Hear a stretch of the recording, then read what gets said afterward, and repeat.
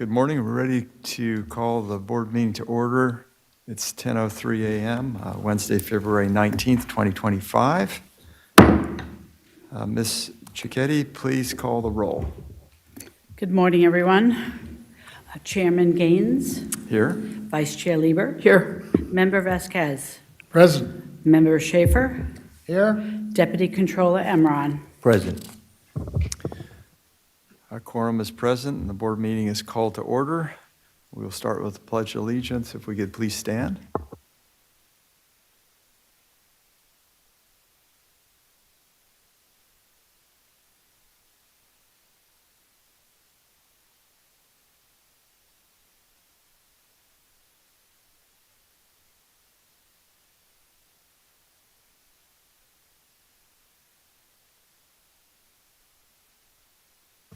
All right, members, opportunity for opening remarks. Anybody? Tony, you're raising your hand? Yes. Okay, why don't we start on your end and we'll work across if we could. Excuse me. Thank you, Chair Gaines. I just wanted to open up my remarks. I know last year we talked a little bit about MLK, but at February being Black History Month, I wanted to just bring it back a little bit, only because there were several things going on in LA County around this. I was able to participate in the LA MLK parade. Usually it's during around MLK in January, but due to the fires, they postponed it, and it actually took place on President's Day this past Monday. And one of the things that I thought was the most powerful about it is just the turnout of folks that came out. And in light of the two major fires we had in LA County, one of them being in Altadena, I didn't realize that how many folks, African Americans, lived in that community that had, as we talk about Prop 19, intergenerational wealth, some of those homes have been in their families for 3 generations. Because if you go back to the history of Altadena, that was the one place where African Americans were actually allowed to purchase a home. Everything else was redlined, at least in LA County. And to have, a majority of those folks losing their homes it's just going to be a real tragic.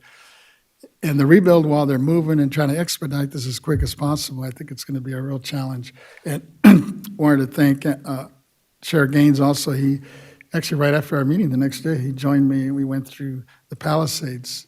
So he saw it firsthand, the devastation. It's like a war zone. Not only the Palisades, but also Altadena. And I had never traveled that far up into Altadena. I didn't realize how it goes right up into the foothills. And it's blocks and blocks and blocks of just nothing but burnt out lots. But I'm hoping, as we get into the hearing later this afternoon, we can come up with some suggestions. And I know we're going to have some legislators here talking about possible legislation, one to hopefully help expedite and hopefully give them some economic relief moving forward. Otherwise, I just don't see those communities coming back as strong as people think they are. Appreciate for your giving me this time this morning. Yeah, thank you, Member Vasquez, and thank you for accommodating me on the survey we did of the fire. Thank you very much. And Vice Chair Lieber. Thank you.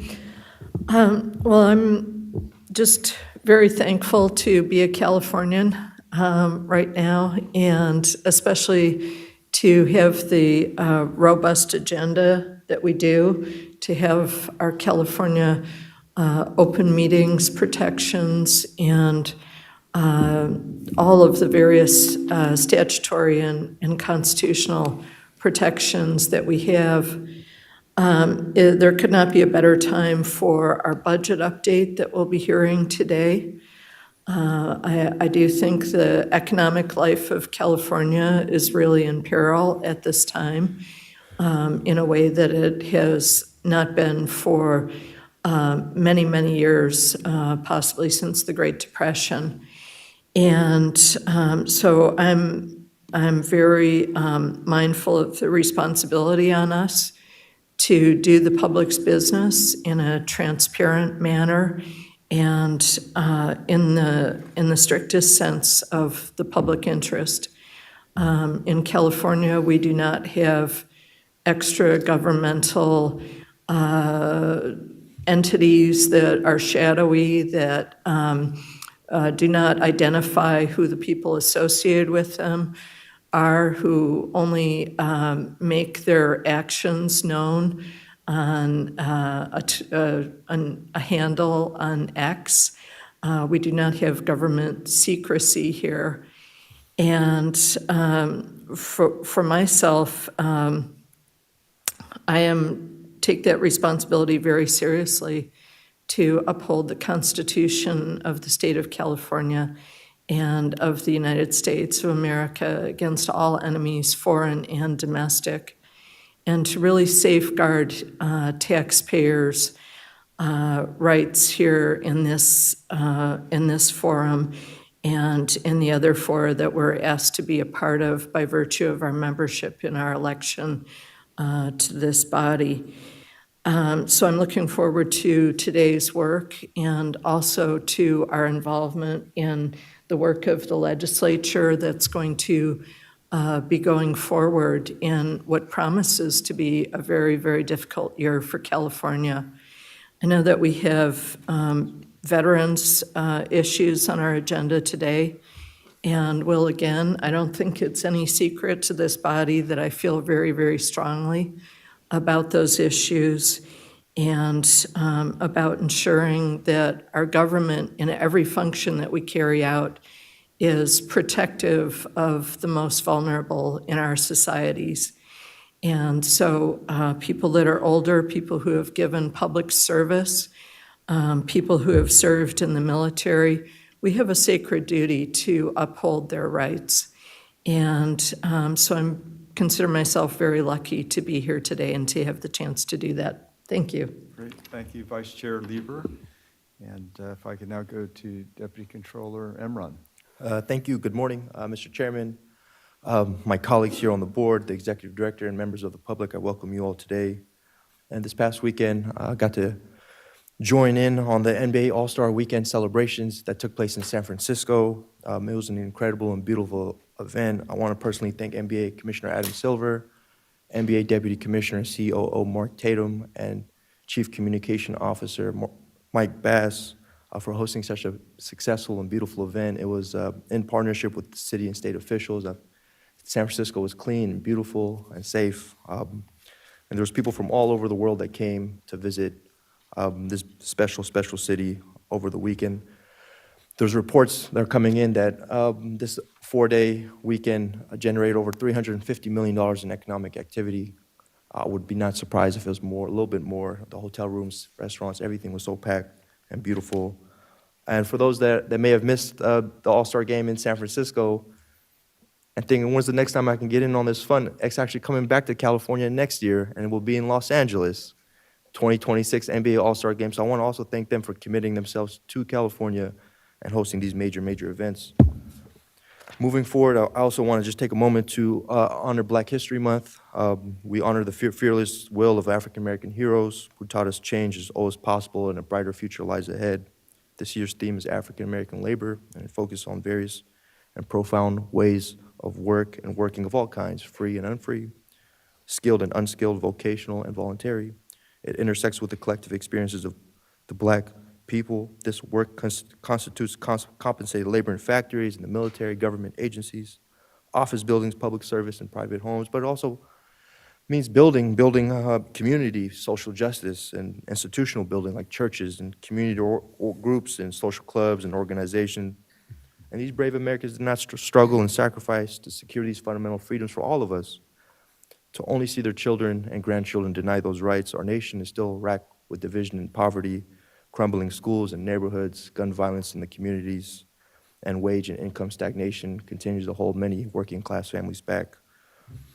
So as a state, we have a responsibility to learn from our past and work diligently to carry on the legacy of our ancestors by ensuring equal rights for all people and protecting civil rights they so hardly fought to win. And I have this incredible honor to represent California's first ever African-American controller. And it's been an honor of my lifetime to serve as your deputy. And we made a promise to each other and a promise to the public that we're going to continue to carry on this torch for freedom and equality and justice for everybody, every Californian, all 40 million people.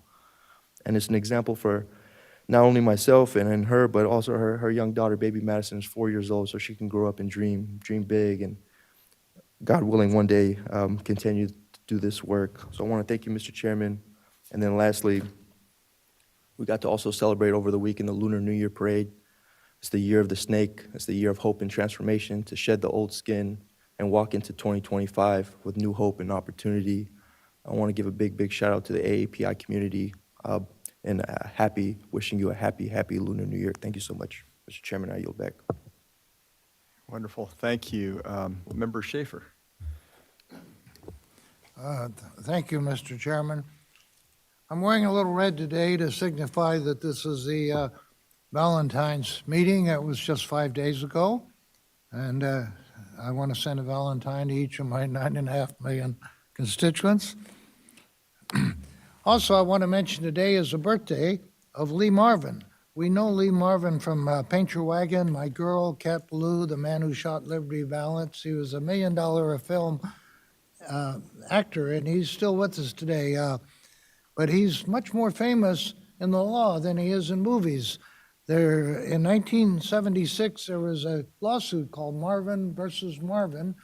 And in the world of divorce law, until that happened, community property was something that only married couples could worry about. And he was living with Michelle Triola, his girlfriend. And she wanted to file a suit and pretend that she's entitled to the same rights as a married couple. And the rule of the court, of the Supreme Court, was that she was right, and he had to deal with all of his community property, including his $1 million films, with his girlfriend, just like she was married. And that changed the landscape of marital law in California and perhaps in the world, Joe. Finally, I have a 10-page memo coming up on the area of anonymous speakers in March. I don't like anonymous speeches, but I want you to know that I respect anonymous speakers, and I yield to the general habit of the other parts of California and allowing them to speak anonymously if they want to. I do not want us to have that free legal advice that they don't have to pay attention to the form they fill out. The motion shows that virtually every public agency in the city, county, and state government have a form to fill out, and they don't give the free legal advice saying you can avoid it. We do. And I want you to know I'm not in disagreement at all with the legal views on protections for anonymous speakers. I'm just squabbling about how much we should say to anonymous speakers. I don't want to be encouraging them because I think they are a problem with all levels of government. Thank you. Thank you, Member Schaefer. And I'd just like to make a few comments, if I could, briefly. I look forward to the presentation on the state budget proposal for fiscal year 25-26. When I was in the legislature, we spent months hammering out a final budget, and I know our former colleagues there will have their hands full until June. Also, the federal government is looking at all ways to cut waste and perform to the highest standard of efficiency. It'll be good to hear our state's plan to live up to the same commitment to taxpayers. States always celebrated bigger budgets and how to spend more money, but to what end? We need to protect taxpayers and ensure that they are getting value, which means carefully choosing where to spend tax dollars and how to spend tax dollars and make sure that they're efficiently used.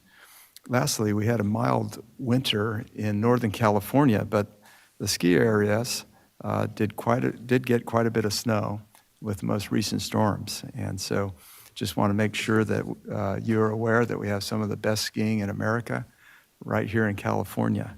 And so I hope you'll have an opportunity to join myself. Certainly I'll be up there when I have time in the Tahoe area.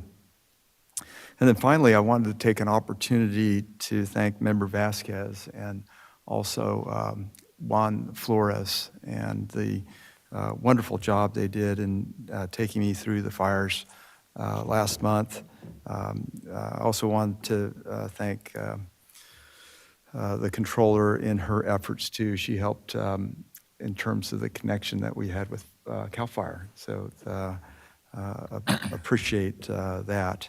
The devastation was hard to describe, but you know, you've heard lots of people speaking about what a wildfire can do, and it's like a bomb hit it. It's just, you see some of those images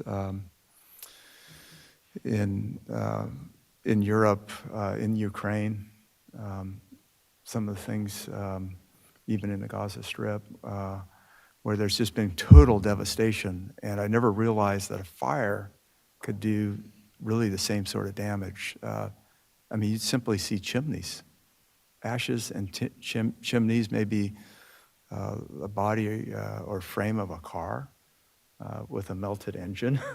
I mean, it's just incredible. So I look forward to hearing the speakers today and get an update on how these fires will affect property taxes in LA County and how state and local leaders are going to pull out all the stops to make the relief and recovery efforts as fast and simple and affordable as possible. I read recently that Maui had rebuilt 3 homes in the last 18 months. 3 homes. And all these people are displaced.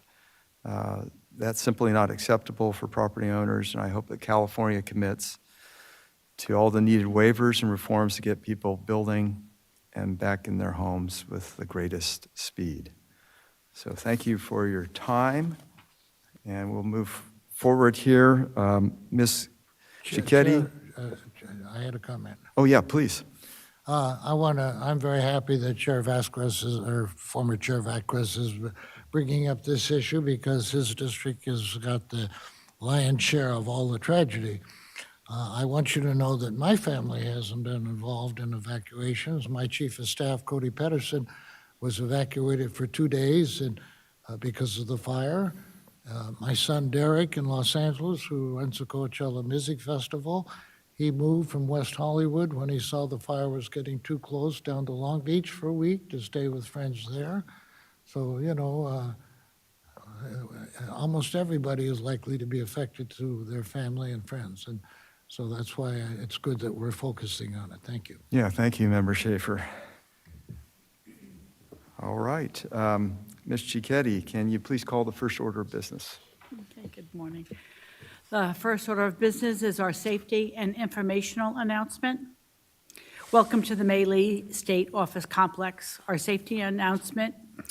In the auditorium, the exits are in the front and each side of the stage, and other exits are located at the rear of the auditorium. Please take a moment to find the exit sign and location closest to you in the event of an emergency. The emergency exits behind and to the side of the stage should only be used in case of an emergency. Our informational announcement. This meeting will be live streamed to the public and posted on the BOE website. Therefore, we ask that all speakers state their names clearly for the record. We ask that you speak clearly and slowly into the microphone. I want to also remind the audience to silence their cell phones and other wireless devices. Note that public comments are taken after each agenda item. The public will be invited to comment on matters before the board.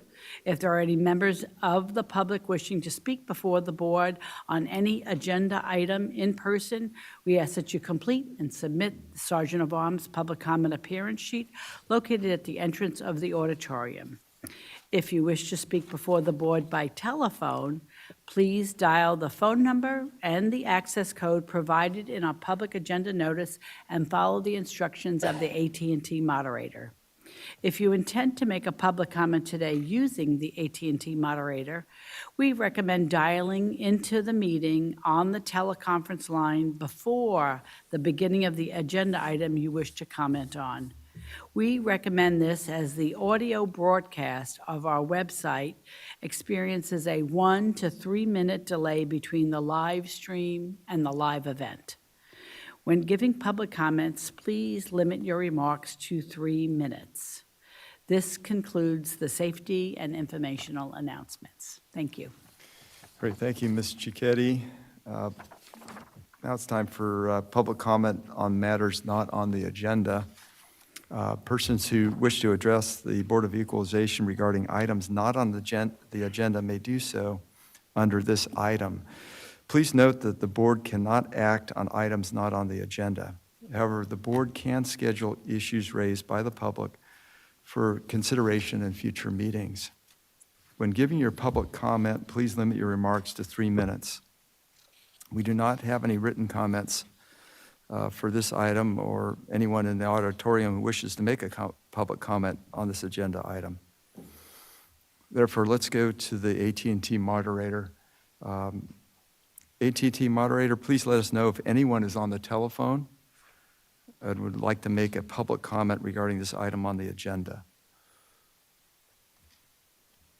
Yes.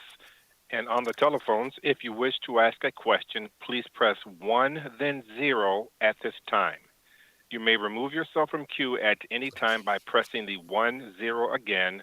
And if you are using a speakerphone, please pick up the handset before pressing the numbers. Once again, on the phones, if you do have a question or a comment on this agenda item, please press 1, then 0 at this time. And one moment, please. We have one line in queue.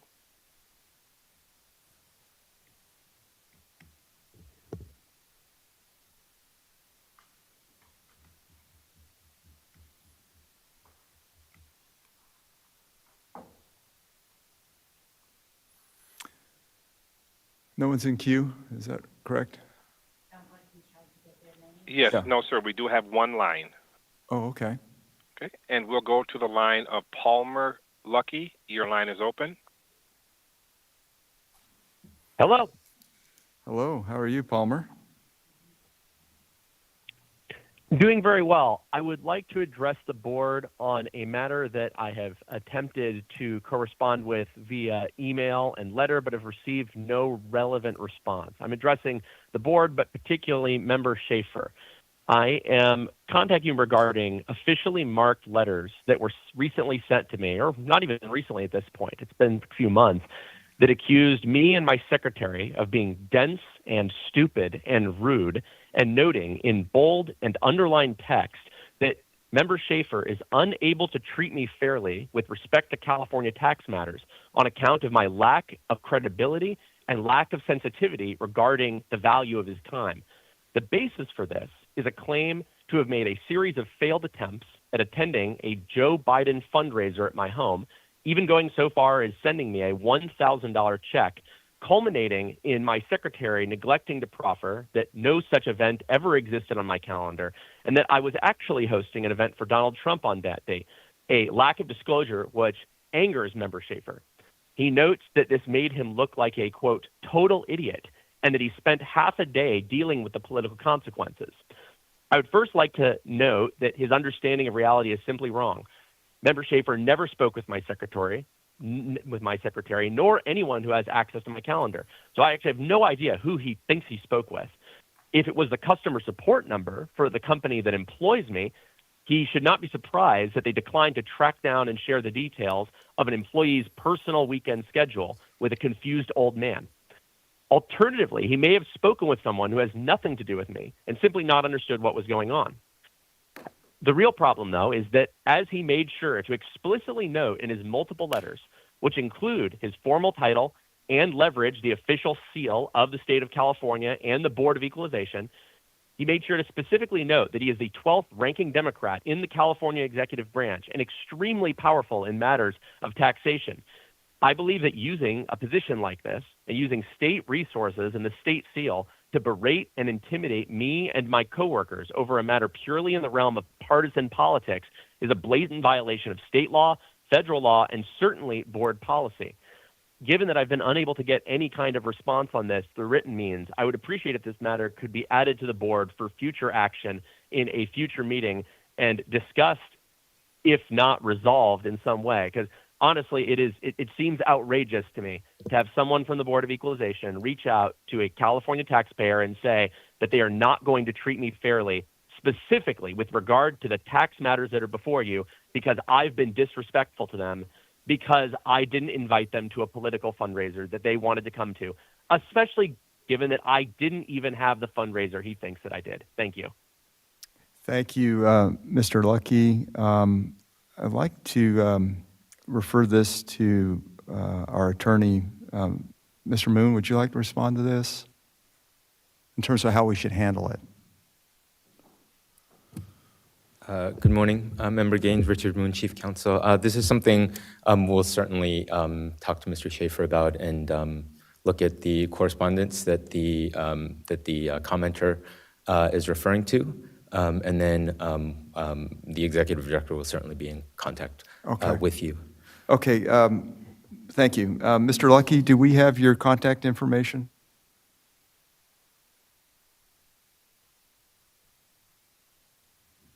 I want to make sure we have the ability to communicate with you. Is he still there? Good morning, Yvette Stowers, Executive Director. Mr. Lucky, if you could please send me an email so that we can communicate. Yvette, YVETTE .Stowers, STOWERS @BOE.ca.gov. Great. I will send you a follow-up email. Look forward to corresponding on this. Very good. Thank you. Appreciate it. Mr. Gaines, could I be heard? Yes. Yes, thank you. Mr. Lucky is a very well-known billionaire and Trumpster, and he won the election, and he should be in a very good mood. If anybody is abusing government facilities and policies, I think he is by bringing his rants and raves to this meeting. I think his problem is that he has... Excuse me, Mr. Schaefer, we're going to get some legal advice here. Well, I just wanted to state that I was confused as to what political function he was hosting. I thought he was hosting a party for Kamala Harris. Yeah, Will, if I could, Please. for a second, we'll certainly look at everything. And Mr. Lucky has now Ms. Stowers' contact information. Yes. So he will reach out to her, and then we'll take a look and respond. Wonderful. I would Great, like thank to you. ask Ms. Stowers to provide me with a copy of any input that he sends to you, intended to be known by the board. I've had no contact with him at all, except he did threaten to file a lawsuit against me about 6 months ago, and I've been waiting for... I'm sure that when he reaches out, that he'll likely CC you on that correspondence as well. If he's talking at a public forum like this, I'm sure he will not mind you having whatever information that he sends to Ms. That's Stowers. good. I was totally confused Thank as you. to whether he was having a Biden party or a Trump party, and he seemed to be very upset that I sent him a check for the Biden campaign when he was in charge of the Trump campaign. Well, we'll get to the heart of the matter. We just can't do it right now. I just want to apologize for any inconvenience to him. Yeah, thank you. All right, we're going to move on to the next item on the agenda. It's item number 2, board member manners, overview of governor's proposed budget 25-26, presented by Controller Cohen and Deputy Controller Emron. Thank you, Mr. Chairman. We have Ms. Lee here from the Department of Finance. I asked you to come up to this podium here. And I know you've been working so hard, meeting in the legislatures with the members of the Assembly and the Senate, and also other constitutional officers. So really appreciate your time here. I'm trying to make this a little bit of a tradition here at the BOE, but it's always a pleasure to have one of the heads of the Department of Finance here to present the 25-26 budget. So Ms. Lee, when you're ready, please take it away. Thank you. And thank you again for the invitation. I believe this is the third year in which I've been here to present the governor's budget. Good morning, Chair Gaines, Vice Chair Lieber, and members of the board. Erica Lee with the Department of Finance. And again, thank you for this invitation. I will be providing an overview of the governor's 2025-26 budget. In terms of top lines, the economy is doing better than projected, and after two difficult budgets, the last two times I've been here, I've had to talk to you about some difficult cuts and deferrals and borrowing. This year's governor's budget is balanced without the need for such solutions. We have seen stronger than anticipated performance of the economy, stock market, and cash receipts, leading to an upgraded revenue forecast when compared to the 2024 Budget Act. We are now projecting $16.5 billion higher revenues through the budget window, which was last year, this year, and next year, which is the budget year, when compared to the 2024 budget. And a lot of credit goes to the agreement made between the legislature and the administration for the current budget, which solved for an over $45 billion deficit for this fiscal year. And importantly, it took steps to address next year's projected deficit, next year being now budget year. And before this had never been done before. Constitutionally, we only have to have a balanced budget for 1 year, but we looked to the second year because we knew that would help us as we go forward fiscally. We did have to make some tough decisions, as I said, including some reductions, some delays, deferrals. We attempted and succeeded in not having to cut core programs, though, that millions of Californians rely upon. And last year's budget helped position us this year for this year's budget and put us on more stable fiscal footing. And yet, we are not out of the woods, as the Legislative Analyst Office noted, and the governor has mentioned as well. We are looking at baseline expenditure growth that is exceeding our revenues. And this is driven largely by our health and human services programs, such as Medi-Cal. We are monitoring costs, however, and we will provide proposals at the May revision to address some of that growth. In addition to these growth trends, we must absolutely be mindful of other risks that loom. As you know, the revenue stream for California is highly volatile. It's highly progressive. And so looking at stock market volatility is a risk. Reemerging inflation is also a risk. As mentioned at the top of this meeting, the latest fires have led to a delay in tax files. The IRS has pushed out the tax filing date until October 15th. And that's happened before to us in the past. And while it doesn't change necessarily the dollars that are coming in, it does delay it, which makes it a little more difficult for us to project what those revenues could be going forward. And perhaps the biggest risk and uncertainty now lies around federal policy changes that could lead to significant impacts in the federal funds that we receive, so a decrease in funding. This could lead to labor shortages as well, impact population growth over time in regards to some of the some of the policy changes that are being discussed at the federal level. That said, the governor's budget builds off the 2024 Budget Act. That framework, it's balanced with no cuts, as I mentioned. It includes total spending of about $322 billion. That's total funds. $229 billion of that is general fund. There are some, but very limited, new investments. The budget does maintain the $7.1 billion withdrawal from the budget stabilization account, or our rainy day fund, that was planned as part of the 2024 Budget Act. And just to remind you, we had a total of $12.1 billion, but we spaced that over 2 years. So we did have to make more reductions last year, and I think that that was part of our budget resilience that we built in, not taking out all of that from the rainy day fund in a single year. We do, however, still have reserves of $17 billion. We've built up our SFEU, which is sort of like our checking account. It's a state fund for economic uncertainties, to $4.5 billion. That's our proposal. And that is about $1 billion higher than we had last year to account for some of this uncertainty that I mentioned that lies ahead of us as we continue to work with the legislature to build this budget over the spring.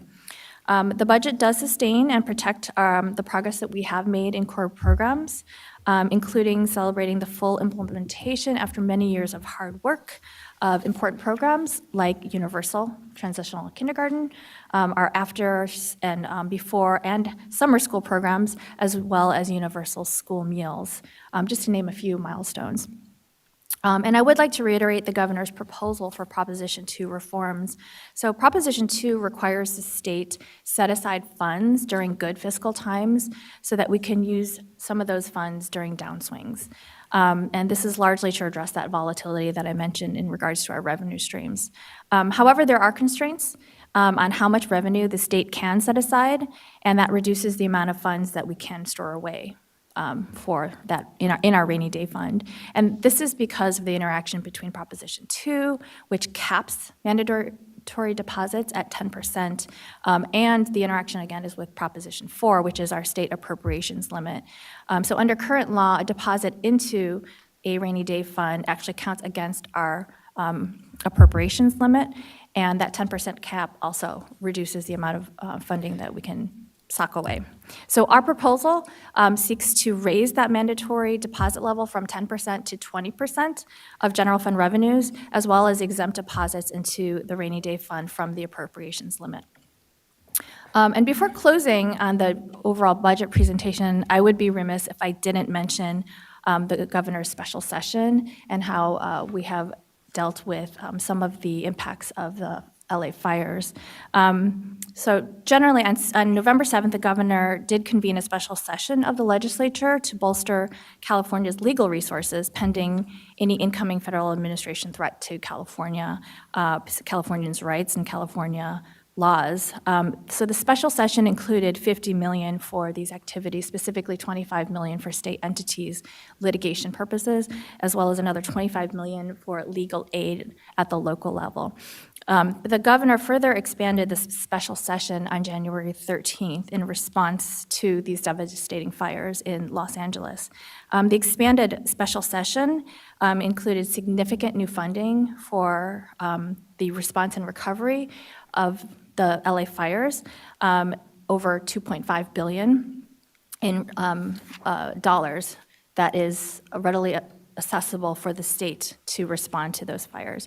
Specifically, there's $2.5 billion to expedite support for emergency protective measures, evacuations, sheltering for survivors, removal of household hazardous waste, post-fire hazard assessments, traffic control, and other necessary emergency activities. The package also included $4 million one-time for the Department of Housing and Community Development to allocate to impacted local governments in the LA area to provide additional planning, review, and building inspection so that we could rebuild more quickly. And then finally, the proposal or the bill included $1 million to provide technical assistance to impacted schools to recover and rebuild fire damaged facilities.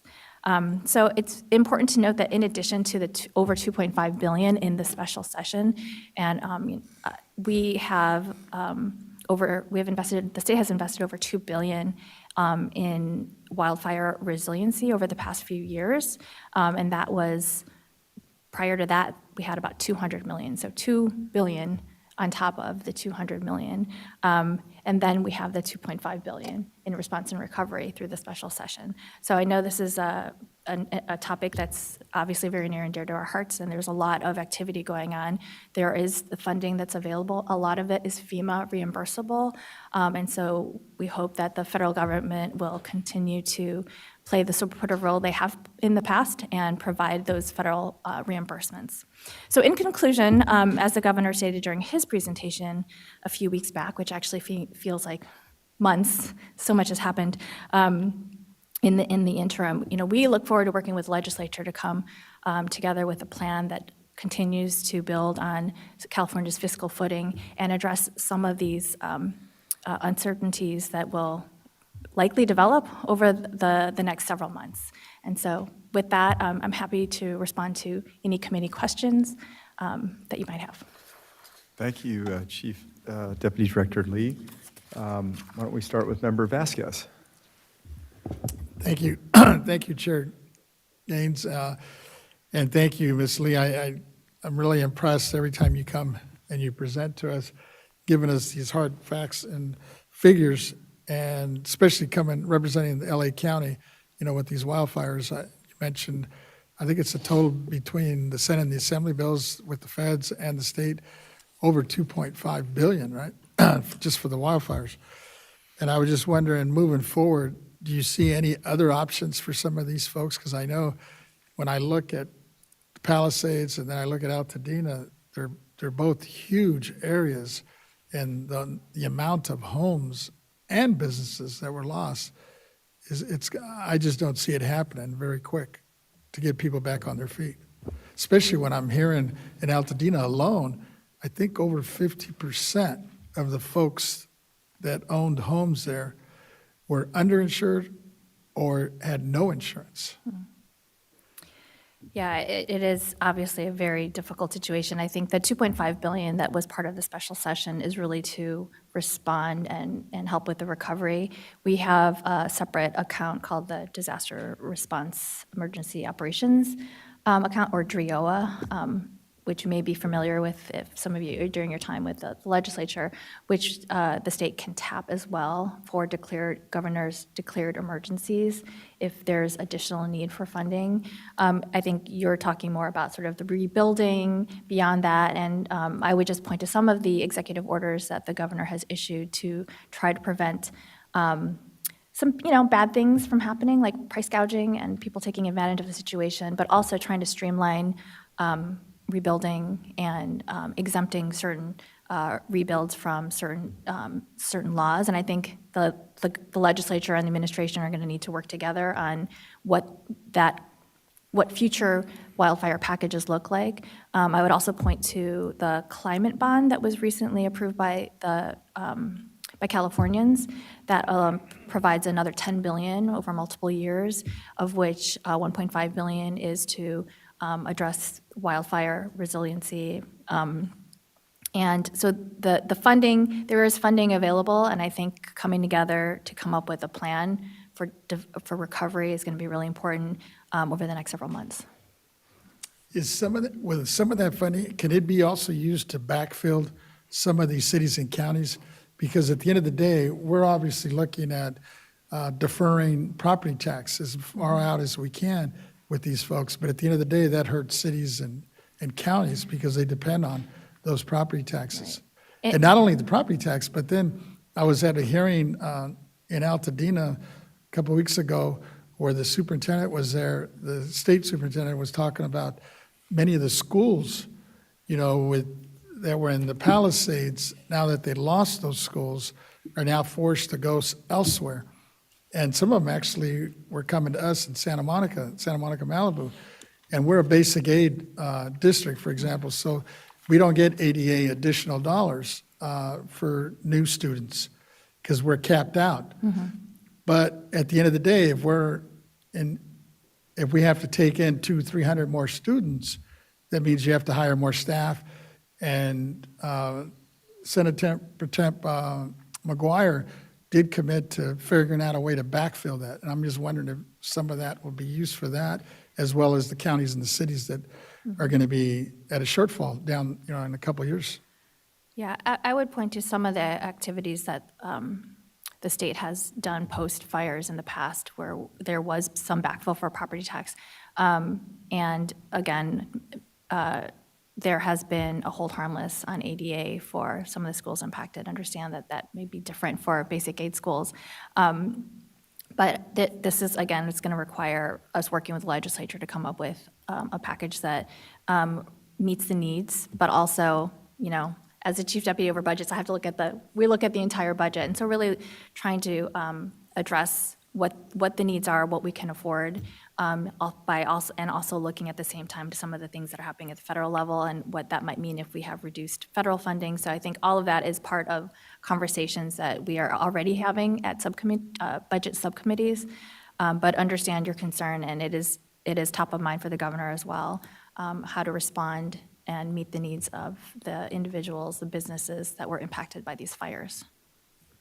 Appreciate it. And then on a little bit different note is the issue that's going to come up when I'm looking at the budget as a whole, because I know a couple of years ago you mentioned, we had a huge surplus, and then all of a sudden we flipped and we had a huge deficit. And then now I think you mentioned that there's a little bit of a rainy day fund that the governor's tapping into to try to balance the budget. What is that figure? What are we looking at in terms of what's still in that rainy day fund? Well, we have a total of 17 billion in reserves, of which 11 billion is, we have several reserves, well, 11 billion is in the rainy day fund, and that's after tapping it for the last 2 budget years to address some of our budget deficit. But you're tapping into it for this 25, 26, right? Well, as I said before, the 2024 Budget Act tapped the rainy day fund, but how it spread it out was over 2 years. So instead of taking all 12.1 billion out in the 2024 budget, which would be this current year, we spread it out over 2, which actually required us to make deeper cuts because it had to backfill for 7.1 billion. And so that's why I mentioned it was hard, because you do have to make cuts to bridge that deficit. But in the end, the longer term is that we actually are putting ourselves on better fiscal footing because we made deeper cuts and didn't tap all of the rainy day fund in 1 year.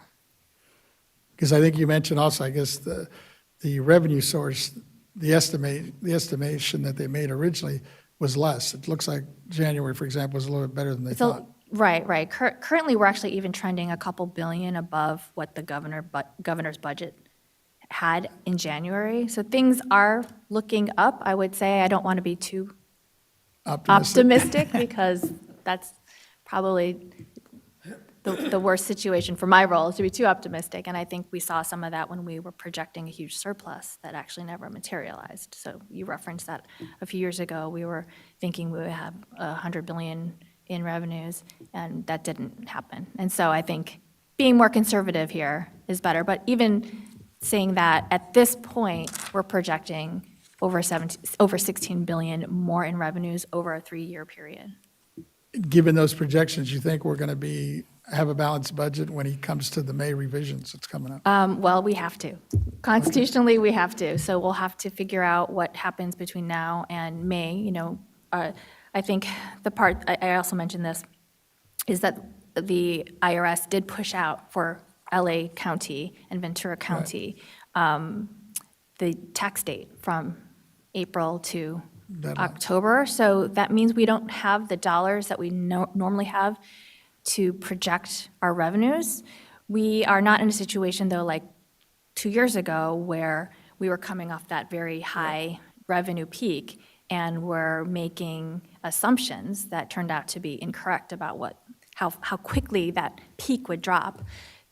Over the past couple of years, we've seen a normalization of revenue. And so in general, LA County, Ventura County together bring in about 20% of our personal income tax. So we can use that as a proxy as we're forecasting revenues, but it's always better to have money in hand than project what we think we're going to get. Thank you. Vice Thank Chair you, Lieber. Chair. Are you done? Yes. Yeah, okay, great. Wonderful, thank you. Vice Chair Lieber. Thank you. Well, I've been studying the budget, the proposed budget, since its release, but it's just tremendously valuable to have you here each year to help us frame it for our constituents and let them know. And I appreciate more than any words can say the mature, consistent, stable focus that the governor and that your department brings to the budgeting and the policy process. And I think in particular, as the climate bond is implemented, it sends a very powerful message, really worldwide, about the governance here. And so thank you very much for your presentation over these past few years. I appreciate it. Thank you. Great. Deputy Controller Emmerich, would you like to make some comments? Yes, I would, Mr. Chairman. I want to thank you. Ms. Lee, I want to also thank you again. Quite a strong presentation, kind of tying in all the pictures in. I have 2 questions. I'd like to discuss the federal government's actions surrounding tariffs. The Trump administration have talked extensively about imposing tariff on imports on some of the United States' major trading partners, Mexico, Canada, China. More countries may follow, including the EU. These tariffs include automobiles, pharmaceuticals, semiconductor chips, steel. Many economists agree this may cause a rise in inflation and create some stock market volatility. So if these tariffs are enacted, what is the impact on California's budget, the impact it may have on manufacturing jobs in the technology sector, and if this is something that the state is planning for, preparing for in general? Yeah, it's a big question. I think we are in agreement with the majority of economists who believe that implementing higher tariffs will lead to higher costs for consumers, even if there are U.S. companies that are making these products, that some of their inputs might be from other countries, and tariffs would increase their costs to purchase those sort of initial or even middle items that are used to build whatever it is that they sell. And so there's concern that those costs can't be borne by those companies, and they might pass it on to consumers. So there's a fear of increased costs, obviously concerns about inflation. And so we have in-house, she's our state economist, and she's been keeping us abridged of some of the impacts that could occur in regards to tariffs. And obviously, if there are increased costs to companies, then there could be the potential of job cuts and to reduce costs for those companies. And so there's potential impacts there. I think where we are more concerned about workforce and layoffs is more in if there are changes to immigration law that could impact workers. And so that's also something that we're monitoring. At this point, there are a lot of uncertainties, a lot of things that could happen, and so we are just looking at what those impacts could be rather than jumping to any conclusion at this point. That's a really good point you make. My very last question, the UC system and the Cal State system are facing significant reductions in their budget. The CSU system alone is facing a $375 million cut, causing challenges for some universities already. Sonoma State, for example, has cut all its Division II sports programs, 23 majors, I believe, including philosophy, physics, women and gender studies. This could be the tip of the iceberg. San Francisco State is also imposing a lot of cuts. Has there been talks with the legislature and potentially softening this fall? How does it affect future enrollment? Are students looking at future tuition hikes?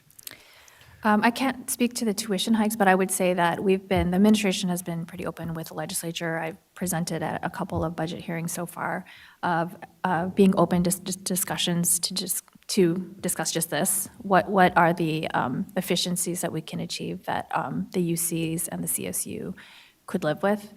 So I would say that the discussion is still open on that. Thank you, Ms. Lee. These are world-class universities, and we have to do everything we can to protect it. Thank you. Great. Member Schaefer? Yes, thank you for your presentation. The last things I've seen on the governor's rapport with the president seems to be sort of upbeat, and they're both showing an interest in cooperating on our issues, which are great. I live in a big university town, and I understand that we are concentrating on resident of California students to the detriment of the foreign students from other states and other nations that we've had in the past. They, of course, paid 2 or 3 times or more the tuition that our California people do, so that looks like a major reduction in income for the universities. Are we going to be disfavoring non-California students from here on out? Do you know anything about that? Yes, a few budget cycles ago, and obviously that is an issue, is having enough space for California residents to send their children to California universities. As Member Imran said, we're world-class universities.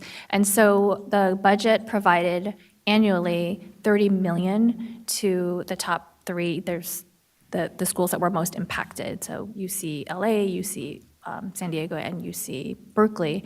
So that $30 million was to be to help support bringing in new and more slots for California residents, not to displace other spots. And so understanding that they did need additional funding because some of the non-residents pay more, that was offset by the $30 million annually that we provide to those universities. So that's just a point to in response to your comment.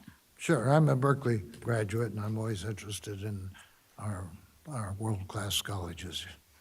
Thank you. Great.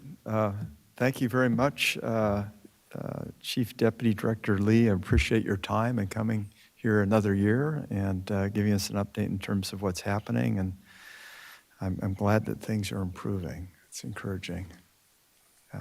Yeah. Thank you. All right. Public comment on item number 2. We don't have any written comments for this item or anyone in the auditorium who wishes to make a public comment on this agenda item. Therefore, let's go to the AT&T moderator, AT&T moderator, please let us know if anyone is on the line and would like to make a public comment regarding item 2. If you'd like to make a comment, please press 1, then 0.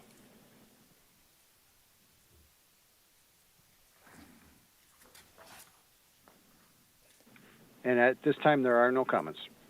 Great. Thank you. I'd like to now move to our constitutional duties. We have the controller who has a tight schedule. I want to make sure we can accommodate that. Perfect. So, To acknowledge Ms. Cohn, we have to do our Bagley-Keene rules here. So let's get this out of the way here. Controller Cohn is appearing remotely.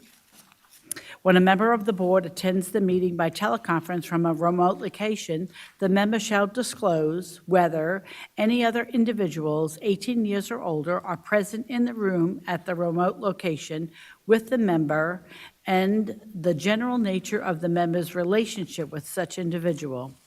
Therefore, Controller Cohn, is there anyone 18 years of age or older present in the room at your remote location? And if yes, please state your relationship with such individual. Good morning, everyone. I'm alone in a small office by myself. Thank you. so would that be item 3? Do we just move forward to item 3? We're ready to go to item 3. Wonderful. That is tax program matters, public hearing for public tax, state assessees, presentations on capitalization rates and other factors affecting values, presented by Mr. McCool. Thank you. Good morning, Chairman Gaines and honorable members of the board. My name is Jack McCool, Chief of the State Assessed Properties Division. I am here today to introduce the state assessees' presentations on capitalization rates and other factors affecting value. Under Property Tax Rule 903, the board provides state assessees with the opportunity to make public presentations regarding the valuation of their unitary property. Today's agenda also provides private railroad car taxpayers an opportunity to make public presentations on factors affecting the taxable value of private railroad cars. These presentations are informational and do not require any board action. I am not aware of any state assessees that are planning to make a presentation today. However, I will note that the State Assessed Properties Division staff has met with many state assessees already this year to discuss matters related to the upcoming valuation season, and we have additional meetings scheduled for the remainder of this month. Additionally, we are still in the process of developing our annual capitalization rate study for this year, and we continue to have ongoing dialogue with assessees regarding this study. We will continue to analyze information that is shared with us, and we will also continue to make ourselves available to any state assessee that would like to meet with us. That concludes my presentation for this item. Thank you. Thank you. And just want to make sure that Controller Cohen, do you have enough time for this presentation as we move forward? I know your time's Yes, limited. I do. Okay, very good. Thank you. Yeah, thank you. So thank you, Mr. McCool, for your presentation. I believe we have a speaker for this item. I believe we originally had a speaker. However, we currently do not have a speaker scheduled today. Okay, very good. All right. Mr. Chair, Yes. when did we know that Mr. Michaels was not going to be with us? I believe we were informed on Monday of this week. Thank you. Okay. Well, anything else you need to present, or are we? No. Okay, any other comments? All right. Well, thanks for your presentation, Mr. McCool. And We will now move forward. Let's see, public comment on item 3. We do not have any written comments on this item, nor is there anyone in the auditorium who wishes to make a public comment on this agenda item. Therefore, let's go to the AT&T moderator. AT&T moderator, please let us know if anyone is on the line that wants to speak to this issue. Yes, sir. And on the telephones, if you do wish to speak on this agenda item, please press 1, then 0 at this time.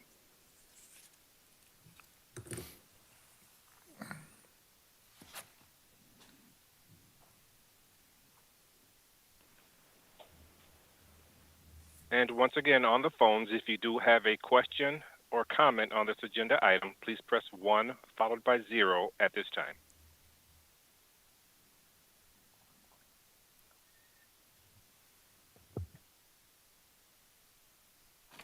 We have no lines in queue, sir. Please continue. Great, thank you, moderator. We'll now move to item 4, tax program matters, property tax non-appearance matters, section 40, summary decisions, Race Communications LLC, Crown Castle Fiber, BNSF Railroad Company. Ms. Wilkman is presenting this item. Welcome. Thank you, and good morning, Chairman Gaines and honorable members of the board. For purposes of the record, my name is Sarah Wilkman, the appeals attorney for the Board of Equalization. Before you are 3 draft decisions for the board's consideration based on state assessment petitions previously decided by the board in November and December 2024. Under Revenue and Taxation Code Section 40, the board is required to adopt a written decision for each case where the amount in controversy exceeded $500,000 in tax. Each of the 3 cases met this threshold, and the draft decisions reflect the issues and substance the board previously ruled on. Accordingly, the appeals attorney recommends that the board adopt the 3 non-precedential written Section 40 decisions. Thank you. Wonderful, thank you. Members, would anyone like to make a motion on this item? So Wonderful. moved. Mr. I adopt Vasquez. staff's written summary decision for Race Telecommunications LLC, Crown Castle Fiber, and BNSF to be published according to the RTC Section 40. Wonderful. Do we have a second? Okay. Vice Chair Lieber seconds the motion. Thank you. Chair, I haven't had a chance to read this extensive 10-page story. We're going to get a summary of it from somebody. We're dealing with a couple $100 million here. Is there a particular item you'd like I'd explained, like or all 3? I was talking about the Race Communications LLC issue. If I may. Well, in fact, all of them are Member Schaefer, these 3 decisions reflect decisions that were already made by the board in November and December. So they are just merely reflective of items you previously reviewed in November and December. So there's no new facts? No new facts or issues. The substance has already been decided. This is just for publication purposes. Okay, well, I have no objection there. Thank you. Of course. Wonderful. Thank you, Ms. Wilkman. All right, members, we have a motion by Member Vasquez, a second by Vice Chair Lieber, and if we could please have a roll call vote. Chairman Gaines, Aye?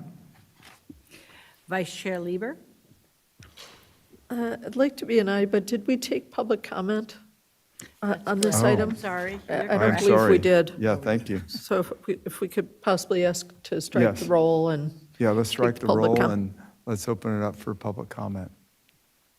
This is on item 4. Okay, we don't have any written comments, nor is anyone in the auditorium who wish to make a public comment on this agenda item. Therefore, let's go to the AT&T moderator. AT&T moderator, please let us know if anyone is on the line that would like to make a public comment regarding this item. Yes, sir. And if you would like to make public comment regarding this agenda item, please press 1 then 0 on your phone at this time.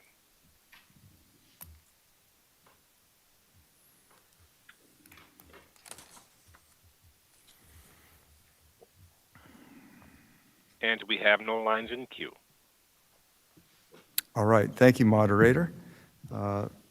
Member Vasquez has made a motion to approve the publication of the summary decision under Revenue and Taxation Code 40 for the previously decided petition for reassessment of the 2024 unitary value, with member Vice Chair Lieber seconding. Ms. Cicchetti, please call the roll. Okay, here we go again. Chairman Gaines, Aye. Vice Chair Lieber, Aye. Member Vasquez, Aye. Member Schaefer, Aye. Controller Cohen. Aye. All right, the motion passes. Thank you, members. All right, we will now move to tax program matters, item number 5, property tax non-appearance matters audits. And I'd like to take this in 2 votes, if we could. I've got a conflict of interest with regard to item B, Central California Traction Company. So if it's okay with the board, I'd like to proceed on an initial presentation and vote for items A, C, and D. That would be Pacific Harbor Line, Consolidated Communications Enterprises Services, and then Synergem Technologies. Good morning again, Chairman Gaines and honorable members of the board. Jack McCool, Chief of the State Assessed Properties Division. The State Assessed Properties Division performs routine audits of state assessees under the authority of California Revenue and Taxation Code Section 828 and Government Code Section 15618. The purpose of a property tax audit is to determine the accuracy, completeness, and reliability of the financial data furnished by state assessees and used by the board in the valuation process. Audits also include an internal review of the methods, calculations, and assumptions used by the State Assessed Properties Division. Before you today for your consideration are 4 property tax audits completed by State Assessed Properties Division staff.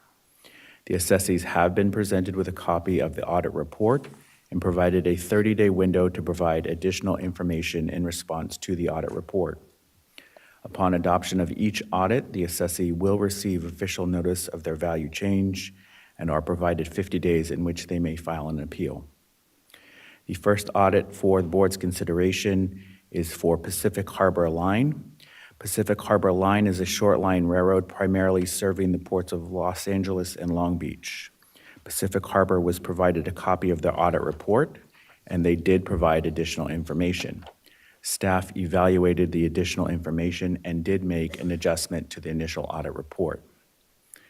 The third audit, 5C, is for Consolidated Communications Enterprise Services. Consolidated provides long-distance communication services. They were provided a copy of their audit report. The assessee did provide staff with additional information, which resulted in staff adjusting the audit findings. The fourth audit, 5D, is for Synergem Technologies. Synergem is a provider of technology and communication systems for 911 systems. Synergem was provided a copy of their audit report. They did contact staff during the 30-day window period, but did not provide any additional information. The assessees for these 3 audits were all cooperative during the audit process, and all will receive official notice upon adoption of any change of value. I ask for your adoption of the audits for Pacific Harbor Line, Consolidated Communications Enterprise Services, and Synergem Technologies. Thank you. Wonderful. Members, would anyone like to make a motion on this item? So moved. Okay, Member We're Vasquez? I guess we're moving item 5A, C, and D, with the exception of B, right? Is that correct? That's correct, yeah. And this is, I'll second that, and Mr. McCool, they are getting an official notice that if they have a problem with it, they can further raise objections. Correct. They'll have 50 days from the date of the notice in which they can file an appeal. Because so many of us here favor rewarding them for any good faith they can show us. Thank you. You're welcome. Well, I appreciate the BOE working with these entities too. And often these issues are addressed and dealt with prior to any involvement by ourselves here. So the motion would include the approving of the value changes of state assessed properties discovered on audit. Just wanted to make sure we're in alignment on that. And let's see, do we have a second? I was the second. Yeah, thank you. Appreciate that. Okay. We do not have any written comments on this item, and no one in the auditorium wishes to make any public comment on this agenda item. Therefore, let's go to the AT&T moderator. AT&T moderator, please let us know if anyone on the telephone line would like to make a public comment regarding this item. Yes, sir. And again, on the phones, if you would like to make a comment on this item, please press 1, then 0 at this time.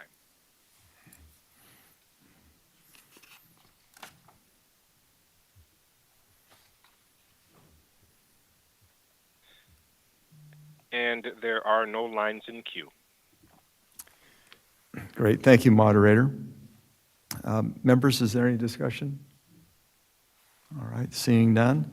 Member Vasquez has made a motion to approve the change values of assessed properties discovered on audit, with Member Schaefer seconding. Ms. Cicchetti, please call the roll.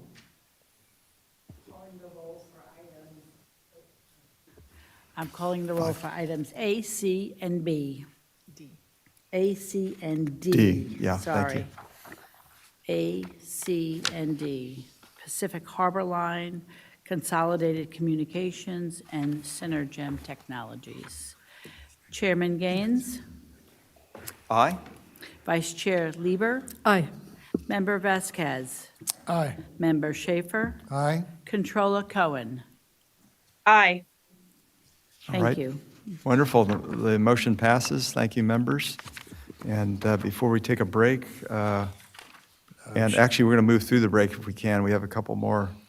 Before we move forward, Member Gaines, we have to do item B. That's Central. correct. That's correct. So I was going to ask Vice Chair Lieber to move forward on this next vote, and I will Okay, I will thank leave you. during the vote.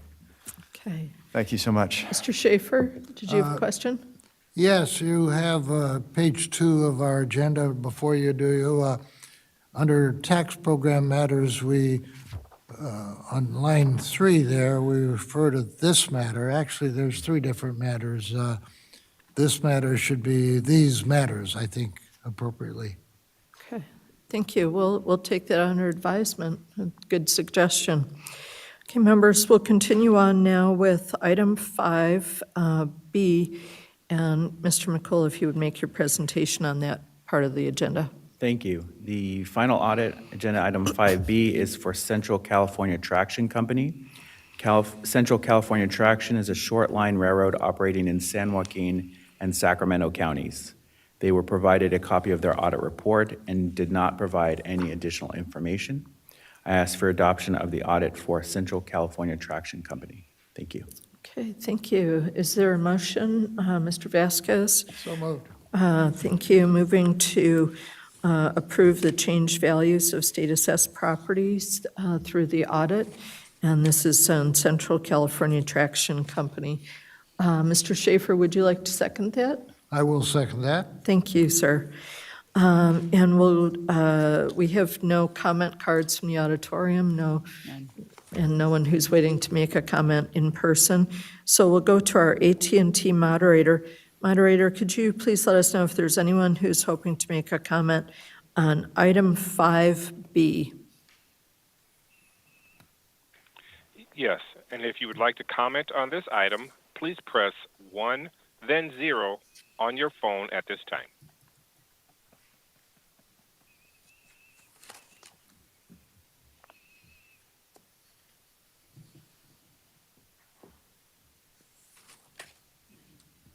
And there are no lines in queue at this time.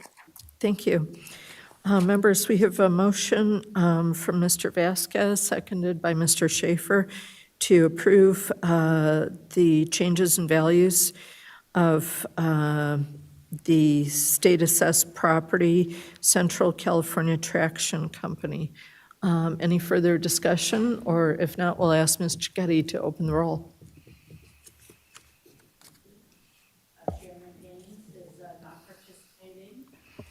Chairman Gaines is not participating. Vice Chair Lieber? Aye. Member Vasquez? Aye. Member Schaefer? Aye. Controller Cohen?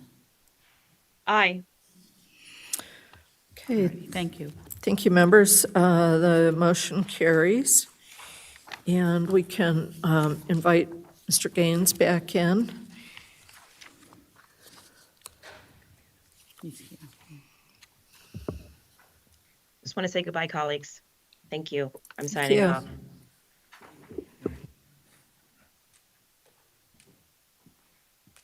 Yeah, thank you, Controller Cohen.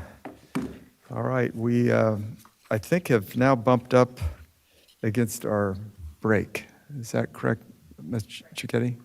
Okay, so we will take a 10-minute break. We will return at 11:28. Thank you. And we'll take a recess.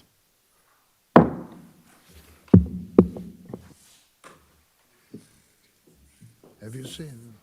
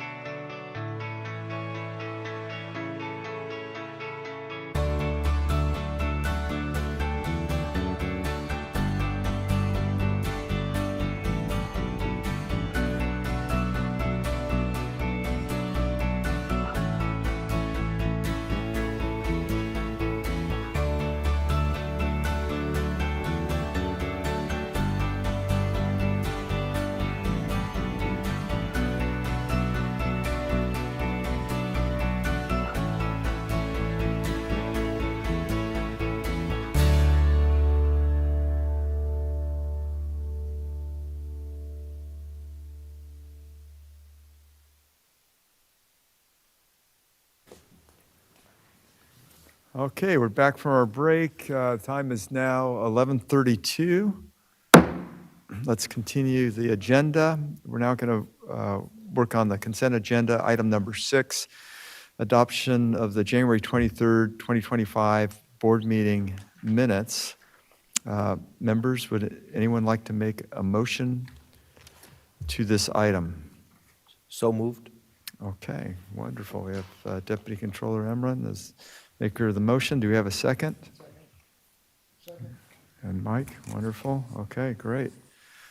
Public comment on item number 6.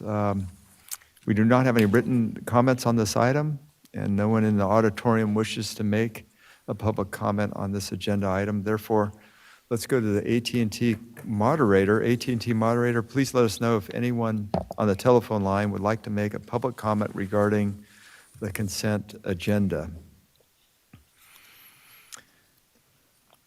And once again, on the phones, if you wish to ask a question or have a comment about this item, please press 1, then 0 at this time.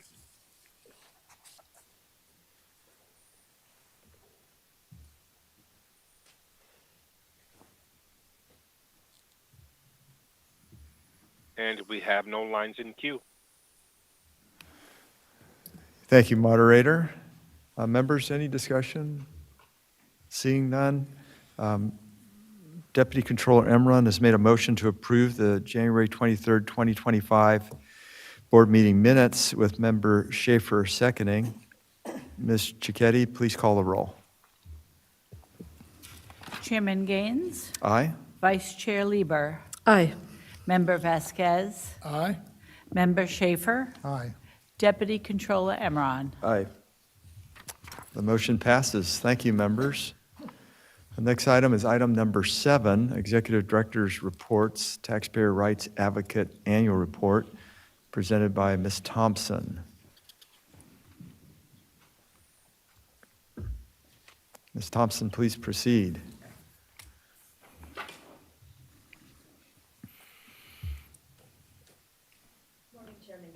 Good morning.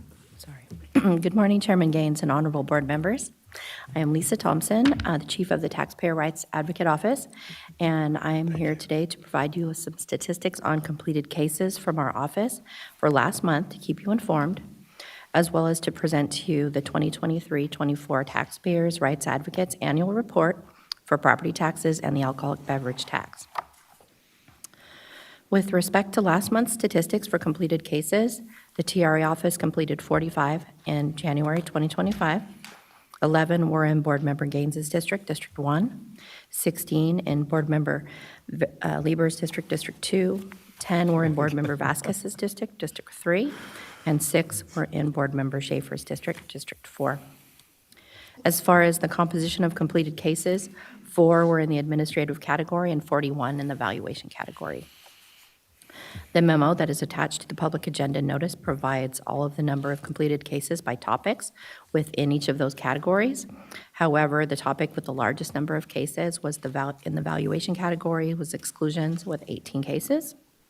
Of those 18 cases, 11 pertain to the parent-child exclusion, 5 for the base year value transfers for persons aged 55 and over, with the remaining 2 for base year value transfers under the disaster relief provisions.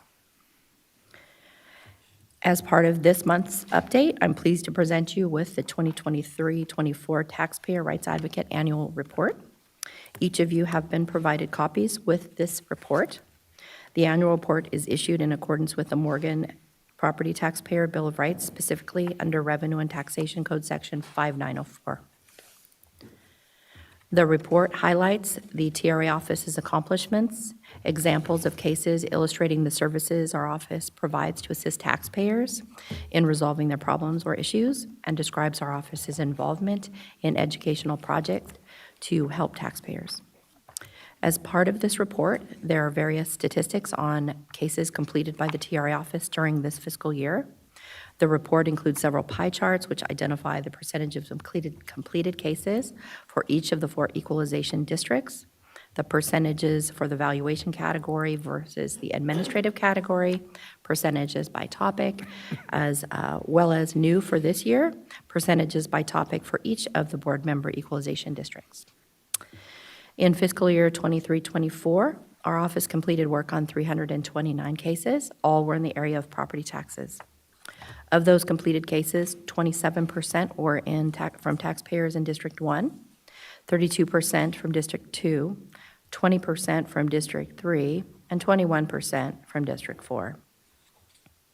75% of our cases were from the valuation category, which includes topics such as change in ownership, decline in value, new construction, exclusions from reassessment, exemptions, and general property taxes. 25% of those cases were in the administrative category, which includes topics such as delinquent and defaulted taxes, created mailing of tax bills, refunds, and penalties. As to the topic area within the valuation category, the report provides a breakdown into 8 topics. The largest percentage of cases involved exclusions from reassessment at 35%, followed by change in ownership at 16%. As to the topic area within the administrative category, the report also provides a breakdown into 6 topic areas. The largest percentage involved delinquent or defaulted taxes at 30%. At the past board meeting, some members expressed interest in seeing the TRA annual report expanded to show topics in the district that we helped during the year so they could see their respective percentages of completed cases. So we have compiled that information and new for 2023-24, and it is included in this report on page 10 and 11. So you'll find a table of completed cases by topic within the administrative category, as well as the valuation category for each of your equalization districts. The taxpayers that we assist contact our office by phone or by email. We have a website intake form that's included on our website that are easy for taxpayers to use to identify the nature of their problem, their property, and their contact information. And of course, your board member offices also forward us contacts. We thank you for referring the constituents to us so that we can help them. As far as the functions of our office, the TRA primary functions are to ensure fair and equitable treatment to taxpayers in the assessment of and collection of property taxes, and to recommend changes to policies, procedures, and laws to improve and ease taxpayer compliance. This annual report contains several examples of cases that we worked on illustrating how taxpayers' problems are resolved. Our role usually involves review and explanation of processes and laws, contact with local county assessors' offices or tax collectors' offices to help resolve the problem or concern that the taxpayer has with the local department. Sometimes a taxpayer does need assistance in understanding what types of documents can be provided to the county assessor's office to arrive at a solution that they need, or to receive confirmation from our office that, as an independent party, that they were treated fairly according to the law. There are examples included in this year's annual report illustrating the types of cases received and how we assisted those taxpayers. In this year's annual report, we highlighted a case concerning intergenerational transfers, commonly referred to as the parent-child exclusion, as well as addressing base year value transfers for persons age 55 and over, one concerning the co-tenancy exclusion, and another pertaining to a base year value transfer for disaster. Many of the cases that our office worked on in this fiscal year involved exclusions, specifically 35% that were covering transfers between parents and children and base year value transfers for seniors. With respect to the exclusion between parents and children, the annual report highlights one example where the taxpayer was granted prospective relief. In this case, the taxpayer was gifted a house from his parents that was reassessed, and he thought that since the house was given to him, he wouldn't be reassessed for it or have an increase in property taxes. We explained the requirements of the parent-child exclusion under Revenue and Taxation Code Section 63.2, and that a claim could still be filed to apply for the exclusion from reassessment. Additionally, we explained that although he hadn't filed for the homeowner's exemption claim within 1 year of the date that his parents gave him the property, that he could file a claim and still receive prospective relief based on when he filed the homeowner's exemption. We also helped the taxpayer understand that the type of documents that he could substantiate or his parents could substantiate to support that property was their principal residence, even though they had not been granted the homeowner's exemption on that property when they owned it. Another case that I'd like to highlight from the annual report concerns a base year value transfer for persons age 55 and over. In this case, the taxpayer's home was destroyed by an electrical fire, and she bought a house in another county.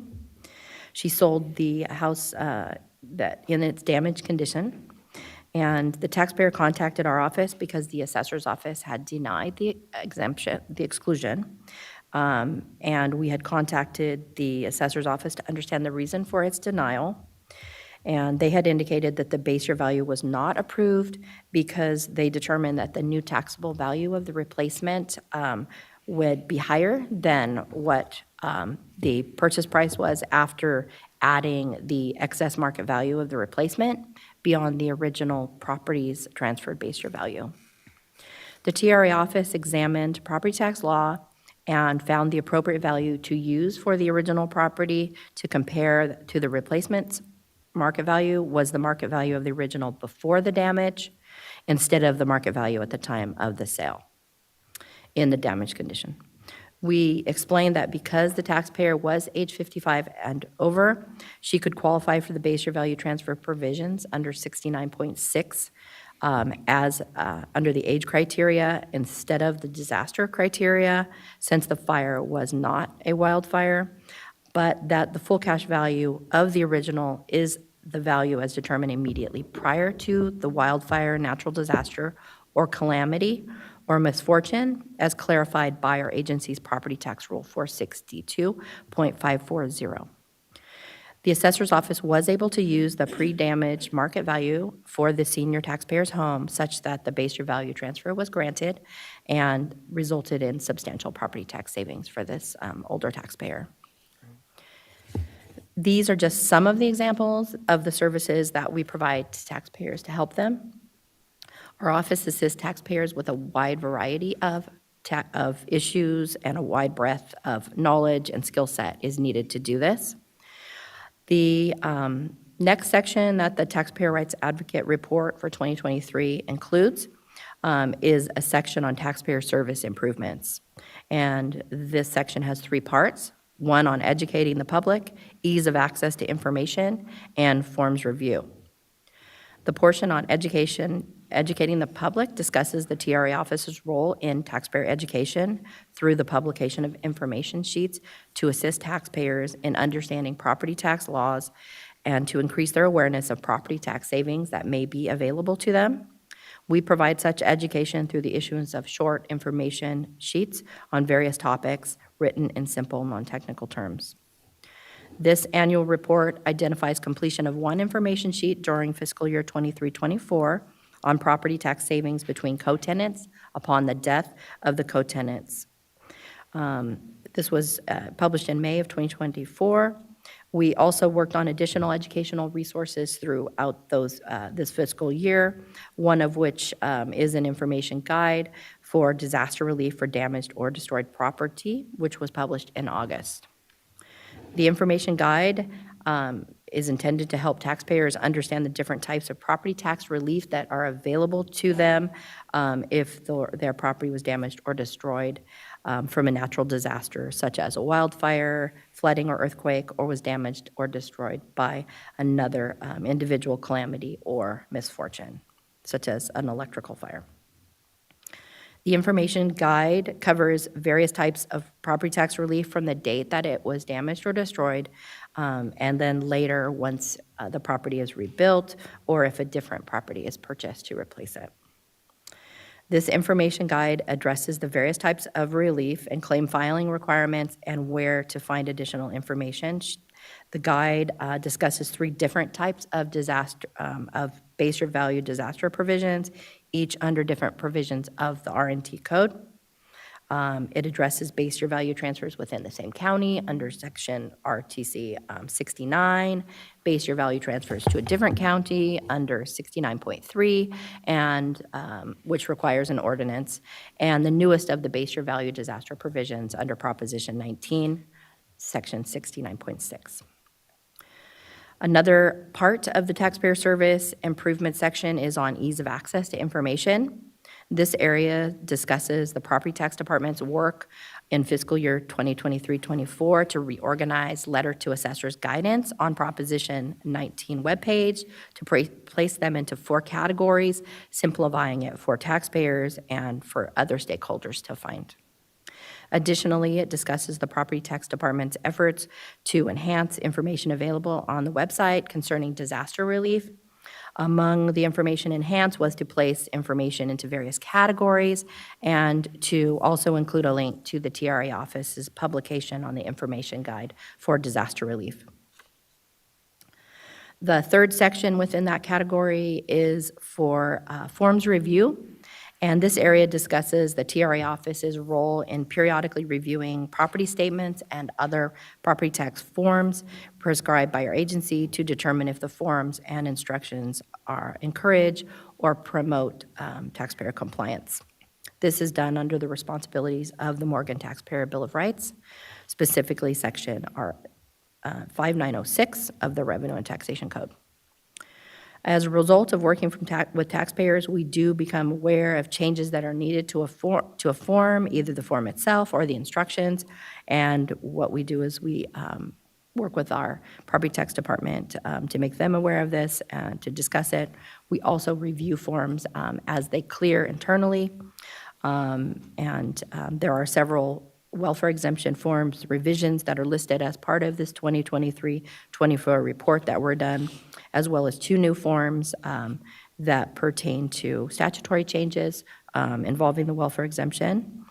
It also discusses a revision to a base year value transfer claim form, amending Section 69 to extend the time for owners that they have to replace or newly construct their replacement residence following a disaster in specific counties. The TRA office does believe that the form changes made in 2023-24 accurately reflect property tax law and are clear to taxpayers. This report is posted to our website and can be accessed under the TRA office area, as well as our publications page. In accordance with the Morgan Property Tax Bill of Rights hearing, the upcoming Taxpayer Bill of Rights hearing will be in accordance with the taxpayers' rights law.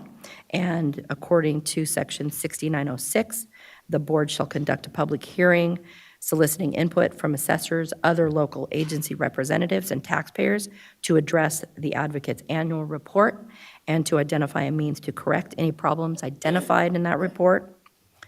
Additionally, with respect to the alcoholic beverage tax, Section 32463 provides that parties and industry representatives and taxpayers can present their proposals on changes to the alcoholic beverage tax, which may further improve voluntary compliance and the relationship between taxpayers and government.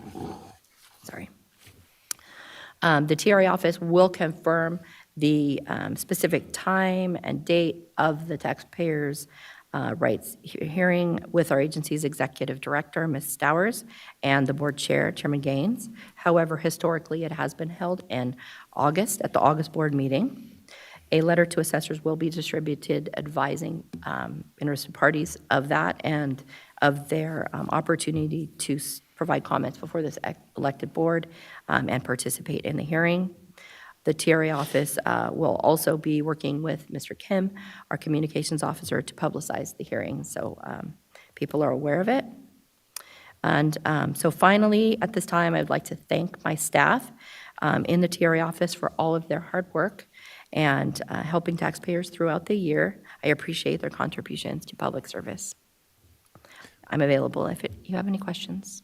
Wonderful. Thank you, Ms. Thompson. Really appreciate this. And my recollection is I asked for this breakdown by district. Maybe other members have too. I can't. You were one of them. Yeah, but Yes. thank you. It's very helpful to have it broken out in this way. I love the report and the way it's been presented, and look forward to reading through it. If I could just bring one question up, because you cited that example of the electrical fire, the homeowner, where you were able to help them as the taxpayer rights advocate and, you know, collaborate and work with the county assessor. But that actually changed the decision in terms of whether they've got the exemption or not. Yes. And I was just curious as to, because I know you deal with, what, 300-plus cases a year for taxpayers. Usually, I think we're in alignment, aren't we, with the county assessors? But I'm just trying to figure out that, what is that ratio in terms of you shedding light on a particular issue and the decision being changed in favor of the taxpayer? Yeah, I mean, it really varies greatly. I mean, with Proposition 19, you know, changing the laws for parent-child transfers, Yes. I mean, in that regard. It's made it a lot more complicated. They're more complicated, Yeah. yeah. Before, it was pretty black and white. I mean, you buy lower, the equal of market value or lower, Yeah. and you qualify, you know, or you don't. And so now there's a broad range of it where, you know, you're looking at more variables. Same with the base year value transfer. What transfers from your prior, you know, your previous residence. So we just, we're able to look at things from maybe a different perspective on what can qualify. Prospective relief is an easier one, you know, because if somebody, say, was actually inherited property and moved into it within a year, but just didn't know they, you know, had to actually file the homeowner's exemption, didn't realize they had to file, you know, a parent to seek the parent-child transfer, we can explain that to them. It's like, no, all is not lost. You know, you still can qualify. You moved into it within a year, so you Yes. have that base point. Right. You may not get, you know, the exclusion coming forward, so you'll pay the higher taxes for the first, you know, the supplemental, the date of change in ownership, but you can get it later. So, Okay. so it's That's good. helpful. And so, Great, it just thank you. it requires some thinking, kind of maybe more so not within a box. Wonderful. Just like the disaster provisions. You don't have to sell it for all of the disaster relief provisions. You do have to sell it for certain, you know, certain things. Prop 19 requires that you sell it in order to have a base year value transfer. But there's two other disaster base year value transfer provisions that don't require the property to be sold, the original. Okay, great. Thank you, and I see that Member Vasquez has his hand up, and Yeah. Thank Vice you, Chair Lieber. Chair Gaines, and thanks for your update, Ms. Thompson, on this report. And especially the visuals, I think, are real powerful in this publication. I'm looking forward to reading through it. But I just wanted to follow up with the question I asked last month in terms of the TRA, if there's been an increase, especially with the wildfires. And I know back then it might have been a little early. I was just curious, have you seen an impact, you know, from this month? Are you asking if there's an increase in like questions about Questions, for calls, disasters? yeah, I mean, concerns. we've started to see a few more now. I think toward, you know, the end of January. We haven't gotten a lot of them at this point, so we might get them toward, you know, at the time maybe that when the assessor's office actually grants the relief and they see the reduction that's being made, and at the tax collector side as well. So we might, you know, get more of those. But at this time, there's probably not really a problem because, I mean, they're just probably now applying for disaster relief for the 170 at the assessor's office so they can work those claims. And is it pretty much residential, or do you have any indication that we're getting some of the businesses now calling in? Yeah, I mean, we get calls from businesses as well as taxpayers, just individual taxpayer owners. But so far, not in the disaster, you know, area. A lot of, you know, the base year value transfers that we've had in the past, those were more from the fires that were in Sonoma County 2018, and also, you know, from the Butte fires in the back, you know, in the past.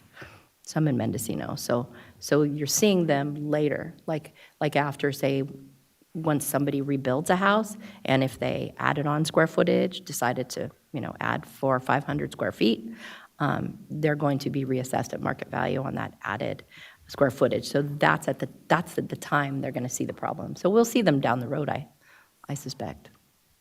So what you're saying, actually based on the previous fires we've had and other disasters in the state, you're pretty much saying that it pretty much doesn't take place for another 6 months, a year after the event? Once they rebuild, you see it. I mean, I think at the beginning phase, you're going to get relief on, on the property that was destroyed in these cases, clearly destroyed. So they will remove the value of the structure that's on the roll. So whatever improvement value is will be removed from the roll, and then their taxes will be reduced, accordingly. So, but later, I think, is when you do see that you're applying for base year value transfers and how you're going about doing it. So, thank you. And we'll continue to, try to provide education, and I'm sure the property tax department will as well. Wonderful, yes. Vice Chair Lieber. Thank you. Well, just my compliments to you and to all of your staff for this great and very useful report. I always like to see District 2 in the lead by more than a nose. It's a significant amount. And it is really heartening to see the help that individuals get from your department and from you. And I think it really renews their faith in government to be really comprehensively served and to have the information that they need in a really useful fashion. So thank you so much. Wonderful. Okay, Deputy Controller Emron. Thank you, Mr. Chairman. Ms. Thompson, I also want to extend my gratitude to you. This has been a great report every single year. So thank you to you and your team. I had one question. Like Board of Equalization has a TRA office at the Franchise Tax Board. There's also a TRA office, 10 staff, I believe. I think CDTFA has one as well. Do all these TRA offices meet at some time? Do you guys look at trends and things to improve on, or kind of also referring cases back and forth to each other? Yeah, so we do refer cases amongst one another, definitely. So we have each other's contact. We actually, all of the advocates kind of pre-COVID, we used to meet in person. So we now are actually starting that again. So tomorrow, the state agencies, advocates, and then also from OTA will be meeting tomorrow, actually, at the Franchise Tax Board headquarters to talk about it. So we'll be discussing at this meeting kind of each of our agencies' responses to the Southern California fires and that. And so they're informed about relief. So those are some of the things that we'll talk about.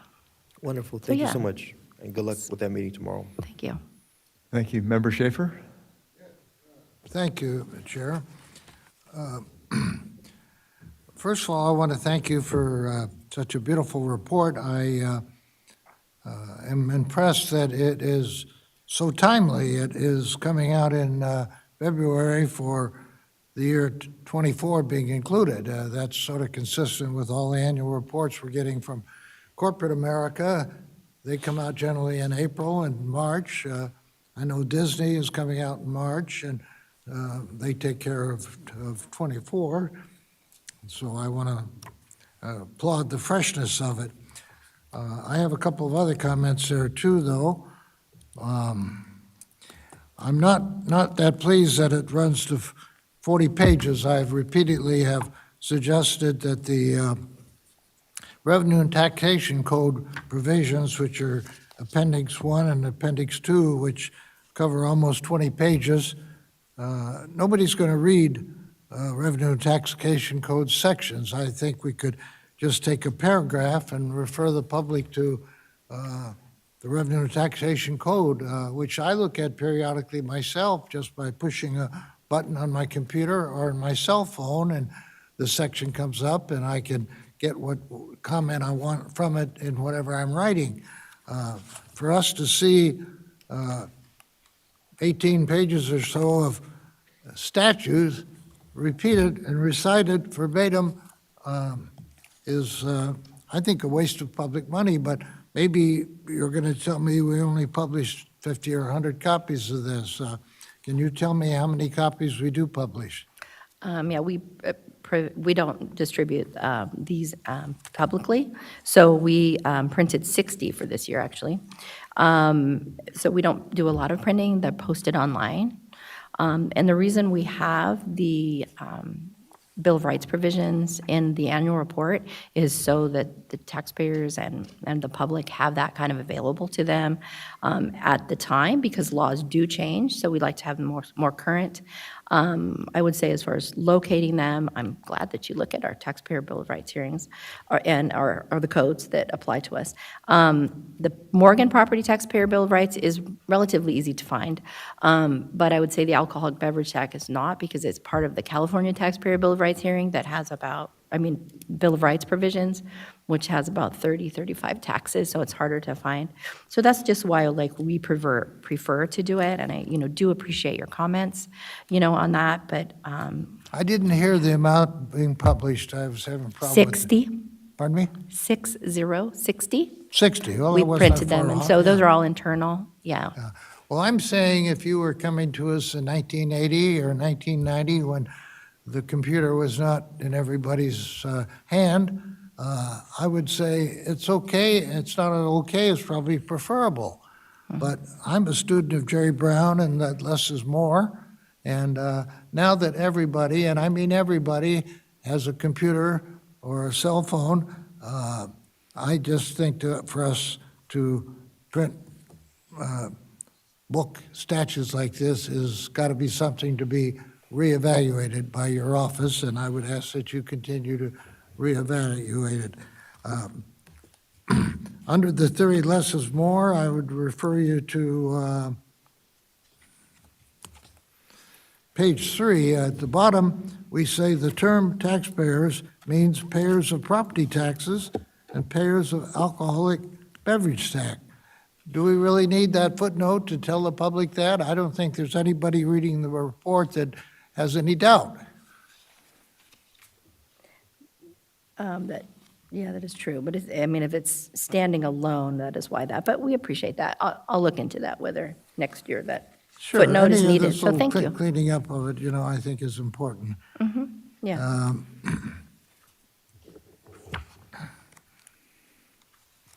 I had another question. On page 6, we talk about the alcoholic beverage tax, and you say that they're mostly all resolved by CDTFA and in your office too. I've been sitting here for 6 years and I've never seen a alcoholic beverage tax contested issue. Are you suggesting that we're never going to see them, that they're always being resolved by staff level, which is good?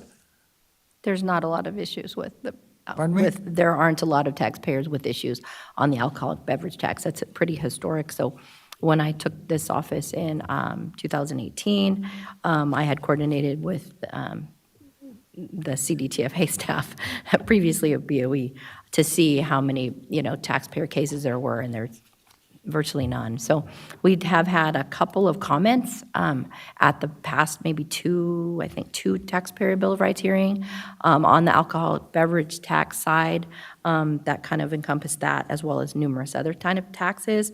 But for most, there just isn't, a problem with it. So it's on the property tax side. I think it's, there's more issues with assessment and collection of property tax issues. So that's where the taxpayers call us. But we're happy to talk with anybody if they have a problem with the And alcohol finally, beverage I'm tax. not really aware of the picture you have here for District 4. I like to think it's La Jolla, but I haven't seen these pretty flowers. Is it Orange County? It might be nice if you had a couple of words inside saying cover photos, and then you'd say number 1, State Capitol, number 2, Golden Gate Bridge, number 3, downtown Los Angeles, and number 4 is La Jolla. Yeah, so that's in, actually, I think it's Laguna Beach. Laguna Beach. Okay. All of Ready to wrap up here? or- Okay. All of my district is beautiful, but. It certainly is, yeah. I'm sure that there's a lot of those flowers everywhere, but yeah. Okay, well, thank you for a good Thank you. job. Yeah, thank you, Ms. Thompson, appreciate it. We're now going to receive public comment on item number 7. We don't have any written comments on this item, and no one in the auditorium wishes to make a public comment on this agenda item. Therefore, let's go to the AT&T moderator.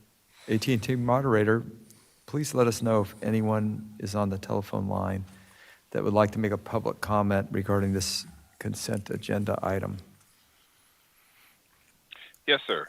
And on the telephones, if you wish to ask a question or have a comment at this time, please press 1, then 0.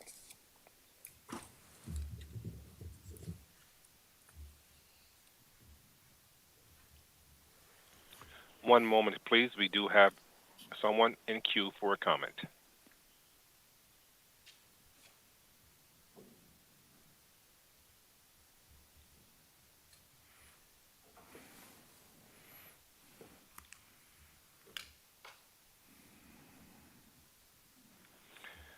And on the phones, if you would like to leave a comment and your line is muted, could you please unmute your line?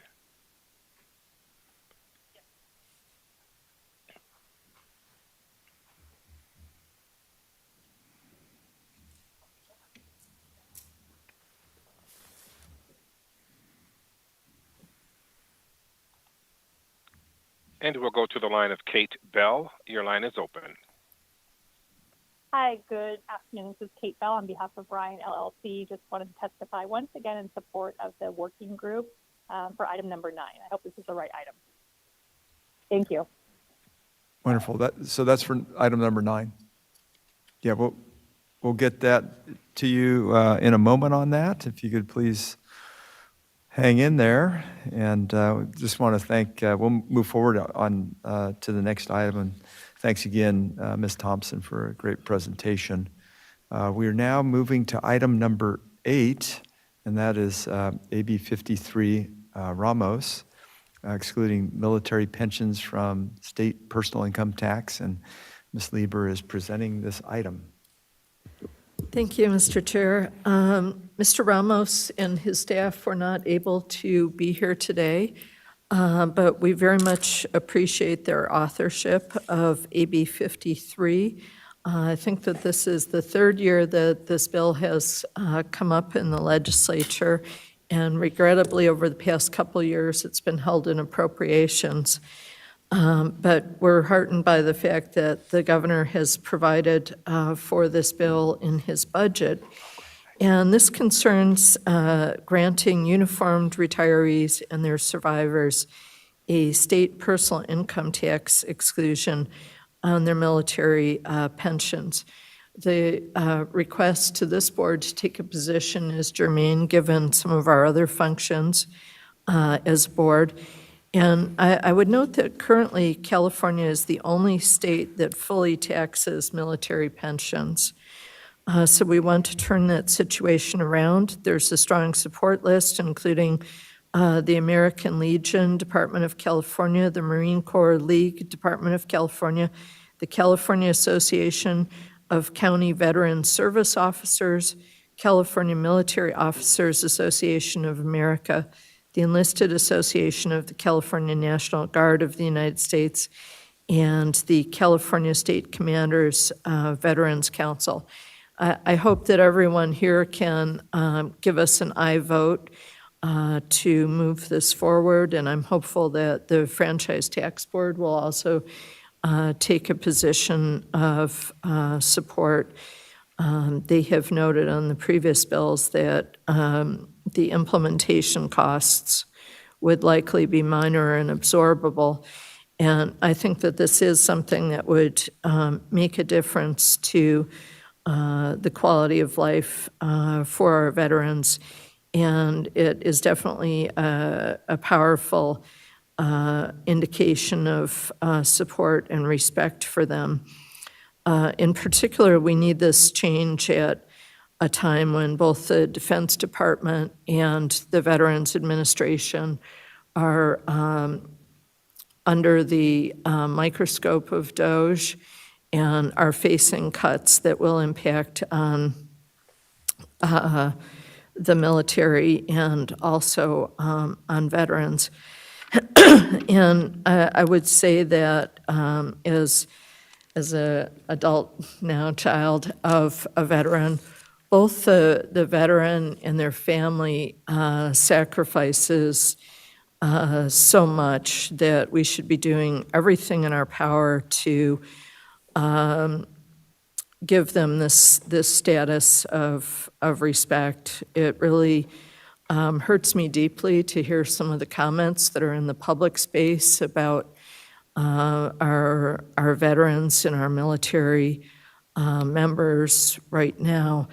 But this is something that California can do, and we must do it this year. This bill must pass this year, and the governor has already indicated support. So I'd like to see a unanimous vote, obviously, from this board to support AB 53.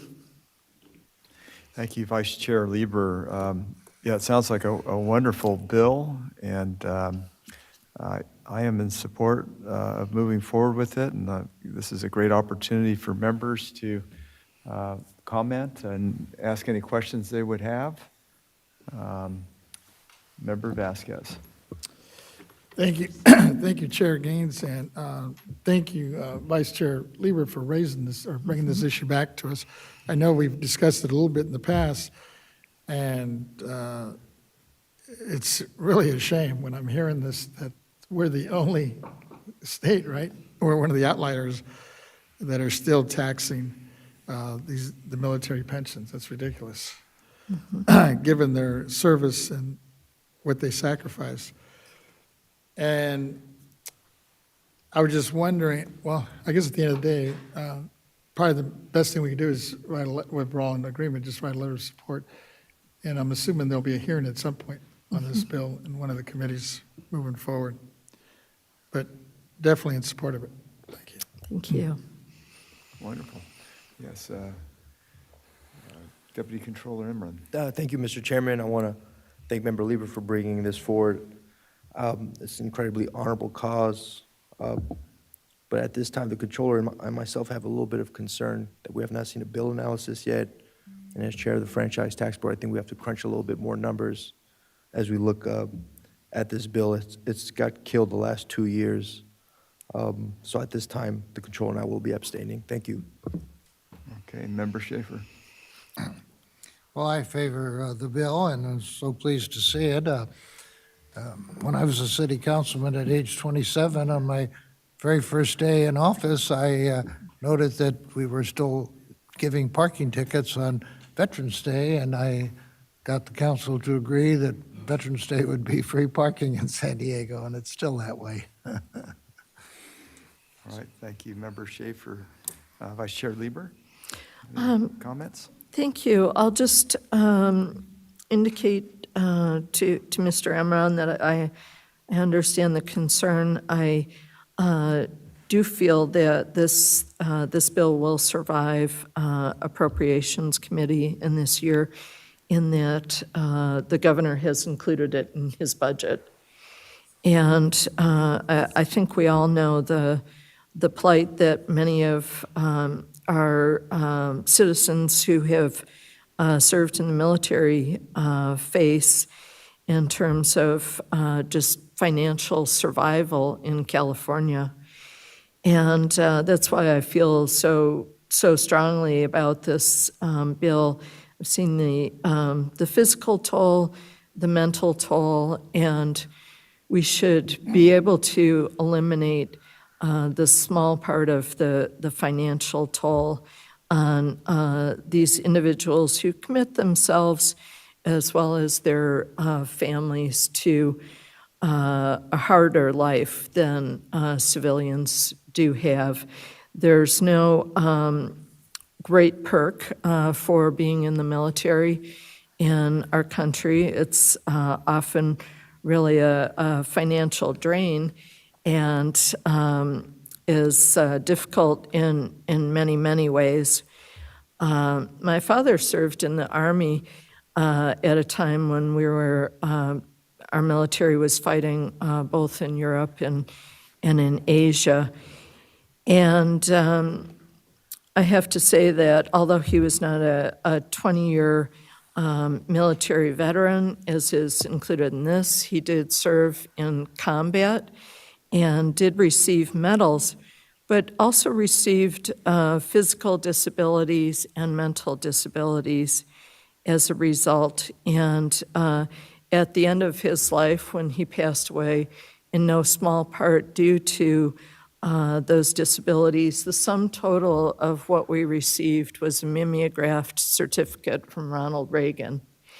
And so I'm committing my life to looking for ways that we can put our veterans first, not as suckers or losers, as they've been called, but as among the most honorable among us. And this is actually a very, very small measure towards that. So I'd like to move that we adopt a position of support on AB 53 by Mr. Ramos. Second. Okay, so we have a motion and a second. Just in terms of a question, if I could just raise this, we had Controller Cohen wanting more detail, and I'm wondering if there would be time for her to take a look at an analysis. I don't know if there's an analysis out at this stage, but I'm trying to figure out how we can accommodate the controller so that if she found that it was supportable, she'd have an opportunity to do so. Absolutely. Don't want to hold up the process here, but her concern and my concern as chair of the Franchise Tax Board, as we continue to crunch these numbers, it could be something that's going higher. We're also looking at everything else going on, but the fact that there's not a bill analysis yet gives her a little bit of unease to support something without seeing the factual background and the fiscal analysis that's yet to be done. Yes, Member Vasquez. Well, I respect that.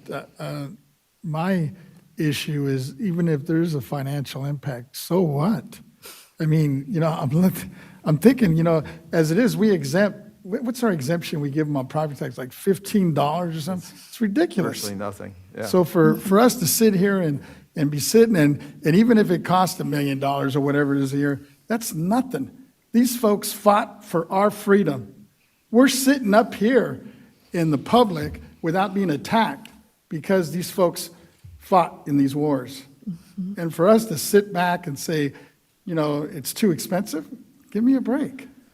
That's ridiculous. Not that it's too expensive, Mr. Vasquez, but as a chief financial officer of the fifth largest economy in the world, she has a financial duty to take in every information, all the numbers, and to look at it. And I'm saying that not that she's not going to support it later on, maybe in March as we go through this bill, but without a bill analysis, she believes, and I believe, that it's too premature to vote on something without really looking at the nicks and the crups of the bill.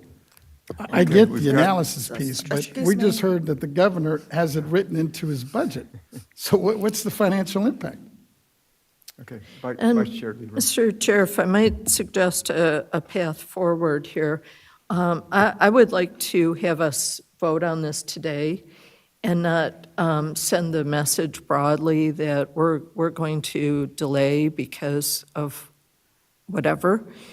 But I think that it would be very powerful to have the controller send a separate letter of support when she is able to. And I think, this would, if assuming that we're able to have a majority of the board here in support today, I'd like it to go forward. And then it would be a very powerful statement for the controller to send a letter later in the process. I don't think that, of course, I would like to have a unanimous vote of support, but as long as we have a majority of the votes here, I don't feel like it's tarnished by that. And hopefully the analysis will be out very shortly. The bill has been referred to committee. It's the third year of this bill, so we all know it. We're all familiar with it. And So hopefully we can move ahead today. I'm not willing to sandbag the bill today and say, oh, we'll get to those folks later on.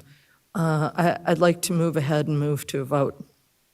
Okay, question if I could. Would there be an opportunity next month for the controller to add on? I mean, because we could approve it. We could approve it with, I'm in support of it, so I think we've got the majority, but my question is, could she add on? Give her an opportunity for additional information? Good afternoon, Yvette Stowers, Executive Director. If the board decides to support this bill, we will follow our regular protocol of having the support letter submitted on the chairman's letterhead, first of all. And it will reflect, based on the conversation, that the controller abstained. And then as the bill moves forward, we can always the controller can always decide to send a separate support letter if that's her desire, or we could bring it back to the board and take a second vote and have her join in if that's her desire, and then we will send a second letter. Okay, so So, we've got yes. some options Yes, there's available that I options. think are acceptable, and we have a motion here. So let's go ahead and move forward. We need to open this up for public comment on item number 8. We don't have any written comments, and no one is in the auditorium wishing to speak. Therefore, let's go to the AT&T moderator. AT&T moderator, please let us know if anyone's on the telephone that would like to make a public comment regarding this item on the agenda. And on the phones, if you would like to make a public comment on this agenda item, please press 1, then 0 at this time.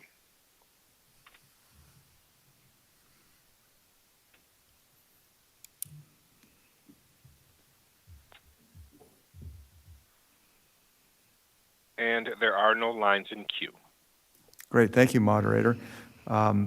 Any additional comments? Okay, I'd like to just make a comment. I love this bill. I love the fact that we're providing this tax break for those who have served our country, and the fact that we're the only state left in the nation, based on what I've heard today. It's time for us to step up. And I think what's nice about this is, number one, it recognizes our veterans for the efforts that they've made and the sacrifices that they've made. But it also helps Californians stay in California. And we've had out-migration of folks for economic reasons, a variety of reasons, but many of them are economic. So this gives them an opportunity to stay here and enjoy their later years here in California. And so Member Lieber has made a motion for the board to support AB 53, excluding military pensions from the state personal income tax, with Member Vasquez seconding. Ms. Cicchetti, please call the roll. Chairman Gaines? Aye. Vice Chair Lieber? Aye. Member Vasquez? Aye. Member Schaefer? Aye. Deputy Controller Emron? Abstain. Okay, the motion passes, and we'll have an opportunity. I'd like to discuss the opportunity for the controller to support in the next meeting. So we can discuss the right approach for that. Great, thank you. All right, members, we're going to move on to item 9, 2025 County Assessor and Assessment Appeals Board issues, board workshop group proposal. And Mr. Vasquez is presenting this item, and we'll move from there. Member Vasquez. Thank you, Chairman Gaines. I am bringing forward this item again because the April 30th meeting date is fast approaching, and it is important to formally approve the work groups so that we can timely and effectively prepare for this. There are two parts to this matter to raise today. One, The first is to receive an update on the survey which was sent out by the BOE staff to county assessors and other local agencies on assessment appeals and refund issues. And number two is to formally vote on the work group. First, I would like to invite the executive director to present the results of the survey previously requested by the board by Ms. Stowers. If she would please come forward.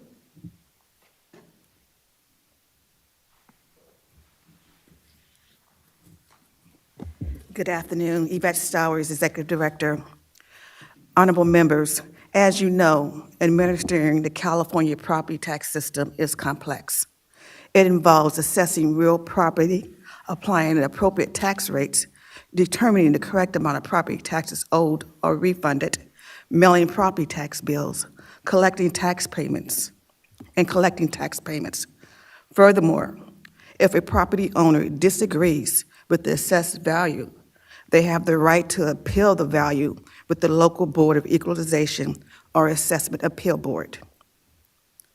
The Assessment Appeal Board is an independent entity whose function is to resolve disputes between the county assessors and the property owner over the value of locally assessed property. Pursuant to Government Code Section 15606, the board provides guidance to the assessment appeal boards when holding hearings to equalize the value of property on the local road. In addition, the board's constitutional and statutory duties include overseeing the assessment practices of the state's 58 county assessors. While the board does not have jurisdiction over the county auditors, controllers, tax treasurer, tax collector, or clerks of the board, we all have a role in the property tax system to ensure that we serve our taxpayers fairly, efficiently, and effectively. Members, during the previous State Board of Equalization meetings, taxpayer representatives have asserted that there are excessive delays in the assessment appeals process and property tax refunds once property owners are successful in their assessment appeals. As requested by the board, I circulated an informal survey to allow the county officials the opportunity to determine whether this is the case. The survey was sent to county assessors, treasurer tax collectors, auditor controllers, and clerks of the boards of the supervisors for the 58 counties. It's about 200. The informal survey was comprised of 16 questions intended to provide the board with additional information on the assessment appeals and property tax refund process to help understand if there are any systemic excessive delays within the process statewide. We received a total of 46 responses from the various offices surveyed throughout the state.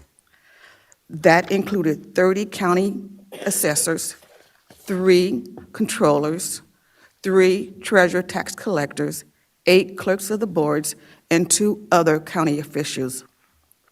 The response represented 20 small counties, 18 medium-sized counties, and 8 large counties. To assist you with your discussion today, I would like to summarize the response we received. For your convenience, I have also distributed a memo to each of you with the information outlined.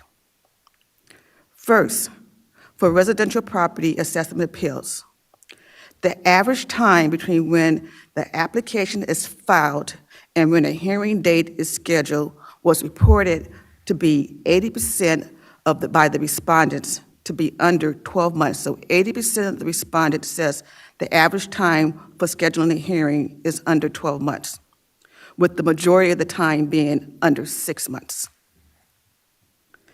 2, the average time between when application is filed and the date of the first hearing was reported to be under a year by 76% of the respondents.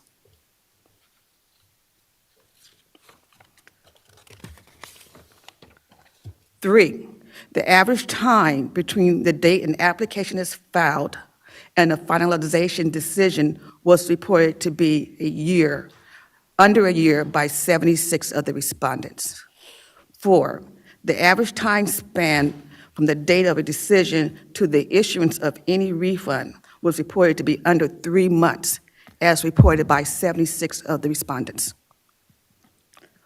For commercial property, the average time between when an application is filed and when a hearing date is scheduled was reported by 70% of the respondents to be less than 9 months. The average time when the application is filed and the date of the first hearing was reported by 70% of the respondent to be less than 1 year. The average time between the date an application is filed and the finalized decision was reported by 70% of the respondents to be less than 15 months. And finally, the average time spent from the date of the decision to the issuance of any refund was reported to be less than 3 months by 70% of the respondents. In addition to the questions listed above, participants were given an opportunity to provide additional information or suggestions for improving the assessment appeal or refund process. The additional information and or suggestions varied by county. However, it was noted that many of the postponements resulting in process delays are also the results of extensions granted at the request of the taxpayers or their representatives. Members, that concludes my presentation on the survey responses, and I'm available to answer any questions that you may have. Thank you. Thank Thank you. Yeah, very much, Executive Director. I just had one quick, when you break out, I guess, the responses, you said 30 assessors, 3 controllers, 3 treasurer, tax collectors, 8 clerks. Are some of these folks that are not technically listed in the county assessors category also from separate counties? Because I know there's 58 counties total. They're all from the same, I surveyed all 58 counties. So Not did we all get a counties- response not- from all 58 I counties? didn't get a response from everyone, because it was a volunteer survey. No, I get that. Of the 58 counties, how many did respond? Because I know it looks like from here you'd think it would be 30, but I'm wondering if, like, the tax treasurer collector might be from a separate county, separate from the 30. Is that true? I received 46 responses From different counties? from different, that represents different counties. Oh, it's not bad. Okay. Are they broken down by district by any chance, or? The when we develop I had our, 100%. when we Did I- develop did I- our mail list. Did I we- have more responses than Sally Lieber? That's what I want to know. I would have to go back to the detail. I can say that when we sent out the communication, we did identify them by districts. Yeah, However, when they responded back, we may not know which district they're coming from or which county they're from. So maybe this is a better response to your question, Member Vasquez, because it is anonymous. They didn't have to, we asked them to share okay. their office, but we also asked them whether they're assessor or they're a collector. But we did not make it a requirement, a mandated requirement that they say which county they're Sure. from. I'm just trying to Yeah. get a sense of what, my district is saying as it relates to the survey. I'm sure all of us are. Right, I would say that in addition to the survey results, I did field a lot of phone calls. And they were curious about the survey. And they always stress the fact that they are doing their best to manage their workload.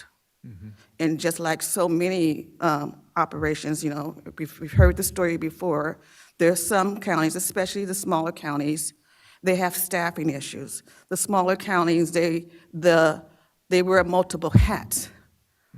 And they also don't get a lot of appeals. Yes. Yeah.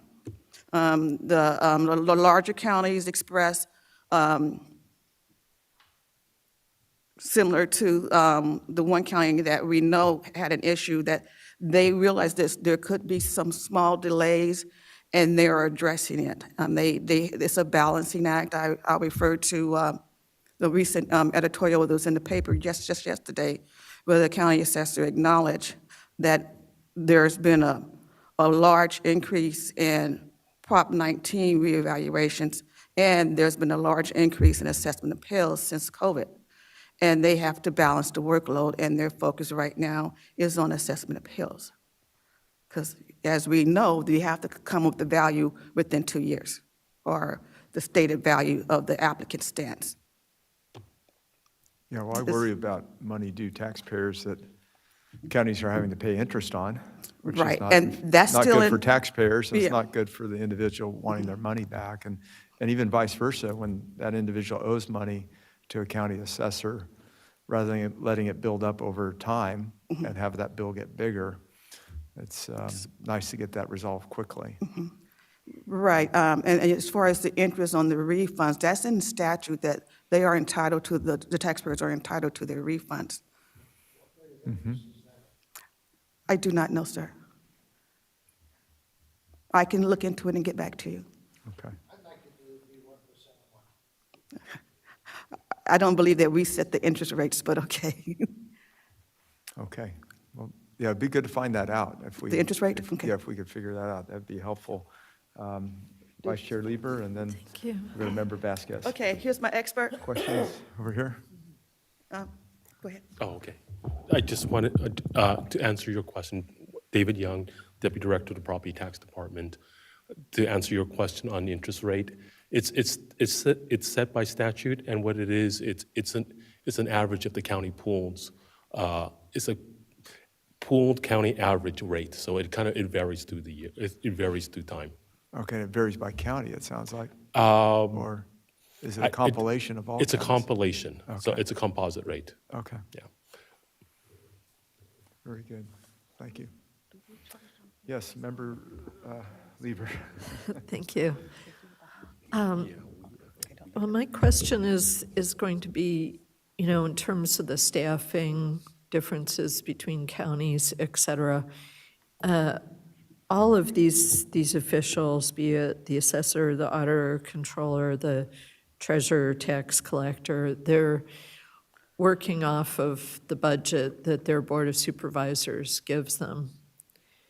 And so there aren't any instances where someone can say, I need to really speed things up, and so I've decided to grant myself a 100% budget increase.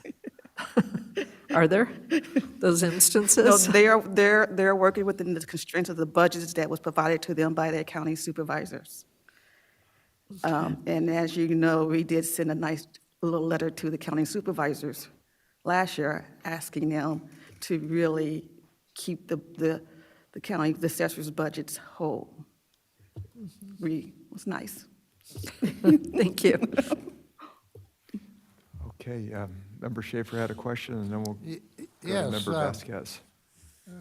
I'm surprised that 36 of 58 counties responded. Did they get it hard copy, or did they get it maybe electronic mail and they didn't open it?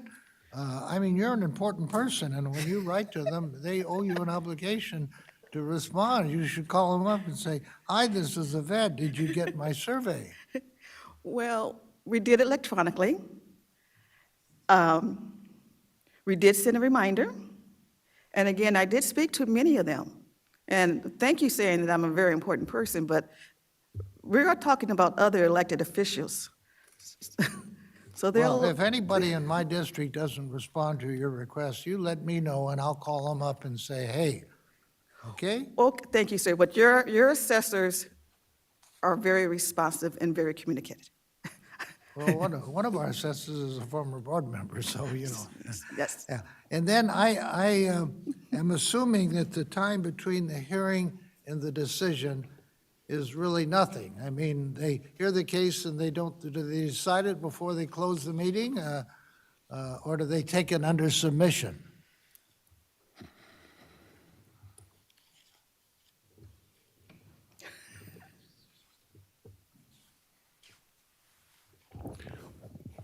Once again, David Young, Deputy Director of the Property Tax Department. It happens both ways.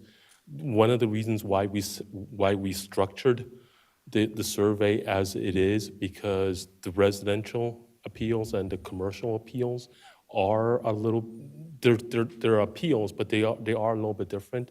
For the residential, most of the time, either they will give them the decision there, or they will give them to them at the end. They'll just very quickly decide. But on the commercial appeal, some of them are very complex, and it may take them some time for them to render a decision, especially if they're required to basically provide written findings. So it may take a little bit. Could we put a 30-day deadline on these? I would hate to think that somebody's just sitting, opening their mail every day, hoping to see an answer, a decision. I think there should be a 30-day deadline in any case to have a complete decision.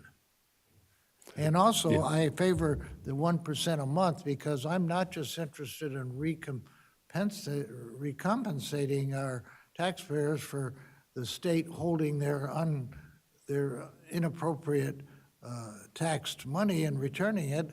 I want there to be an incentive to dissuade the state from having overtax. And I know that I had to run around and argue my case to the county board, and I didn't get paid for my time. And if the excess tax that they're holding is going to be refunded to me, I think it'd be appropriate if they'd say, we're sorry, we goofed, we're going to pay you 1% a month, not 0.3% a month or something. And the state, of course, can borrow money for practically nothing. I wanted to have a little punitive, when the taxpayer's right, the taxpayer should be compensated a little bit for the inconvenience. If we can instruct our legislative guy to have Sacramento think about that, I'd like to think that our legislature is pro-taxpayer. Thank you. Great. Okay, we'll now move to Member Vasquez. Thank you. If there's no other comments, I wanted to thank Ms. Stowers for this presentation. And Member Schaefer said there was 36, wasn't it 46 responses from the counties, I think you said? Yes, it was 46. That's what I thought. 46. 46, yeah. Okay, thank you. Just wanted to make sure that people understood it was 46, not 36. Yes. And with that, I would like to move this, that we make sure that we formalize this hearing for the April 30th work group. And hopefully there's a second so we can start, we get our staff working on this.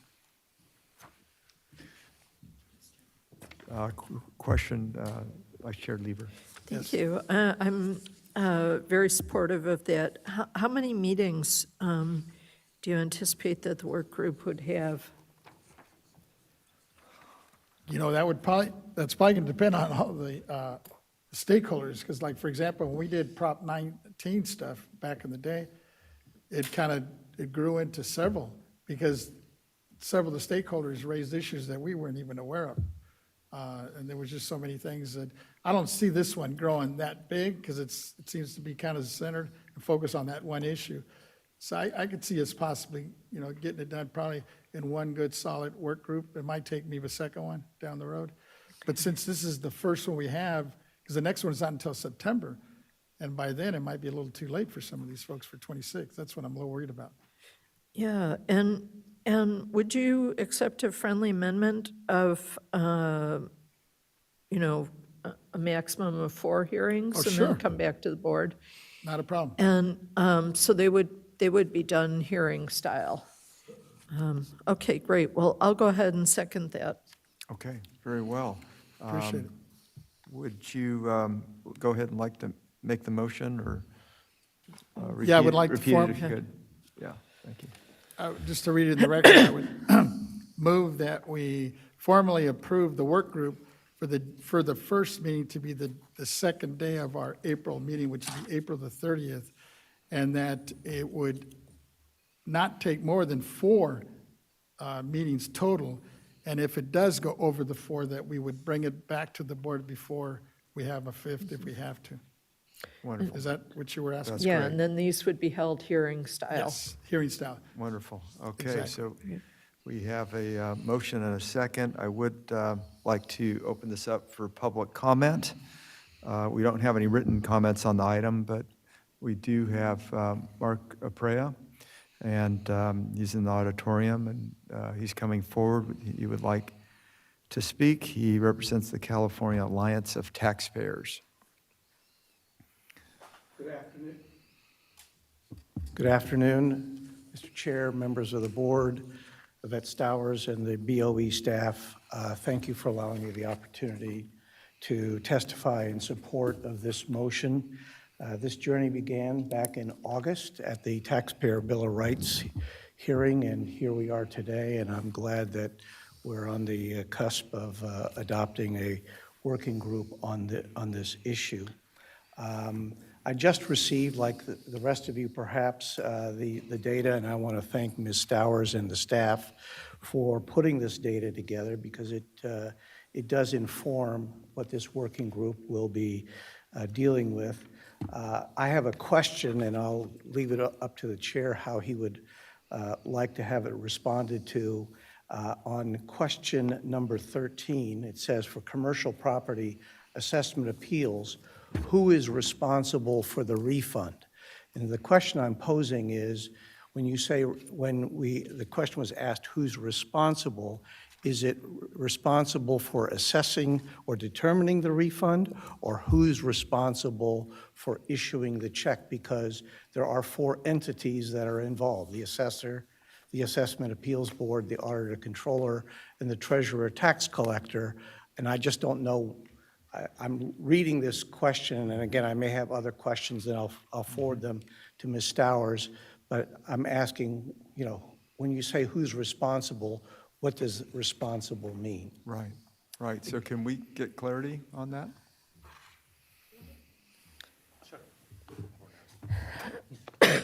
Sure. No, thank you.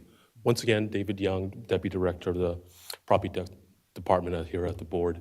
So on the basis of that question was, once it's been finalized, what's the process in initiating the refund? Well, we posed the question as to who's responsible, and it should be following the sequence of the events as we posed it.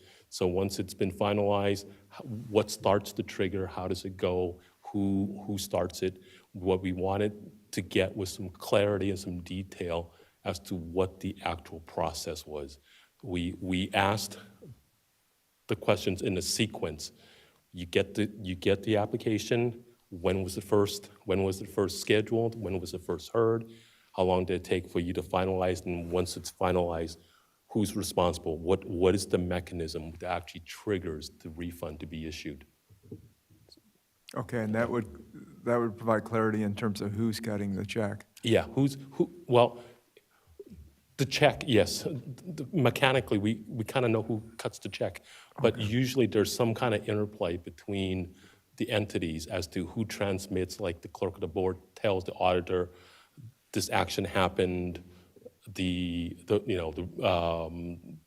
what the reduction is and what the refund should be. Okay. So we're trying to get into the real granular detail. Is the issue the delay in getting the check issued after the decision's been made? Yeah. And who's making that, who's speeding that along so that check does get cut? Where that bottleneck is happening Okay. after the decision has been made, it's been finalized, and somebody ends up with a check in their hand. And we actually left the space in there for them to describe the process. Okay. Mr. Aprea, does that answer your question? Yes, it does. Thank you, Mr. Okay. Young. All right, thank you, David. Mr. Appreciate it. Chair, if I could have just a couple of more minutes. I wanted to, again, I haven't had a long time to take a look at this, but there were 2 items that really caught our attention. Question number 8, for commercial assessment appeals, on average, how long is the time between when an application is filed and when a hearing date is scheduled? I will point out that, and I did the quick math on this, 80% of the responses were greater than 3 months to get something scheduled. So I know that everybody is working in good faith, but it just strikes me offhand that seems like a long period of time to schedule a hearing. Yes. The second question that caught my attention is question 11. For commercial property assessment appeals, on average, what is the time span from the date of decision to the issuance of any refund? the responses showed slightly greater than 30% were greater than 3 months. And again, I think that from a commercial transaction standpoint, that struck me as a long time after the decision is made, because the adjudication has occurred. So with that, I want to thank Mr. Vasquez and the board and the staff for organizing this and supporting this working group. The California Alliance of Taxpayer Advocates is prepared to participate in any kind of a constructive way. I know that our members and our board, and in particular our board chair, is committed to personally engaging in this, and we want to thank you and urge your aye vote. Wonderful. Thank you. Appreciate that. Any comments? Yes, Member Vasquez. One, I want to thank my colleagues and especially Vice Chair for the recommendation. I don't see it going beyond the 4 meetings, but in the event it does, I have no problem bringing it back. That's great. Prior to that. Good. And I just appreciate an aye vote. Wonderful. And you're okay in terms of the comments that Mr. I think Aprea he's made? raising some good points. We can yeah. dig in on that Yeah, and that we need to zero in on. try to make it more speedy. Okay, so AT&T moderator, please let us know if we have anyone on the telephone line. We did hear from Kate Bell, so I'm assuming that she's going to want to speak representing Ryan. And again, on the phones, if you wish to, make a comment on this agenda item, please press 1, then 0 at this time. And we will go to the line of Kate Bell. Good afternoon, honorable chair and members. I really appreciate the opportunity to speak again in support of the working group. We really appreciate Board Member Vasquez bringing this forward, all of the work of the staff to the survey, and look forward to a constructive conversation on April 30th. Thank you very much for your support. Wonderful. Okay. Thank you, Kate Bell. We appreciate that. And thank you, moderator. Members, is there any further discussion? May I interrupt, Mr. Yes. Gaines? Yes. We had received 2 written comments, and they were distributed to the board members today. Okay, so we've got those here then. That's item 9. Okay. Should we read those into the record, or does it matter? Not today, no. Okay, just ask. Okay. Thank you. Thank you for clarifying that. Very good. Okay, Member Vasquez has made a motion to establish a board workshop to address administrative and other issues facing county assessors and ABBs in 2025, and Member Lieber has seconded that. And Ms. Cicchetti, please call the roll. And that would be formally, the first one would be April 30th, I guess we should say. Sure. That's correct. Yes. Right. That's correct, with up to 4 meetings. Yes. So do we First have one that being April included in the 30th. original First one in motion, I April. think? Yeah, thank you. Correct. Just so people understand. Yes. I had a question. Is there any limitation on the number of speakers or the amount of time involved? Just for you, Mr. Schaefer, we're going to have about a dozen. And they're going No, just kidding. And they're going to speak for 10 minutes each. As many as it takes to get our message across. I can bring my sleeping bag. Thank you. Okay, Ms. Cicchetti, please call the roll. Call the roll. Chairman Gaines? Aye? Vice Chair Lieber? Aye. Member Vasquez? Aye. Member Schaefer? Aye. Deputy Controller Amaron? Aye. All right, the motion passes. Thank you. Members, we're going to take a 60-minute lunch break. It's 12:56, so we will return at 1:56. 2 p.m.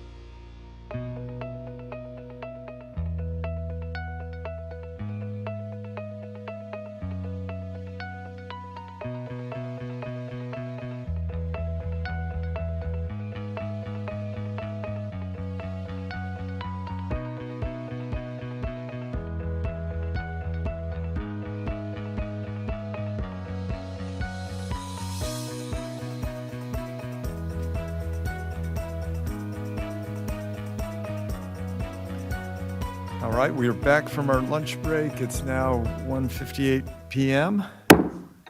I will now turn the gavel over to Member Vasquez, who will present the informational hearing on the 2025 wildfire disaster relief and recovery legislation and other solutions. Tony? Thank you, Chair Gaines, and thank you, members, for allowing me this opportunity to begin this process. I know it's going to take a while, but I just want to thank you all and welcome everyone to this informational hearing on the Los Angeles County wildfires. This afternoon, we are focusing on the property and economic losses and the solutions towards recovery, including laws administered by the assessor and board for guidance, as well as new legislation. The assessor has launched a variety of property tax relief tools that are and will continue to help people who lost homes and businesses, and even churches and nonprofits, by reducing their tax burden. In some cases, board guidance and support may help to effectuate even greater assistance to property owners. The legislator on both sides of the aisle has been hard at work submitting almost 24 new bills addressing problems, everything from the need to stop price gouging victims seeking rentals or housing, to providing temporary mortgage relief, to increasing criminal penalties for looting or impersonating firefighters, to changing the property tax lien date and allowing assessors maximum discretion when determining comparable new construction. In short time, my intent is that we hear from those most critical and relevant, beginning with my assessor, Jeff Prang. Ms. Cicchetti, do we have Mr. Prang on the line? We have Mr. Jerry House for Mr. Prang Okay. on the line. Can you? Hello, please- everybody. This is Jerry. Can you hear me? Is it Gary?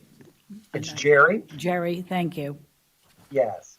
Well, first, I want to thank you for having me. I'm a director at the Los Angeles County Assessor's Office, and I'm here on behalf of Mr. Prang to tell you some of the things we've been doing.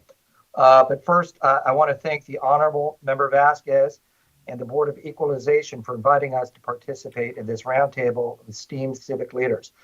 Before we get started, I want to acknowledge the first responders who fought for the fires and are leading recovery efforts after these devastating events. It has been estimated that the number of structures identified in the burn area consists of 21,000 parcels. The 21,000 represents damaged structures or within fire perimeters, or filed an M&C claim, or CAL FIRE has completed an inspection. The assessed value of those properties consists of $22.5 billion of land value, $11 billion in improvement value, for a total assessed value of approximately $33 billion. As many of you may already know, the Assessor's Office has been working diligently to provide property tax relief to impacted homeowners. Through our Misfortune and Calamity program, homeowners can have their properties reassessed at a lower value while their homes are being rebuilt. To qualify, homeowners must have at least $10,000 worth of damages to their properties and file a claim within 12 months of the disaster. The assessor will be able to reassess the damaged properties by removing the improvement value, and in this particular case, provide a % reduction to the land value. A major improvement is the new Misfortune and Calamity claim form online, which can be filed anytime, anywhere, from any device, including a smartphone. This enhancement is part of our commitment to modernize services and making them more accessible. But we're not stopping there. We are proactively evaluating every property in the disaster zone, whether or not an application has been received. We've successfully implemented this approach in previous disasters, ensuring that no property owner eligible for relief is overlooked. For those whose property taxes are due while their Misfortune and Calamity claim is under review, we are working with the Treasurer and Tax Collector's Office to provide deferral options for eligible taxpayers. This program will allow homeowners to defer the property taxes during reconstruction, provided the homeowner pays their own taxes and not through an impound account. For homeowners whose properties weren't physically damaged, but whose market value has dropped significantly due to disaster, there is a decline in value review. This program allows us to lower property's tax base if their economic or market value falls beneath their assessed value. Some homeowners may not benefit if they already have a low tax base. Unfortunately, under current law, this program only applies to the assessed value of properties on January 1st. Without legislative amendments, victims of this year's wildfires will need to wait until next year to apply, as the fires occurred on January 1st of 2025. Our office is working closely with state leaders in Sacramento to explore legislation to provide fire victims more immediate relief. Currently, our office is working on proposed legislation with Senator Ben Allen and Sasha Perez. Our legislative relief package consists of extending the misfortune and calamity filing deadline from 12 to 24 months, extending the special property tax exemptions for damaged religious, charitable, or hospitals, essentially the welfare properties, facilities, to 8 years, extending the deadline for homeowners to begin rebuilding their home without an automatic restoration of their original pre-disaster tax base from 5 to 8 years, solving the heirs issue by extending the filing period for prop claims from 6 months to 3 years from the receipt of a notice of a supplemental or notice of escaped assessment. Lastly, granting the assessor discretion to determine the appropriate date of damage for purposes of reassessment. The last provision came as a result of the Ranchos Palos Verdes landslide disaster. During that incident, it was difficult to determine a disaster date given the ongoing nature of the land movements. With this authority, the assessor can make that determination and alleviate any confusion that may pervade for homes who suffer more post-fire damage from mudslides. Every day for the past few weeks, our team has been working at FEMA's local assistance and disaster recovery centers near UCLA and Altadena to help homeowners fill out these forms and understand the process behind them. Other public outreach includes staffing resource centers hosted by IATSE and the Society of Cinematographers. Future events include staffing resource centers hosted by FACE and First AMC Church. That's the end of my presentation. If you have any questions, I can certainly take them.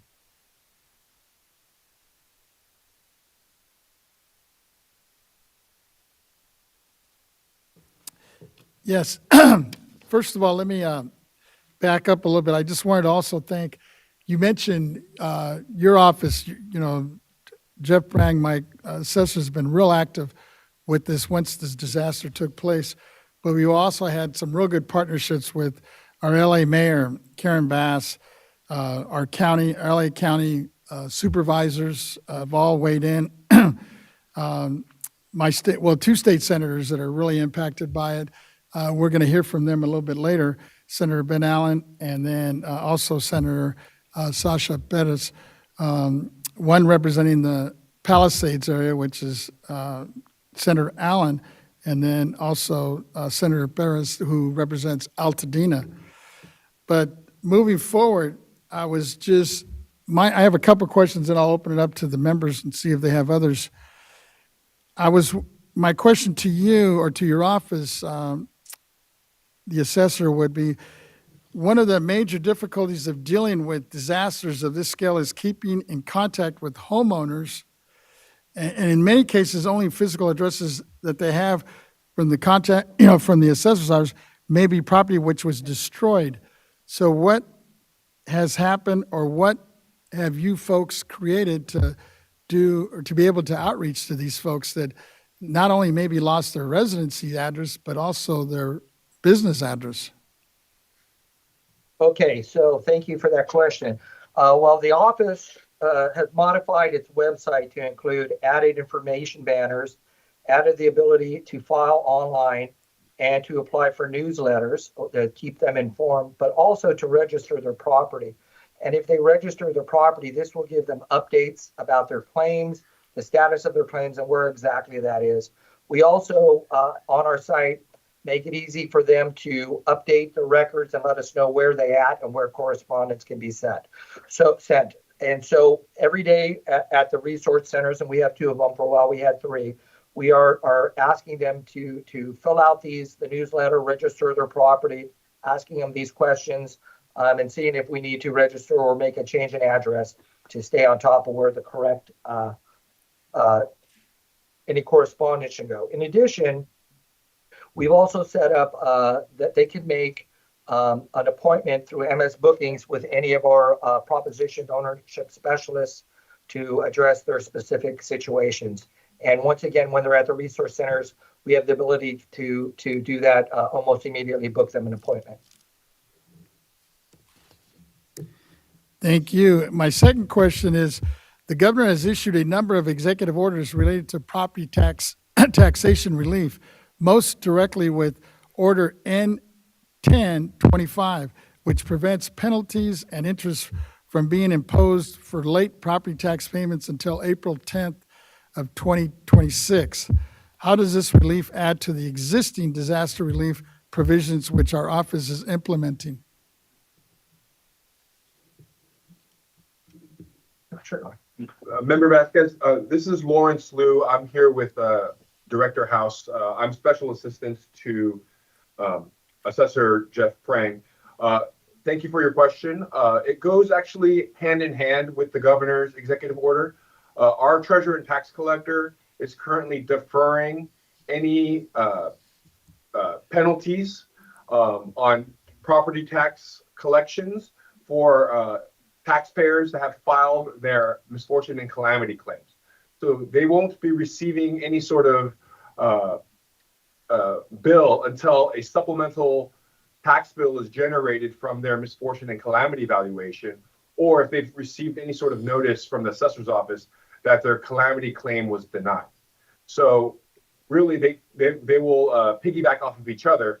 Whichever gives the longer time, they're able to defer their tax payments for that period of time. Thank you. I have several questions. I'm going to ask one more, and then I'll open it up, and then if there's no more questions, I'll come back to a few others I have. Another question I have is, what kind of help can we provide to you and other assessors whose counties have been affected? Yeah, that's a great question. There are, currently in the Revenue and Taxation Code, there are certain concepts that are described in the remedies provided under misfortune and calamity that are a little vague to interpret. And so we have been reaching out to your office, and thank the BOE for providing such great help to us in interpreting some of these, some of the terminology that is vague to us. And we have reached out quite a few times on possible suggestions on how to carry out certain remedies, or even if legislative action is required. Thank you. Let me turn to see if there's any questions before I continue. There, I see a couple hands. Let me start with the Vice Chair Lieber. Go ahead. Thank you, and thank you to the presenters for being here today, for Mr. Prang. A question that I have about the legislative fixes that have been mentioned, such as providing relief on the January 1st trigger so that property owners wouldn't have to wait until next year to recoup their losses. I'm not sure if that's the exact terminology on it, but how many of these fixes are specific to this period of disaster, or are triggered anytime that there would be a similar disaster in which the governor puts forward a disaster declaration? That's a great question. We designed this bill specifically for these fires only. Okay, and do you already have a bill number for this? We do not. Okay, thank you. Deputy Controller, go ahead. Thank you, Mr. Vasquez. I want to thank you for holding this hearing. And gentlemen, I want to thank you for your presentation. So if we just kind of zoom out, how long is this rebuild and recovery looking? Any specific timelines?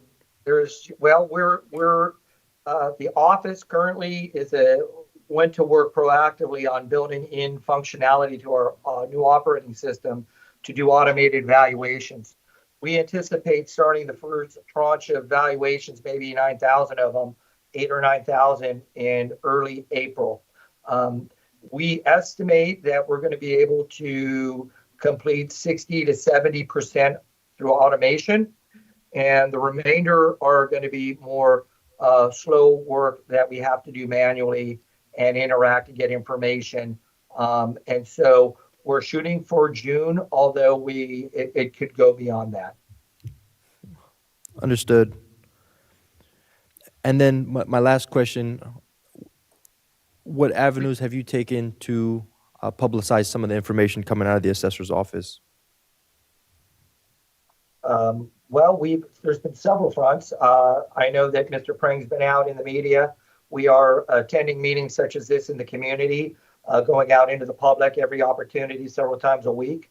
We are located at the 3 resource centers now, too, typically from about 7 till 9 o'clock at night, 7 days a week, although that went down to 6 coming up here. So from the very beginning, we've been proactive in getting our message out. We've updated our websites. We've worked with our partner agencies to get their typical ask questions synthesized with ours and cross-promoting the messages in that manner. So every way and any way possible, we've been doing that.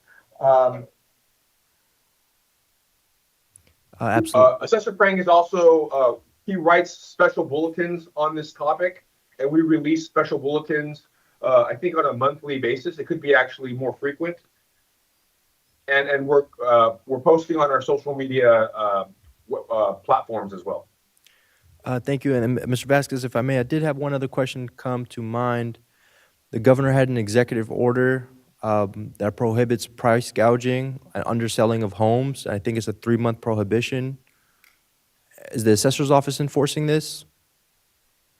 Well, I don't believe that that's in our purview. We don't control sales of the market. We merely are the persons that go out when something's transferred, we put a value on it, but we're kind of reflective of the market. We're not participants in it.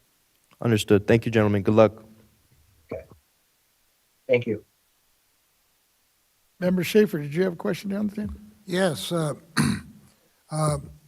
wanted to ask you, is Assessor Prang okay? I was expecting to see him today. Yeah, Assessor Prang is actually caught up with our annual budget with the County Board of Supervisors. Mm-hmm. And it just so happens that his meeting with the County Board is at 2:00 p.m. And we thought it would start at 1, where he was going to pop in to speak, but since we went to recess, he was unable to attend. We're just having a telephone conversation. I was expecting to visuals. Is there some reason you were not able to go on screen? No, there's not. And I can give you a visual. Oh. I will share my screen. I'll give you an example of some of the outreach we've been doing. So the relief can you see my screen? Yeah. Okay, so when we interact with the public, their questions are typically the one that we encounter the most are, hey, what are the rules of rebuilding? What are my options? How does all this work? And so it's a bit complicated. So we put together this cheat sheet that kind of summarizes the different options available to them, letting them know that, hey, first, you need to make a decision. When that time comes down the road, your decision that you'll need to make is, are you going to rebuild, or will you acquire a replacement property and transfer your original base value to that property? If you decide to rebuild, Here are the two M&C provisions. They're slightly different. You qualify for both, and you will receive the one that provides the maximum benefit to your situation.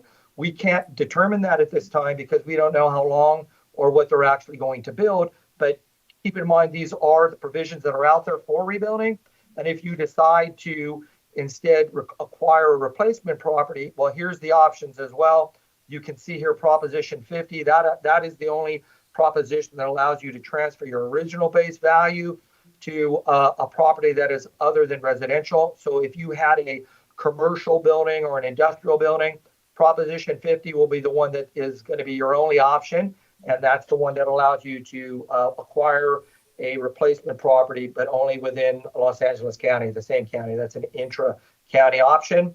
The other two provide relief of the ability to transfer your original base value to a single-family residence. Some in other participating counties that have the ordinance, and Prop 19 is anywhere in California.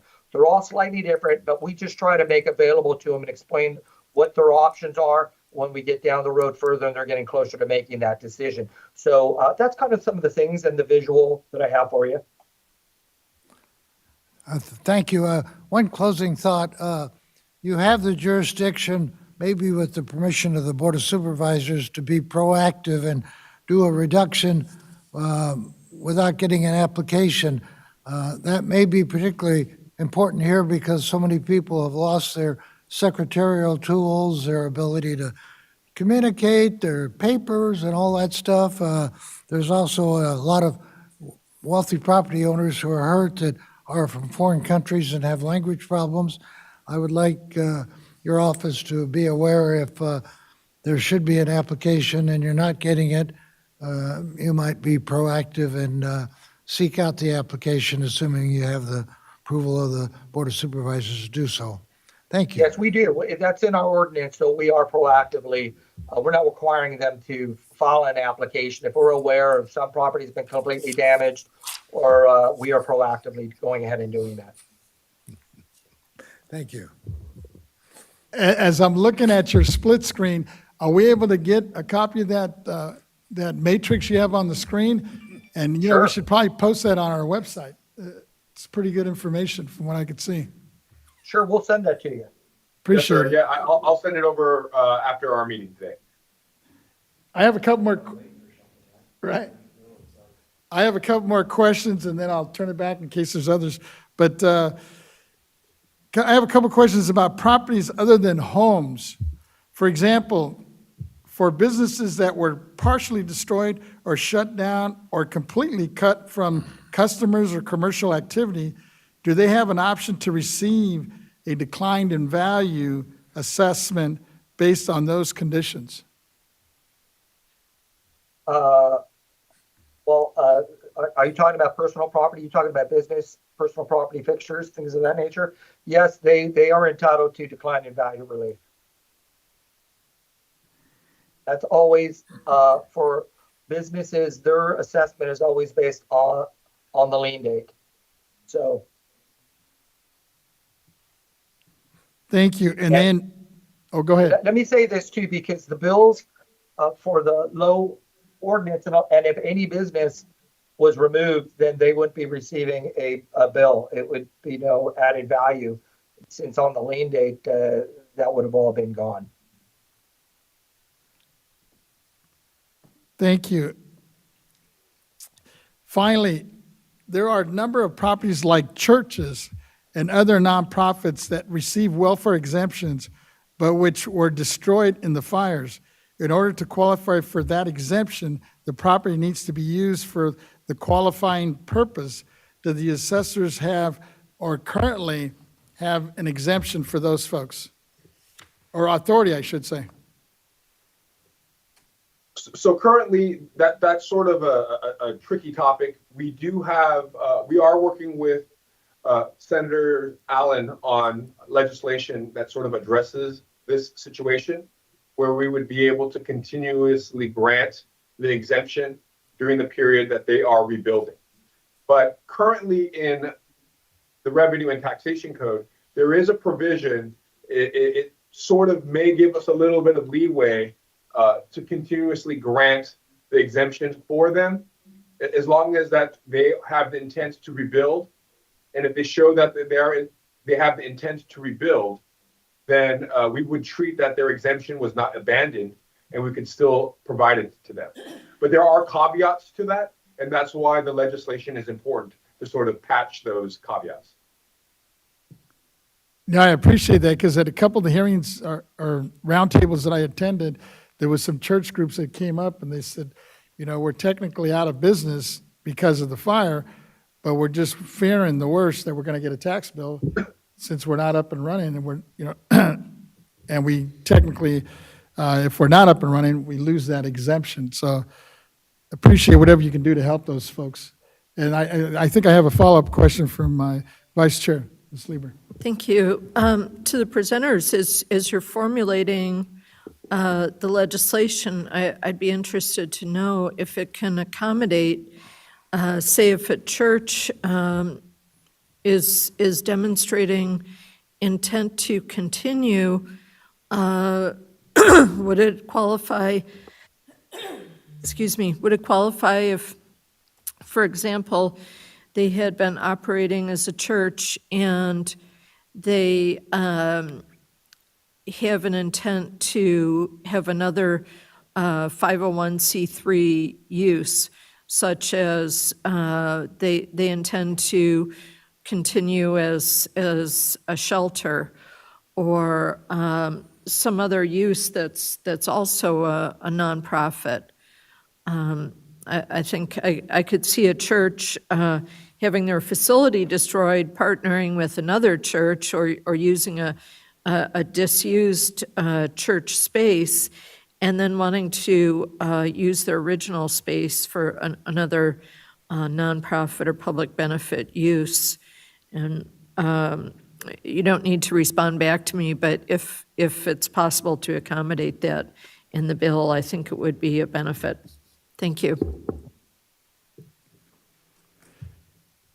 Member Gaines, I believe you, Chair has a question. Go ahead. Yeah, I agree with Member Lieber in terms of that church use, because maybe they could even rent space, but maybe it takes a couple of years to rebuild. I think it would be a longer timeline than it would to rebuild a home, and so we'd want to make sure that they were able to retain their tax exempt status. Another question I had, if you could help, would be, let's say I'm a homeowner, my home is burned down in the LA fires, and am I exempt of having, or at least delayed in having to pay any taxes? Yes, you don't. The tax bill is deferred until April of 2026, and tax collector is advising that you don't make, if you haven't made the second installment payment, not to make it. The payment is deferred, and even though if you pass the due date, no penalties or negative assessments will accrue. Okay, thank you, because I think you might have a situation where people are trying to figure out whether they are going to rebuild or not, and it just may be difficult to find a contractor, and that could take time, and then they could ultimately decide not to build and simply sell the lot. So, maybe Senator Allen's bill would provide that clarity in terms of if you're in between. Seems to me folks should still get that exemption while they're trying to make a decision, given the logistical challenges of trying to rebuild after a wildfire. Has there been any discussion about a tax credit? I know that we had discussed it, I think, at last month's meeting, and I think Member Cohen, Controller Cohen, was talking about that. I don't know if there's been further discussion or not, but just wondering, from your vantage point, is that being discussed or proposed? I don't believe that's sort of in the purview of the assessor's office. So there have been no discussions, at least to my understanding, of the assessor being involved in any sort of legislation involving a tax credit. Not at this point, is that what you're saying? Yeah. Yes. Yeah, no. Okay. Not at this point.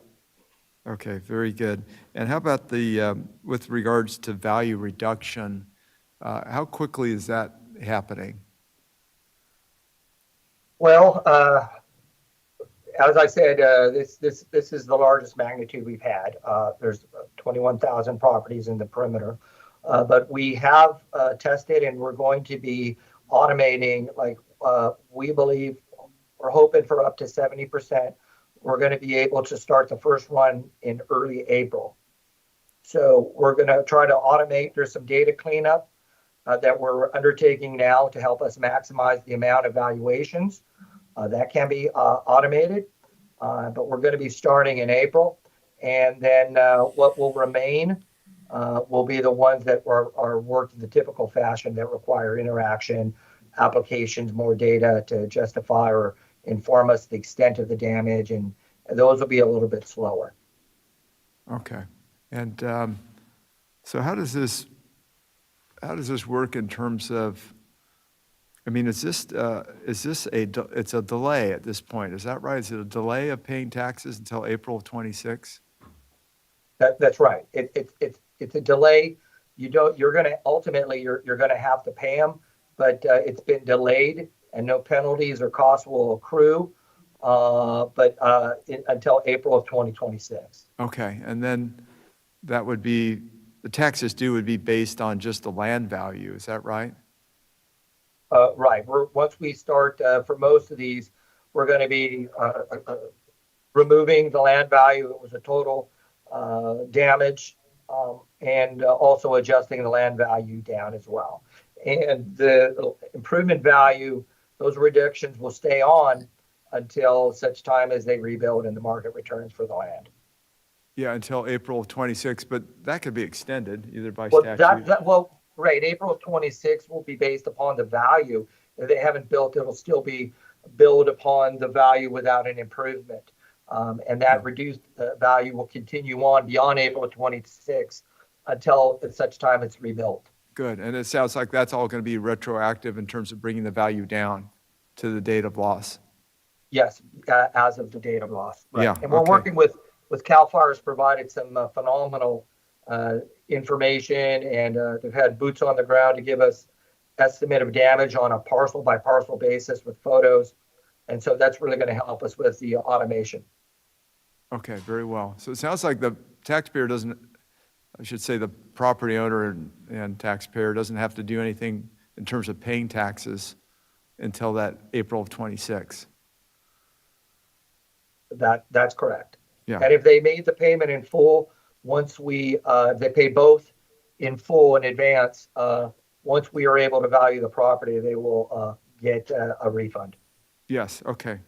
Yeah, thank you very much. I appreciate it. And thank you, Tony, for bringing this forward. Thank you. Along those lines, well, I guess we'll be, when we're talking to a couple of the senators a little bit later, we definitely need to look at an extension here, because I just don't see this thing happening by 26. Yeah.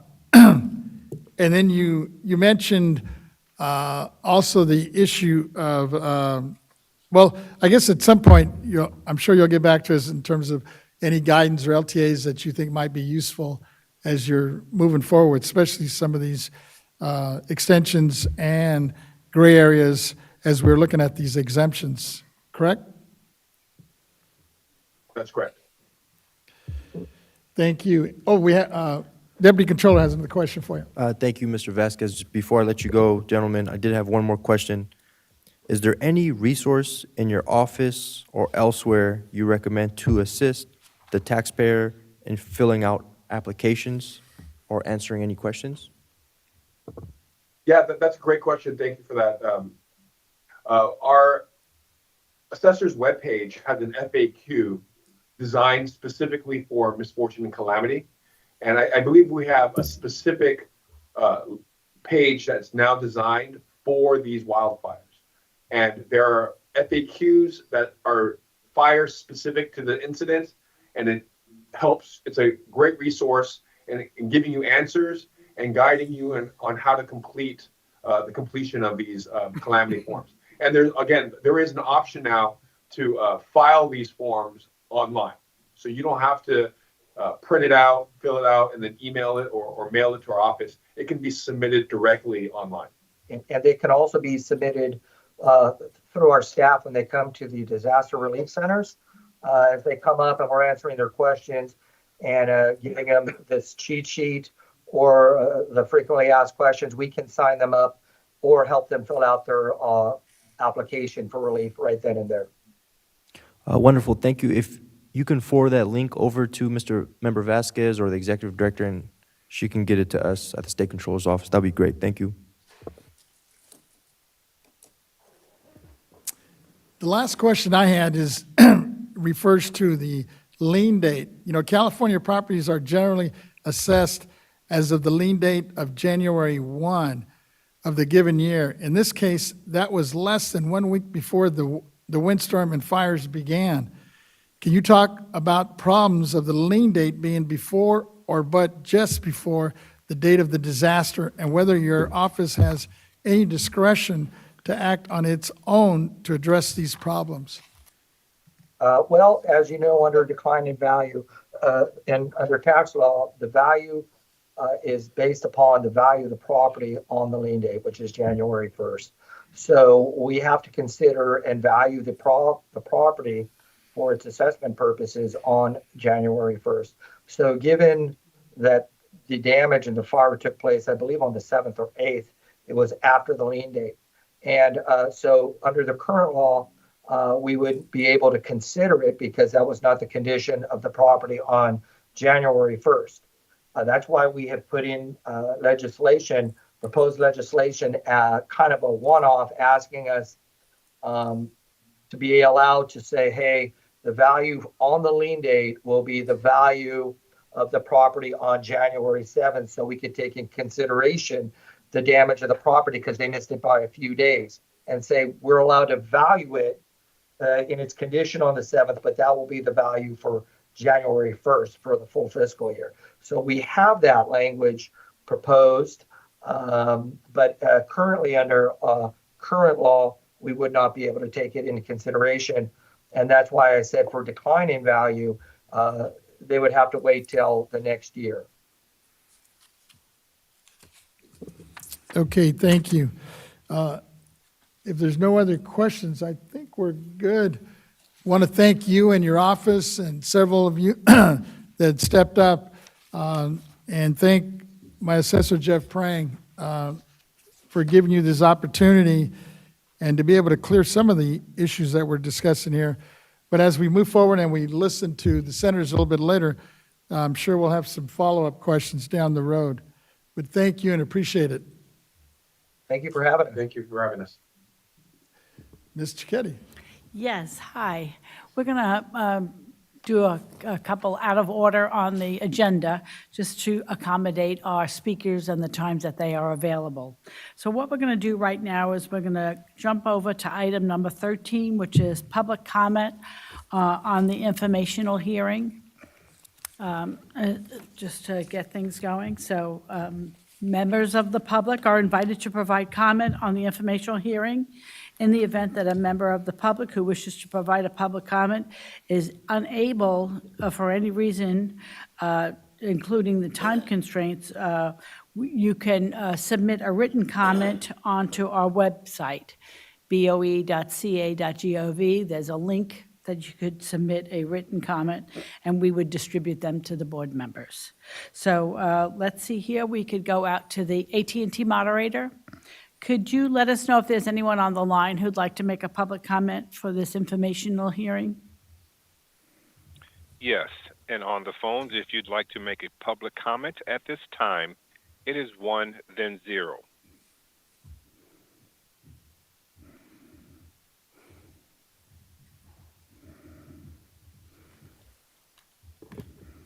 We have no lines in queue at this time. Okay.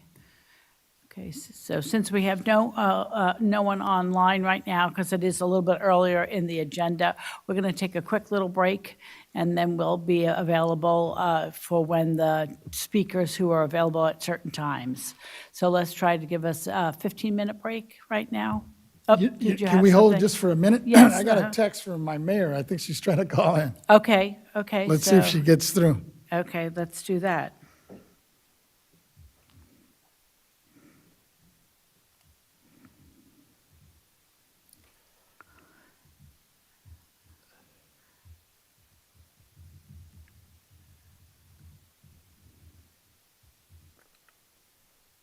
Is she on the AT&T line? She called into Teams earlier. Yeah, okay.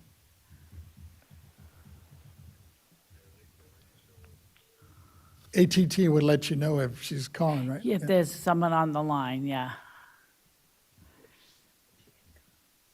Yeah, she was she came into Teams earlier, so let's see if she's getting through.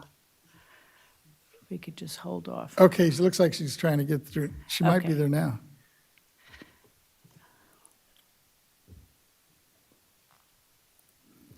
Let's see here. And excuse me, this is the AT&T moderator. If she is on the line, on the phone lines on hold, or excuse me, in the conference, if you just say her name and give her the instructions, 1 then 0, she can place her line in queue to speak.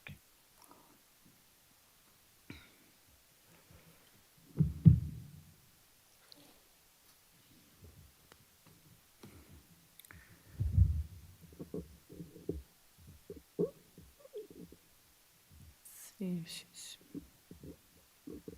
I don't have her on the Teams yet, if that's the way she's coming through.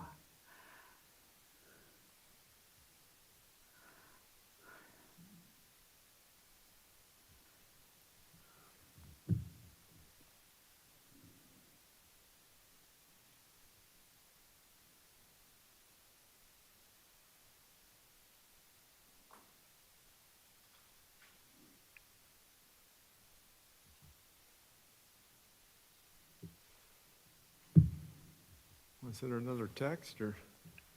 I just shot her another one Oh, you back. did, okay.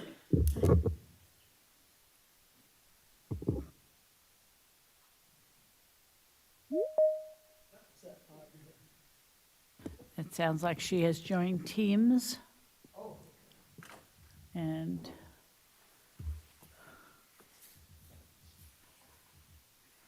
so, there we go. Well, welcome, Ms. Negrete. Hello, Mayor. How we doing? Good. Can you guys hear me? Yes. Yes. We can hear you and see you. Okay. Thank you for having me on.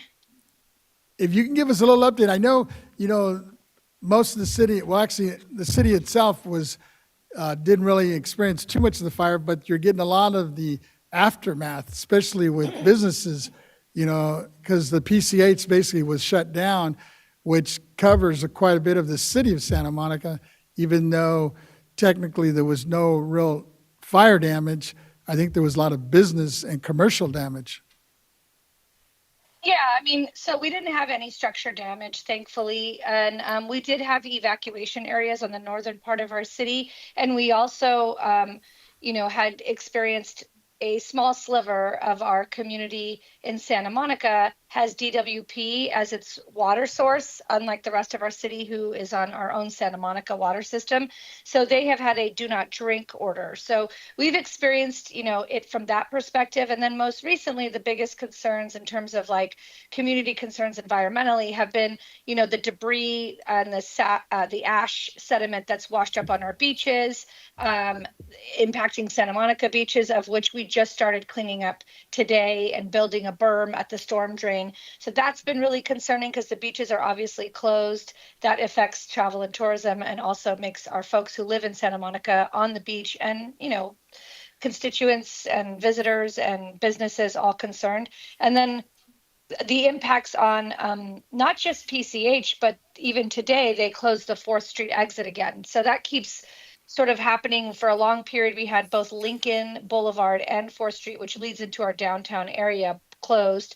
I was able to work with agencies and get that opened back up a couple weeks ago, and then it would close again due to, I'm assuming debris issues going into PCH. I'm not really sure why it's closed today. I'm sure there's a reason as they're dealing with shoring up the mountainside and things like that. So all of those things are impacting our people coming into work, our people coming into shop in the downtown area.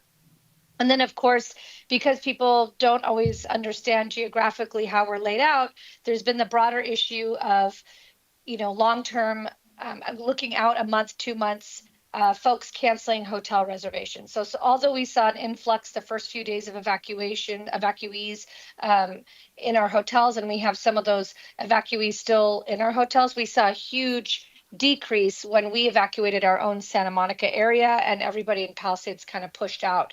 So there has been some uptick in like long-term parking at our hotels that we haven't seen before. But really, I think the biggest issue is like the optics externally are that if you live outside of California or really outside of Los Angeles, people assume that our whole beachfront is kind of like, a row of burnt palm trees and we're not open for business. So we're balancing this act of saying we're open for business. It's the oxygen first mentality. We have to make sure that our local economy is strong and able to sustain our own community. And then also, in order to be able to assist our regional and neighboring cities, we have to have a strong local community economy as well. So our small businesses are suffering. They were coming off of PPP.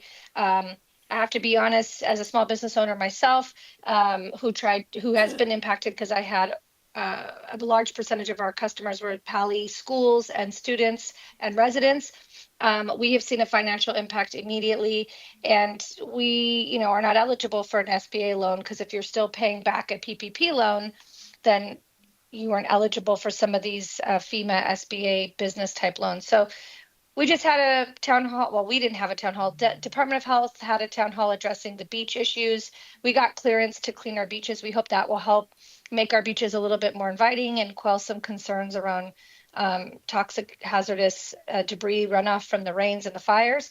But next week on the 26th, we're hosting another town hall more specific to Santa Monica and having FEMA and SBA to talk about both individual financial assistance and business assistance. And I gave them the notes that they really need to take a look at. SBA needs to take a look at those folks that are already in good standing paying back their SBA PPP loan, that those folks might now be in need of further financial assistance post this fire. Thank you. The other, I had a question. I know we were just talking to some of the business owners that were impacted, specifically in the Palisades. So some of those folks will be eligible for what they call a decline to value. And in your case, since they really didn't, well, they're losing some revenue source, I'm wondering if you're getting many calls about that from some of the business owners, especially in, You mean like in that downtown area. That own the property? Yes. So I think it's interesting because it's more the business operators, and I'm in a lease in Santa Monica, and it's triple net, as we all understand, right? So I haven't received any calls, and I'm working, closely with the chamber and with the business community. But what I've from the landlords or from the property owners, however, I have received more concern from the business operators from that standpoint. And if those types of concessions are made, I hope it's passed down through the leases, because all of us are paying triple net, and already before the fires, a lot of people were finding it too expensive to do brick and mortar style business in Santa Monica. So because we know that shopping trends have changed and whatnot. So I haven't heard that. I've heard more businesses being impacted by way of, at the beginning, it was like workers couldn't even come in because the freeway closures. Then there was people's homes who were impacted. And then, of course, we weren't realizing that the patronage of our local businesses, that was more the concern. Thank you. Any questions? Oh, my deputy controller has a question for you. Thank you, Madam Mayor. Pleasure to see you on here, and extend my heartfelt thoughts and wishes with you going through what I can't imagine is a very, very tragic time in your community, but leaders like yourself are helping rebuild faster than ever before. My question has to do with keeping tenants in their homes and people from evictions. Is this something Santa Monica is working on? And also, unhoused residents, are Santa Monica building temporary shelters in the meantime? So we came out with an emergency order the first Friday from that from the fires and made sure that we made tenant protections very clear. That's a priority in Santa Monica already. And we also made some specific ordinances around price gouging. So those were all things already a priority for Santa Monica, and we just accentuated those things. In terms of shelter for our unhoused population, we have our ongoing Samo Shell and other people concern shelter operations, American Red Cross. We didn't have an issue with the Palisades fire victims or anybody coming to Santa Monica from the Eaton or Hughes fires or, to looking for that were unhoused. We were more servicing evacuees from Santa Monica, and some were. I did meet with a handful of evacuees staying at the disaster relief center in West LA. But we didn't have a need to build additional shelters. I'm assuming you're talking about post the fires, as a result of the fires. If anything, those shelters that are ran and operated by not just American Red Cross, but Salvation Army, they have a protocol where they don't ask you, like you didn't have to prove that you were a fire victim to stay there and access a cot or food or any assistance. But after the fires were contained and the emergency was, I don't want to say over, but the emergent part of it was over, then they started to engage in conversations to figure out who was staying at the shelter. So the production of those shelters, which weren't in Santa Monica, ended up probably providing a roof over people's head and food, even if they weren't impacted by the fire. I hope that answers your question. It did. That's pretty amazing. My last question, Madam Mayor, would be, are the schools back open in Santa Monica, and the kids that are affected in other school districts, are they allowed to come transfer into the district even on a temporary basis as we get schools back into session? A lot of kids are going through some trauma here too. Yeah, I'm glad you brought that up because I forgot to mention something that's pretty unique. We have already relocated. It's been a couple weeks now, maybe longer, 4 schools that were burned down in Palisades, and I toured 2 of the 4. What's amazing about it is 3 of them are in repurposed office spaces. One of them is called the Village School. They're repurposing a 65,000 square foot office space in Santa Monica that was not being utilized. Our economic development chief, Jennifer Taylor, worked rigorously amongst all heads of planning, and we made that as part of our emergency order to prioritize schools to make sure any CUPs or permitting that we cut through red tape and made that process as easy and as fast as possible. And so far, we have 4 schools here. We're working with Palisades High. And then also, as far as Pali High is concerned, or any other public school in Palisades, yes, they are allowed to come in. There's no questions about space. There is space made available to all Palisades. And I do know, because my kids are at Samo High, that there are some Palisades students there now. As far as Santa Monica Malibu schools weren't structurally impacted by the fire, but road closures impacted some days at school, and where there was closure, maybe there was virtual opportunities, so they weren't missing the school day, but they are all fully open and operating now. And assuming the weather permits and road closures, don't start to have to be, and if we don't have to close PCH or any of the roads going into some of those Malibu schools, I see us continuing to be open and functioning as usual. There's nothing that says that wouldn't be the case. But yeah, we have made space for Palisades schools, and we are continuing to do it. And it's a great show that we can repurpose a lot of this empty office space that we have, and we're giving them access to our nearby public parks and open spaces, and everyone's being very creative and making sure that we prioritize our children in our neighboring communities and making sure that they get to go in person to school, because that's obviously very important for mental health. Very, very important, Madam Mayor, and I hope as you're taking influx of students from other school districts that the state's able to reimburse you for those costs, but we can have that discussion at another time. But thank you, Mr. Vasquez. Yes. Unless there's any other questions, the only other question I had for you is, we're going to be hearing from our senator in a little bit. is there anything that you think it should be included in some of this legislation that's going to come down? There's several people that are interested, both on the Assembly and the Senate, to provide some leadership and bills that hopefully would not only expedite, but hopefully help financially some of these folks that need to rebuild, whether it's a business or a home. Yeah, I think that, as we look at CEQA and what the governor has done, which has been great in terms of lifting a lot of the bureaucratic red tape and issues around CEQA for the burn areas, we would like to see, that extended beyond the burn areas, right? Because we know we have a housing shortage, and we know that housing stock, there's been some constraints also there that where housing stock, rental stock is not available now because our zip codes were left off these HUD requirements.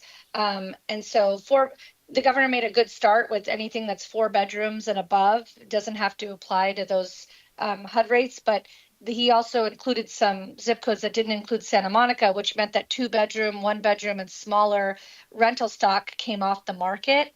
So that's something that, I don't know if that's the place for the Senate to consider. Maybe that's a request of the governor's office. But in terms of policy making, I think, and bills going forward, I think as we look at what we were able to do with CEQA in the burn area to expedite building, I think we need to consider doing that across the state, because we've had this housing shortage, and often that is the tie-up.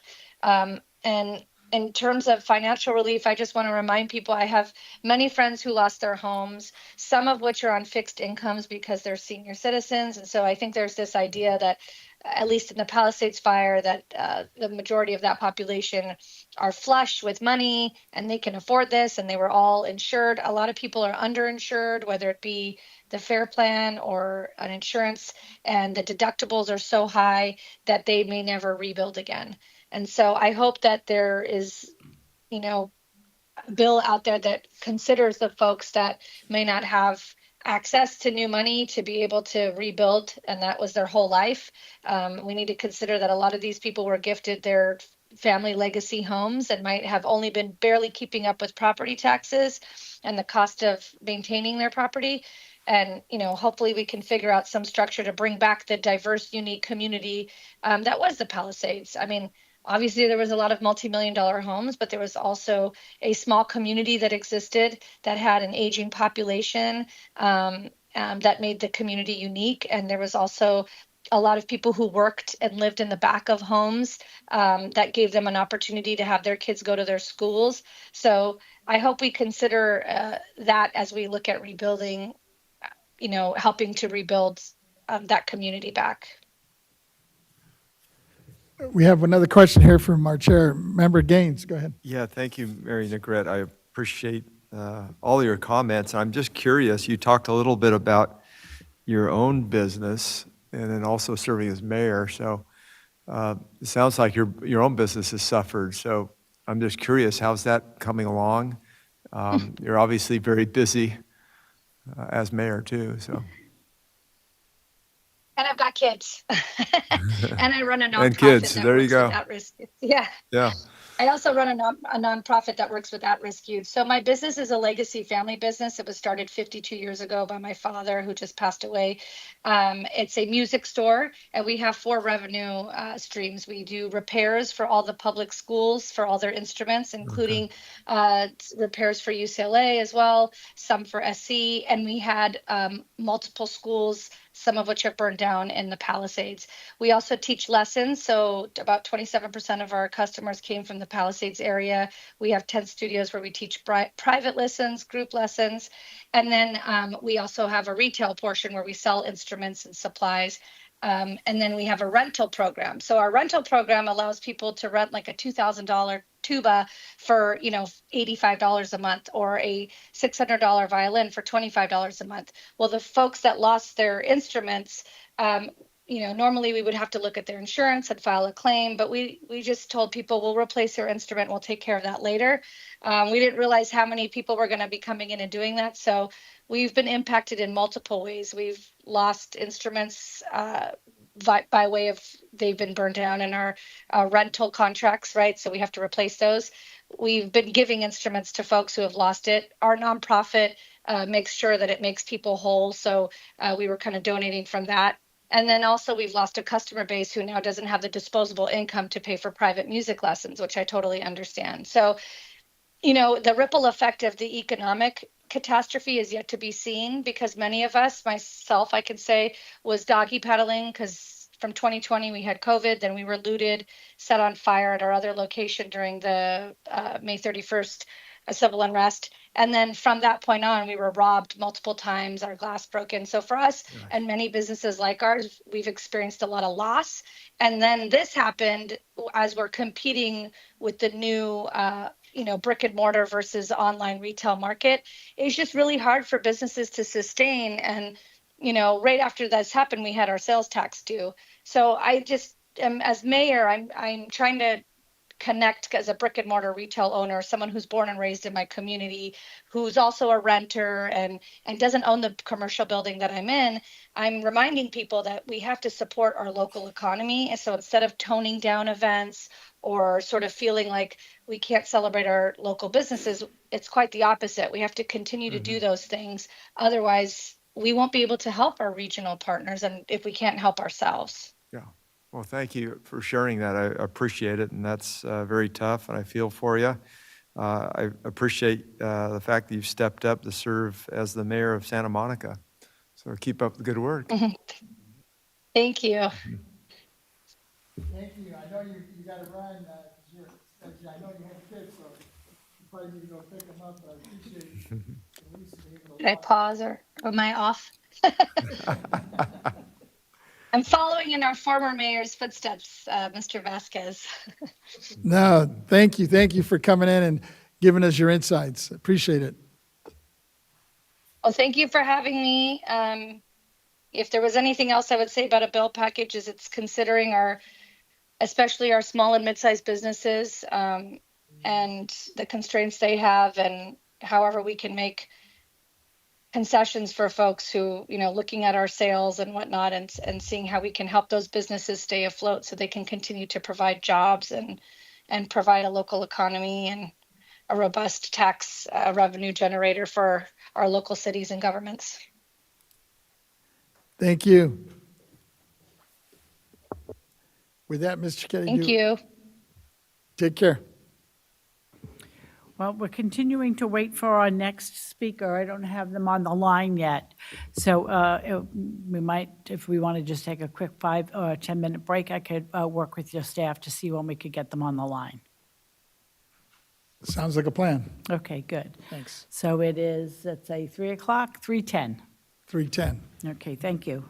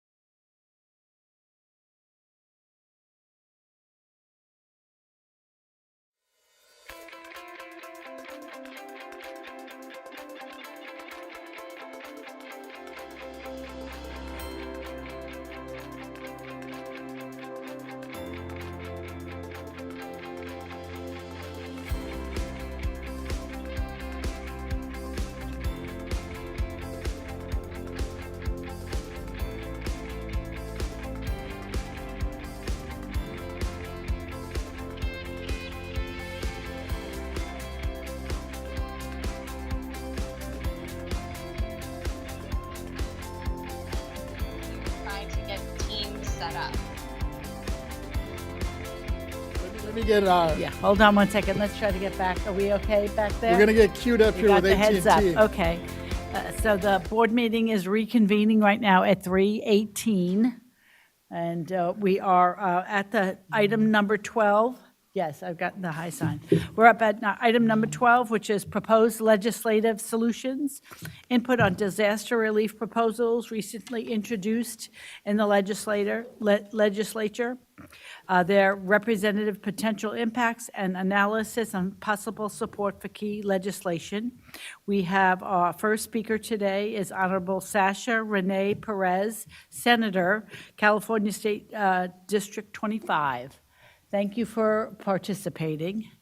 Mr. Vasquez. No, thank you. This is one of our rising stars from Los Angeles. Senator Sasha, I met her when she was actually first a delegate for me, then all of a sudden got to be the mayor of Alhambra, and now she's the senator. And actually, you represent all of Altadena, I believe. Yes, I do. I represent all of Altadena and Pasadena and a huge chunk of the Angeles National Forest, so everywhere that the Eaton Fire's impacted. Appreciate you joining us. If you could just kind of give us a little insight in terms of what, I know you've been working on several pieces of legislation for this, and see what we can do to either support or facilitate or assist. Certainly. So, I'll go over, I think, a couple of issues that constituents have brought up to me that I think are most relevant to you all over at the Board of Equalization, as well as policy that we're working on that I think that would be relevant to your work. First and foremost, I think some of the major concerns that we've heard from folks that have lost their homes is, what are they going to do about property taxes, right? Am I going to have to continue to pay my property taxes on a home that is no longer there? And I do want to recognize LA County Assessor Jeff Prank, who's just been so tremendous in responding to some of those concerns, making sure that people know how to access relief through his website, the options that are available, the application process. He's been really active and, explaining and addressing some of those concerns.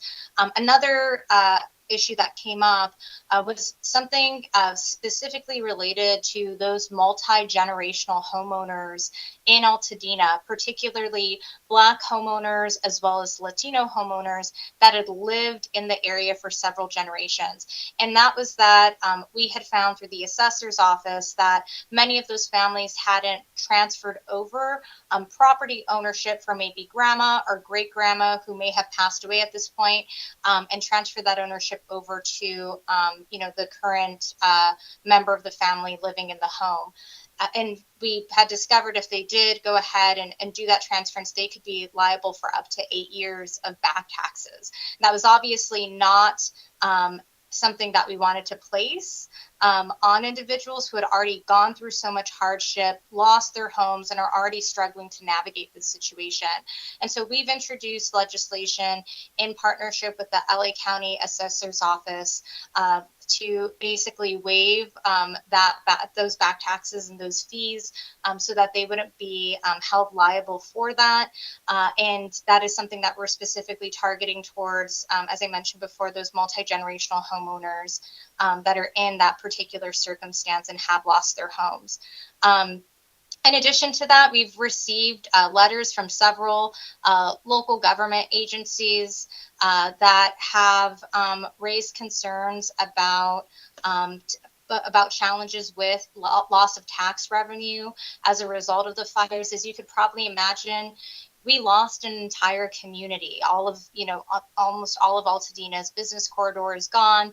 About 80% of Altadena was impacted by the fires. You have huge sections of streets. And so that means, all of those folks that were living and shopping and spending their hard-earned dollars in the community have been displaced in places as far as Anaheim, Joshua Tree, which are hours away from Altadena and Pasadena. In addition to that, we've seen real impacts on local business for nearby downtown centers like Old Town Pasadena in the city of Pasadena. And so we're really seeing big economic impacts with, folks that just weren't shopping during that time period, and weren't going out because they were concerned about air quality, concerned about other issues. And I know the city of Pasadena has made a real effort to try to encourage people to come back out, to shop locally, to try to make up for some of those dollars. But already we've heard from local government agencies saying we want to make sure SB1 dollars aren't being impacted. We want to make sure that we're still getting the tax revenue that we expected to get, that we're going to be held harmless, despite the fact that this has happened in our community. So those are some of the major issues that have come up. Some of those things are budget item requests that I've been working through and bringing up during our regular budget and fiscal committee. Other pieces we're trying to work through legislation on that, and just continuing to partner with folks and to listen to community members to see what they need next. So I've certainly appreciated all of your partnership. Board member Vasquez, he has just been so active and coming out to visit with our Altadena residents and answering questions in person, and it's made a tremendous difference. So just really value all the time that he's taken to make sure that our community is being supported. Thank you. Let me start with a couple of questions, and I'll turn it over to some of my colleagues here. First of all, thank you for your time and work. It seems like every community meeting I've gone to, you've been there, and I have missed some, and I know you've been to some that I haven't gone to. So I really appreciate the effort and time that you put into this.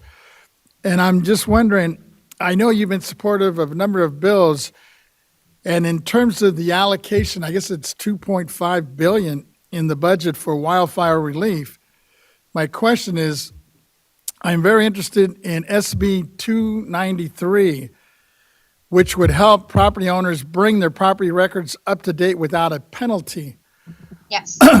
Of those communities affected by the fires in January, is there an issue that is particularly concerned to your constituents in Altadena? Yes, absolutely. SB 293 is the bill that I had mentioned that we are doing in partnership with LA County Assessor Jeffrey Prang. He had told me, and you'll need to double check with him on the numbers, but if I remember correctly, it is about 15% of Black homeowners in Altadena that have not transferred ownership of their property. And so it's one of the largest percentages actually in the entire county. And these are multi-generational households, right? They're passing on the home from family member to family member. So they haven't necessarily, done that paperwork, but we want to make sure that as they're going through this process, that they're not being hit with additional back taxes and fees. So we're trying to waive all of that for them so that they can go through the process to transfer title and do what they need to do as they go through this rebuilding process. And a second question kind of tied into that is there any existing leeway for people to bring their records up to date without penalties? Not that I know of, and that is actually part of the reason why the assessor approached me about doing state legislation. He wanted to create an avenue to be able to do that. And that's part of the reason why we're moving forward with this bill. And you mentioned in your opening remarks about several, not only businesses, but homeowners really concerned and worried about the property tax bill that they're going to receive here pretty soon. What can we do on our end to help you try to put these people at ease or at least give them some support? I think just communicating out what the options are for relief. Like I said, Jeffrey Prang, our assessor, has been so active in that, attending community meetings, doing press conferences, and really making clear to folks that if you have lost your home in the fire, there are options available for you. And I think that that's just been tremendously helpful. So any resources that you all have, to that point, I think will definitely be of assistance.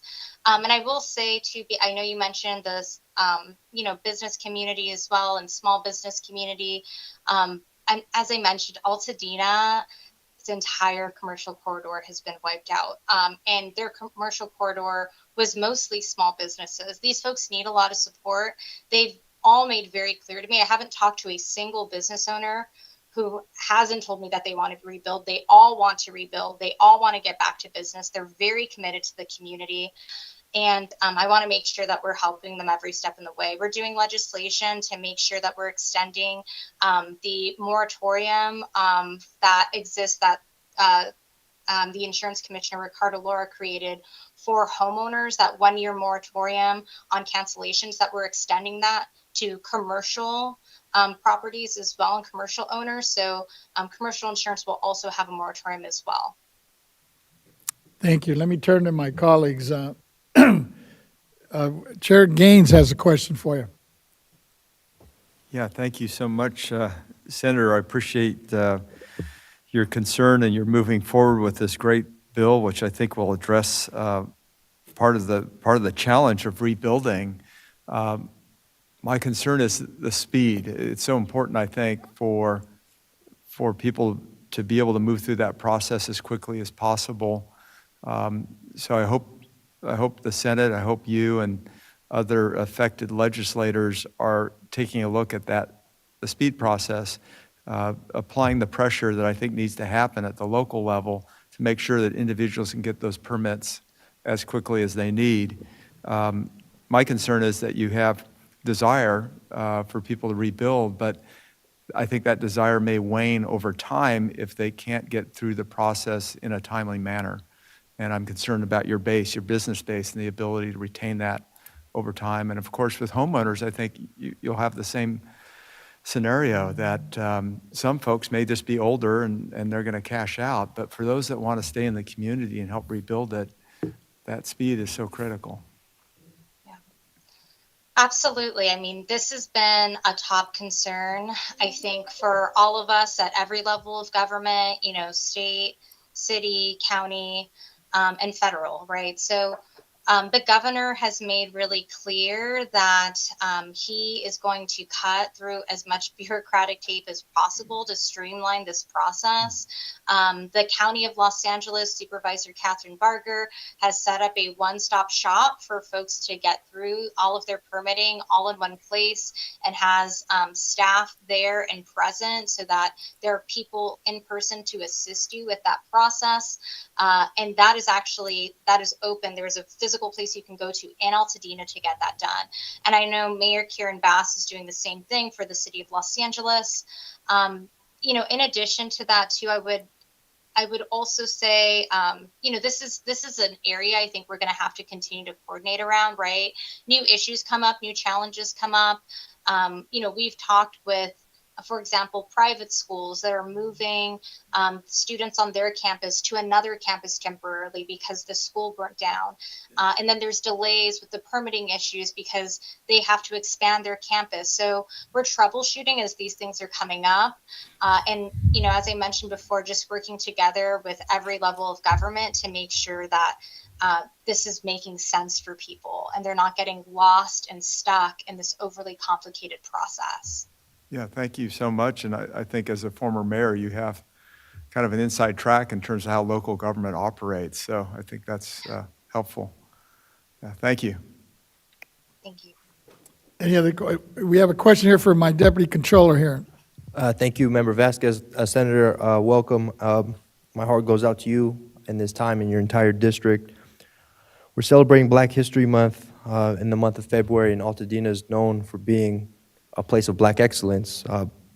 Twice the national Black home ownership rate is in Altadena, and now in this time of vulnerability, I would say, people depend on their government to protect them. And is there any work that you're doing around like price gouging, possible looting, and just types of enforcement where people are getting taken advantage of in this moment of vulnerability? Yeah, absolutely. So there's a number of things I'm doing. I'm joint authoring legislation with Senator Suzette Valladares. This is a bipartisan effort that we are leading to increase the penalty for those that impersonate a police officer or a firefighter in order to loot during times of crisis. This was unfortunately something that we saw happen both in Altadena and in the Palisades, and frankly was just so shocking and disturbing to me to see people go to new lows during such a devastating time period. In addition to that, I'm principal co-author on a bill that Senator Bob Archuleta is leading, and that is to increase the penalty for those that are looting during wildfires and during natural disasters events like this. Senator Angelique Ashby and I are authoring legislation that's looking at extending some of the rules around price gouging and to prevent price gouging. We've also had conversations with the Attorney General's office about extending the price gouging time period, that the limits on that. I think originally it was only 90 days. You know, we've been talking with them about extending that period beyond the 90 days. And, you know, we are still looking at legislation to look at holding those predatory land speculators accountable. We've heard several stories of these predatory speculators coming in and trying to make lowball offers to Black residents and Latino residents to take advantage of them during their worst moment. And, you know, for I think some of these folks, right, that are being offered $100,000, $200,000 cash, that's more money than, you know, I've certainly ever seen in my lifetime. And when you've lost absolutely everything, that might sound like a good offer. And so, you know, we are looking at ways that we can better hold those folks accountable who are preying on people in that way. We know that the governor has now made that a misdemeanor, and we're still exploring ways that we can go about preventing that from happening. I know the community has started up a grassroots effort called Altadena Not for Sale, and have really become activated in pushing these people out of the community. Thank you, Senator. Seems like you're very, very on top of it. I appreciate all your efforts here. Thank you. Vice Chair Lieber has a question for you. Thank you so much, Senator, for being here today. And I don't have as much of a question as I just wanted to give you kudos for all the work that you're doing and point out that all of the depth thinking that you're engaging in is going to help other parts of California as well, because we know that unfortunately due to climate damage, wildfire is going to be a part of our state year-round ongoing.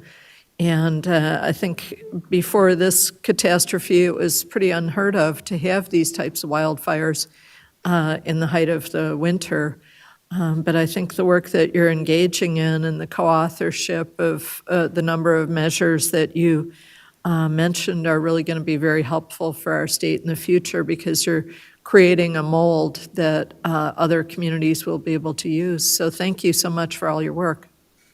Thank you. No, I appreciate that. And, you know, I hope and I pray that no other community has to go through an event like this, but I realize that unfortunately that is likely not going to be the case. And, you know, we just have to be better prepared for situations like this as they come up.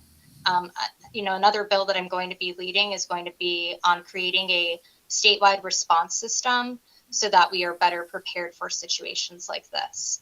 Regardless of what jurisdiction somebody may be in, I think this is an area where we need one unified response that comes from Cal OES. Thank you. Seeing no other questions, want to thank you for spending some time with us. And you're right, our assessor, Jeff Prang's been really active.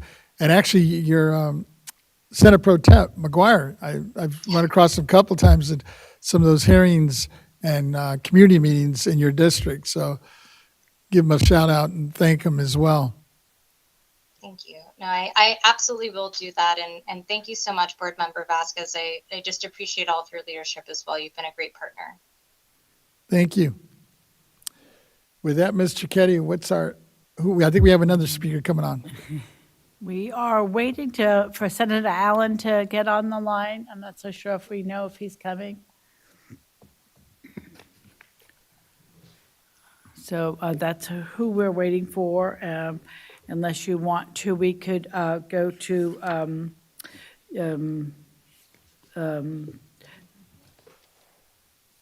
just that we could just go to the closing remarks for the informational hearing, unless you want to try to go out to the AT&T moderator again to see if there's anybody in the public who wanted to make a public Sure, comment. let's see if anybody Okay. wants to well, weigh in. Sure, okay, we could try that right now.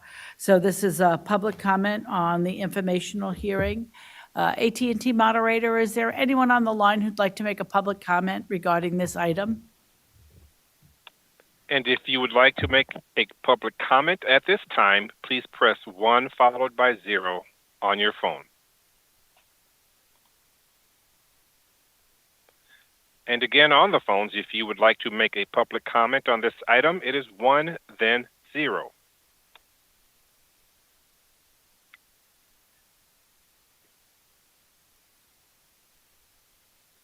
And we have no lines in queue.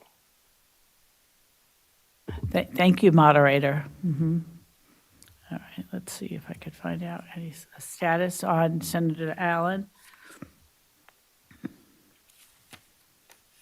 If not, then we could probably move forward. If you don't mind, we could go to the next item, which is the closing remarks for the informational hearing. And then if in fact he, I see Vice Chair with their hand up. Go ahead. I don't want to appear overly eager to close, but I just wanted to give my kudos to our board colleague, Mr. Vasquez, for bringing this topic back. It is obviously going to be a big part of our lives in terms of our work over the coming year and in terms of our involvement in the legislature. And I really appreciate the perspectives that we have had, and I've been able to have some conversations with Ben Allen as well, and I'm sure he'll be joining us if he can. But it's really going to take all Californians pulling together to share these lessons learned and to really be the captains of our own ships economically as well, along with our local elected partners. And I appreciate this board's sense of really funneling our compassion for these communities into some very wise legislative solutions. And I'm just so thankful that we have the governor that we do, who is so effective at showing his compassion in a really tangible way when Californian communities are suffering. And there's been some very hard lessons learned for many, many people in Southern California.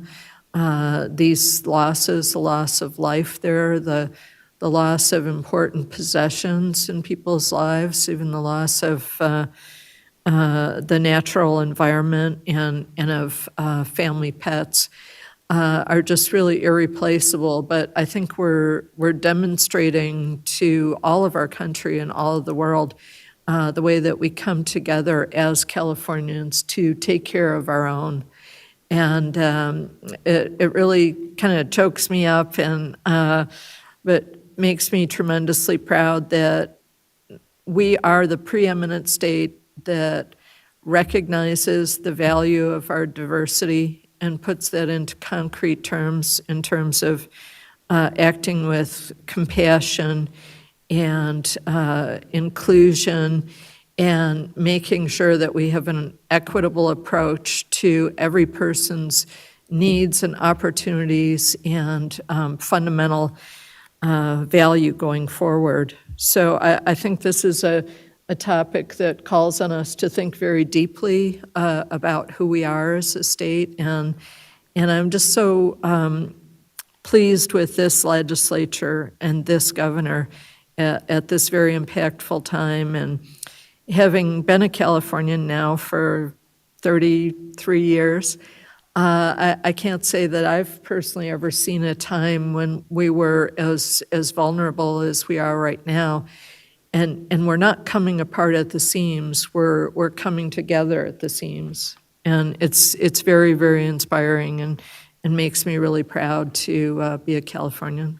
So those are my closing remarks, and I hope we don't hear something really juicy and great that demands a response, because I kind of promised to not double dip on my closing remarks. Thank you. Not a problem. I just got a text from the senator. He's literally running over to his office. I guess he was finishing up a hearing in the caucus. But you're right. You know, I think at the end of the day, you know, before we had a certain time of the year, they said it was fire season. It seems like it's year round now with the weather, the way it's changing so much. I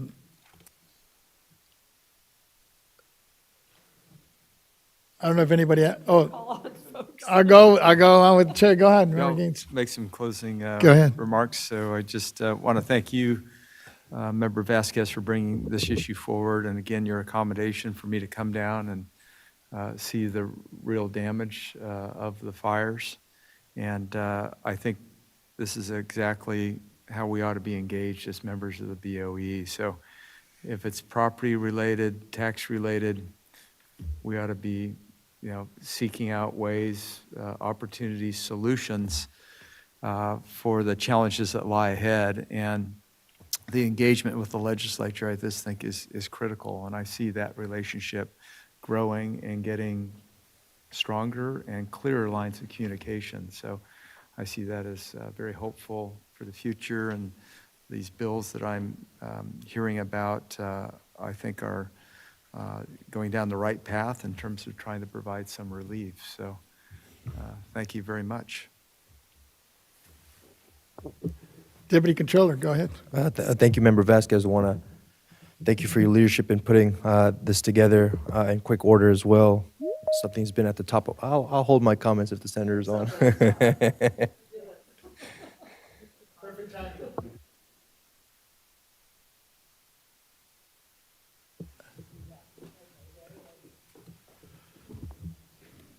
Well, Senator, can you hear me? I think you're muted. I can see you, but I can't hear you. There you go. Okay. All right. Great. Oh, there we go. There we go. There we go. Okay. Excellent. Thanks for joining us. I know you're super busy. I was actually at the Capitol earlier, and I bumped into you in the hallway, and you were jumping from one meeting to the next. Yes. Yes. I apologize. I apologize for the late. I'm literally triple booked right now, but I will say, to your credit, you guys locked this down much earlier than everybody else. But you know, so we should have bumping rights, right? Yeah, exactly. That's why I said I got to be on BOE. I got to come down. So it's good to see you, and I know you've had a number of good folks that have come and brought testimony about about wildfire legislation and all the conversations that are happening in the Capitol right now on this really difficult topic. So good afternoon. I'm Senator Ben Allen. I represent the West Side, Hollywood, Coastal South Bay, and Santa Monica Mountains communities of LA County. That, of course, includes the Pacific Palisades and Malibu communities that were devastated by the Palisades fire last month. I just want to send a special shout out to Board Member Vasquez, who was with me at so many of the press conferences and events as we were trying to work with our grieving community that's just been dealing with so many challenges associated with these fires. Again, thank you to the board for hosting this meeting today. Again, you guys are providing an important venue for important policy issues that have interaction with tax policy that sometimes don't get a deep enough dive in the legislature. And I just want to thank you for consistently identifying and having these conversations, and look forward to the participation and mutual work that we're going to do together on this incredibly important topic. The victims of the fires have been dealing with so much, and ultimately it's about better understanding their challenges and trying to craft policies that will address the challenges that they have been facing. First of all, just on the ground, as Tony knows, we've gone from these terrible wildfires, incredible dryness, low humidity, to atmospheric rivers that are now causing mudslides in burn areas. And so folks that's created a whole new level of challenge associated with the rebuild. And so what are some of the things that are being discussed right now in the legislature? So the legislature, I know you've talked a bit to Sasha. I wasn't on the call earlier, but I'm sure she spoke a little bit about all of the work that's been happening on the Senate side. There's similar work happening on the Assembly side as well. I will say our Senate President Pro Tem, Mike McGuire, unfortunately, though fortunately for us in a weird way, has had so much experience with fire in his own home district over the years, representing Lake County and Santa Rosa, and amount of wine country. So he's gone through this so many times. And so when this fire hit, he knew immediately, how to help us. He's been down in the district already, I want to say 4 or 5 times. We're going to be touring Malibu, the PCH, some of the impacts on the coastline tomorrow. Again, the Senate has officially introduced this package of 13 bills. I've got a bill that I'm working on with LA County Assessor Jeff Prang to provide property tax relief flexibility. So I wanted to focus on that for a little bit because your focus is, of course, on taxes, and tax liability and assessment. So as you know, there are a few ways to receive property tax relief in the wake of natural disasters, including property tax reassessments on damaged or destroyed properties, and the ability for property owners to transfer the base tax year of their original home to the new construction. Now, current law requires misfortune and calamity claims to be filed within 12 months of the disaster to receive a reassessment. And then homeowners are then provided 5 years to rebuild their homes to transfer the tax year. Now, unfortunately, the significant magnitude of destruction that occurred, and we also know there's now going to be so much impact on the rebuild just logistically, because of supply chain, because of labor shortages. Now we have all the additional challenges from Washington, D.C. with tariffs and threatened deportations. And then, of course, also lessons learned. I mean, even in the past, we know things end up getting delayed much more than anticipated. So we know that some additional property tax flexibility and relief are going to be needed. Homeowners are navigating the trauma of losing their homes, securing temporary housing, trying to get their kids placed in school, and dealing with how do they keep their work going. So the idea here is that filing misfortune and calamity claims within the existing 12-month deadline could be difficult. So we're trying to help provide them with some flexibility on that front. Additionally, rebuilding after a disaster is a complex task. Residents have to grapple with insurers, competition for contractors, permitting, et cetera. As an example, according to the data from the city of Malibu, only about 1/3 of the 500 homes that were destroyed during the Woolsey fire have been rebuilt to date. And something like 20 times the number of structures have been destroyed in the Palisades and Altadena communities than were destroyed in the Woolsey fire. And so, and with all these headwinds and challenges nationally and internationally with regards to all the things I mentioned and the international supply chain market, we're concerned that there's going to be an even longer rebuild period ahead. So, the other challenge we've seen in tax law is that for areas of our charitable nonprofits, hospitals, religious organizations, they don't have a lot of flexibility. These are institutions that receive property tax exemptions that only apply while the property is being used for those purposes. And so something like a dozen religious institutions have been significantly damaged or destroyed. They will technically lose their property tax exemptions because now that the properties are destroyed, those properties are no longer being used for the qualified purpose. So these are all the things we're trying to address with the bill. We're going to extend the deadline for victims to file misfortune and calamity claims from 12 months to 24 months. We're going to allow for up to 8 years for homeowners to rebuild, to transfer their base tax year. And then we're looking to also extend the special property tax exemptions of qualified institutions, these nonprofits, religious institutions, et cetera, for up to 8 years. Now, I've also had some conversations with some members of the board and the assessor about some additional ways to provide relief, including on undamaged properties that have experienced a decline in value due to the destruction of the surrounding community. And, because that's a massive issue too, right? I mean, these are not habitable homes. Just because you haven't lost your home doesn't mean that your home hasn't suffered tremendous damage, at least from a property value perspective, but also from a physical perspective, the smoke damage, et cetera.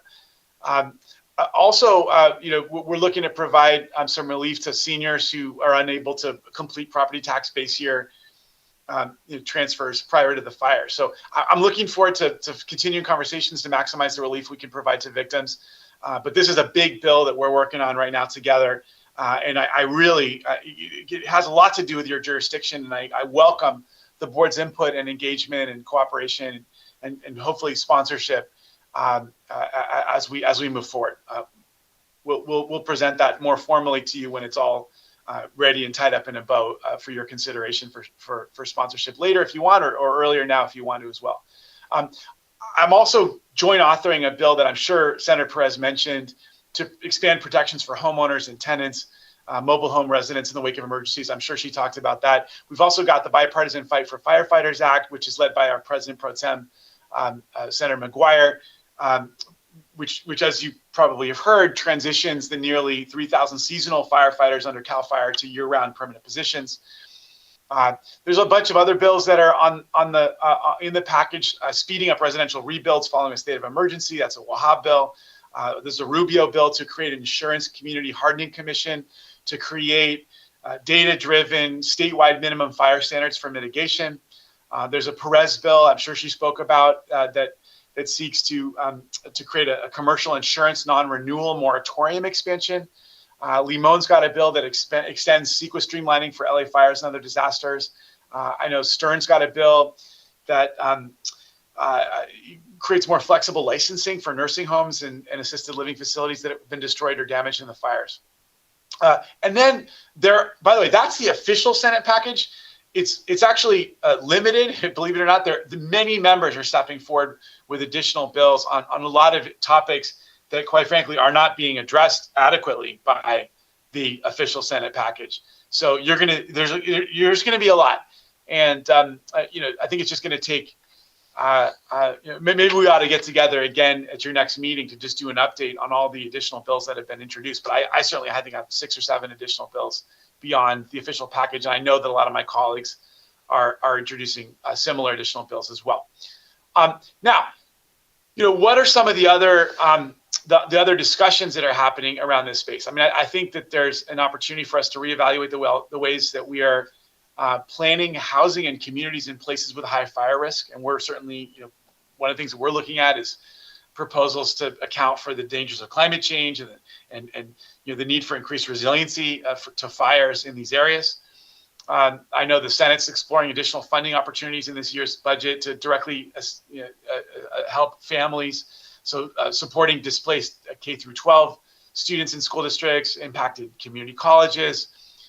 There's also, of course, a lot of money that we're going to look to put into community hardening and resilience, including in the bond that I authored, Proposition 4, on the Sub 2 chair, which is going to oversee all those bond expenditures. So there's certainly going to be a lot on forest management and brush management in a nature-friendly way that will do more to make sure that our communities are less susceptible to the damage, to potential wildfire damage in the future. Obviously, we all had a big hearing on insurance a couple of months ago that you all recall that I participated in. Obviously, insurance is now right back up on the front burner. It always has been, but all the more so right now, given the massive liabilities that we now face that have added to the already strained system. The commissioner, Commissioner Lara, is working with the legislature on a package of bills aimed specifically at insurance issues as they relate to the fire and the aftermath of the fire. So I've got a bill that seeks to eliminate the list. It's the Eliminate the List Act, which would basically get funds into victims' hands faster by requiring insurance to pay disaster victims 100% of their policy's contents coverage without the tedious and often traumatizing task of creating an itemized list of all the things they lost in the fire. So right now, I mean, the idea being if you insure up to a certain amount and you've lost everything, and when you go to these homes, I mean, Tony knows this. When I'm sure Ted visited Paradise. A lot of you guys have seen these disasters. When you go to see these homes, everything is gone. I mean, it's literally just ashes and foundation and twisted metal. So the idea that you're going to ask people to go create an itemized list for them to get their money. Again, people wouldn't be paying for the full insurance if they beyond what they already what they have. So we're asking them we're asking to remove the current cap of 30% of their items, or $250,000. And so so then we would give victims at least 180 days to provide their insurer with proof of loss following a disaster, up from 60 days under current law. Some victims are just now returning to their homes to survey damage nearly 40 days after the fire. A couple other bills that are in the commissioner's package. There's one to create a fund to assist homeowners with wildfire hardening upgrades to their homes. There's another one that caps fees that third-party insurance adjusters can charge for contracted work.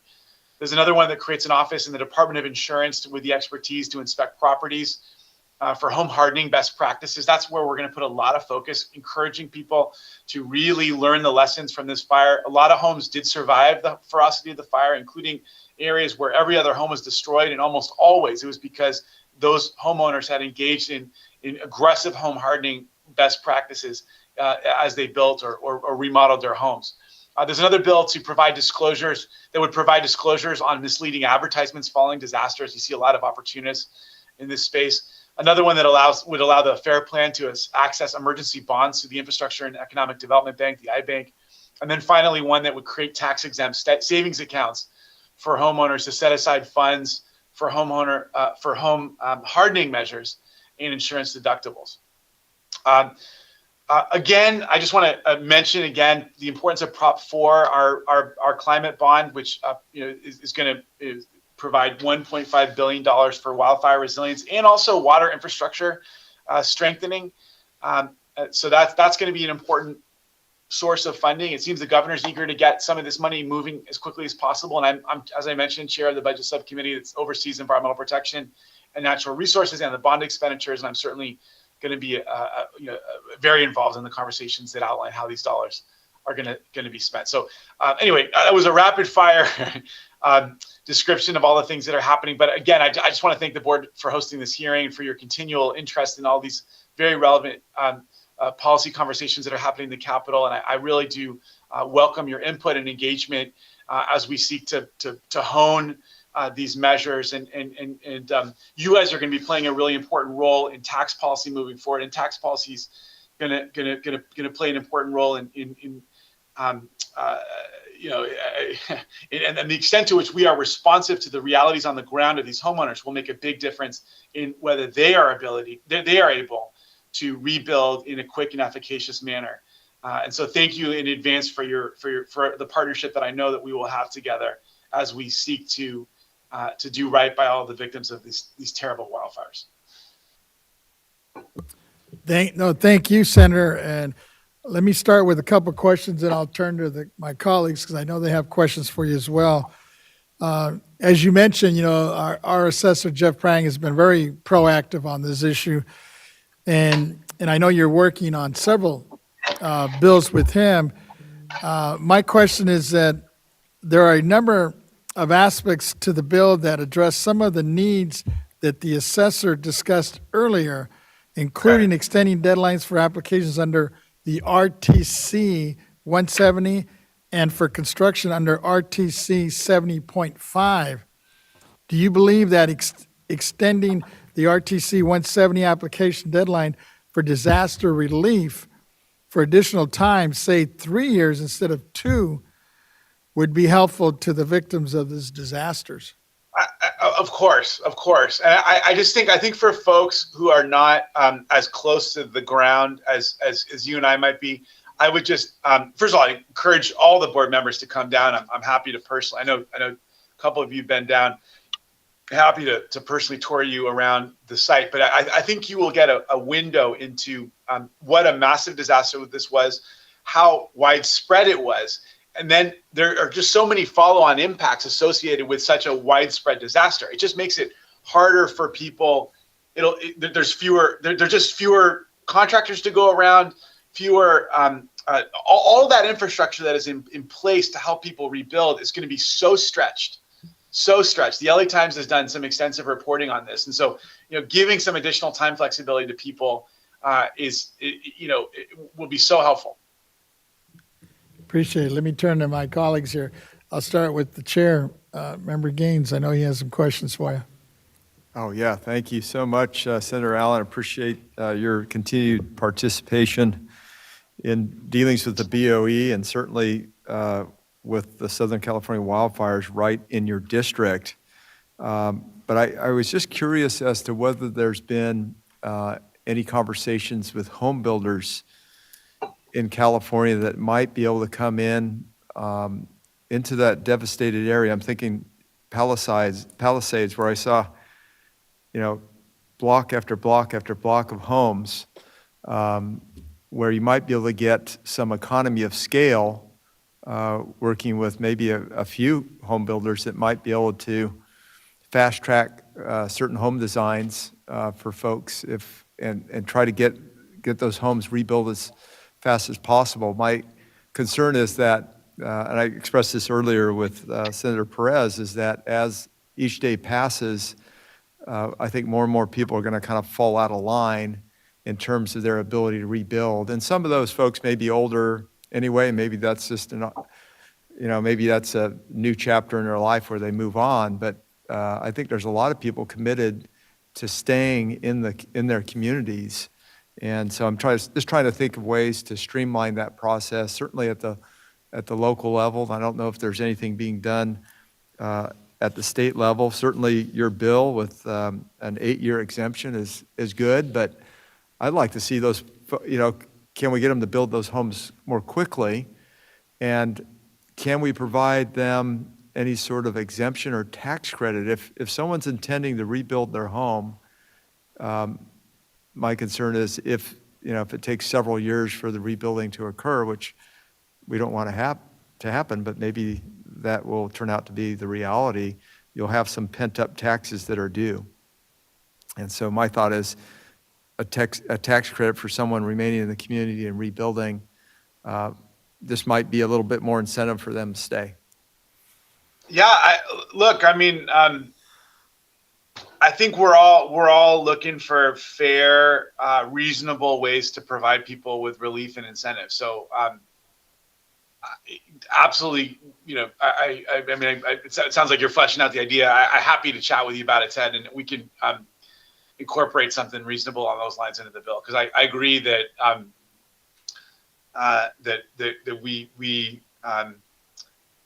this is ultimately all about making it easier for people to rebuild. Obviously, there's a lot of work that's underway right now to streamline permitting, and I will say the cleanup process has been at a record-breaking pace, so that's been a good thing. Good. But yes, happy to chat with you about it, and let's work together on writing it in a way that will be meaningful for people. Wonderful, Helpful. thank you. And just one other area, if I could bring it up, because we've had a lot of wildfires in my district over the years. I guess well, the one thing I would say is, especially, I guess I'm especially interested in incentivizing kind of pro-social rebuild, like a smart rebuild. So, for example, if you are rebuilding with the best practices, fire mitigation, construction materials, and yeah. landscaping, that would be something that I would want to help to incentivize. So right. Tile roofs, stucco, concrete, enclosed eaves, no exposed wood showing, things like that just make a lot of sense, don't they? Yeah. I was curious because of the wildfires in our region, and this, you were talking about Prop 4. I think there's so much need statewide for this wildland urban interface, right? And that we're not doing enough. Like, I worry about Placerville. I feel like if a big fire started west of Placerville, it would go right up through that ravine and take out the whole town. Yeah. But I think this, in terms of mitigation and doing a lot of work on the forest area surrounding communities up and down the state would be helpful. Another area I worry about is West Lake Tahoe, the West Shore. I'm still not seeing much change, and we had that Angora fire back when I was in the Assembly in 2008. And when I go to the Nevada side, I see much more clearing that has occurred. I haven't seen it in other parts around Lake Tahoe, but it's kind of the same story up and down the state. And I know that there was challenges down in Pacific Palisades with members of the community that didn't want the prescriptive burning. There were complaints. Right. And so now you've got a challenge with CAL FIRE trying to get out there and do the right thing, Right. but the community not wanting it. And I think maybe the culture is changing, right? After such a traumatic fire, I think maybe it's closer in people's minds in terms of making sure that we're putting up with, some issues that aren't simple or may upset our personal lives a little bit in exchange for better safety. Right. That's right. I think look, I think that this is a game, this fire is so destructive, so painful that it's got to be a game. I think it's a game changer in terms of people's mentality about so many things. And by the way, I would hope, I guess the other thing is while I do hope we also spend some time thinking about the wisdom of incentivizing additional new construction deep in the very high fire risk zones. And I know this is a sensitive subject, but that new unless that construction is done very carefully, it's going to create all sorts of new liabilities for the years out ahead. It's not just the burn; it's also the utilities, it's the insurance market, it's all of those things. And I know this is a tough conversation for us all to have, but we have to have it. Right. And I think part of that, is going to be taken care of just by rising insurance rates. I mean, if you look at, I live in El Dorado County, and it's sad, but people's rates are going up dramatically. But I think what's going to happen is that those rates are going to more reflect the risk for folks. If you are living in a forested area, you're just going to pay a lot more for your insurance. And I think folks, what used to be an affordable county may not be as affordable. So maybe people won't move out as far to get that affordable home because the insurance cost is going to change that dynamic. Yeah. So. Yeah, I mean, that's very, I think it's not just possible, it's probably likely. Yeah. So thank you. Appreciate your Thank you, Ted. your legislation and staying in communication with us and how we can work together. Thank you. Vice Chair Lieber, I think, has a question for you. Thank you, Senator, for being here. And I don't have any additional asks for you, but I just appreciate the really comprehensive approach to the need for policy infrastructure in these areas that you're taking. And I know that you're doing it within the overall rubric of a greatly diminished number of bills that you can do. Yes. So I just want to thank you so much for all the really thoughtful work that you're doing in this area. It's heartening. Thank you. Thank you, Bernard. My Deputy Controller has a question for you, Senator.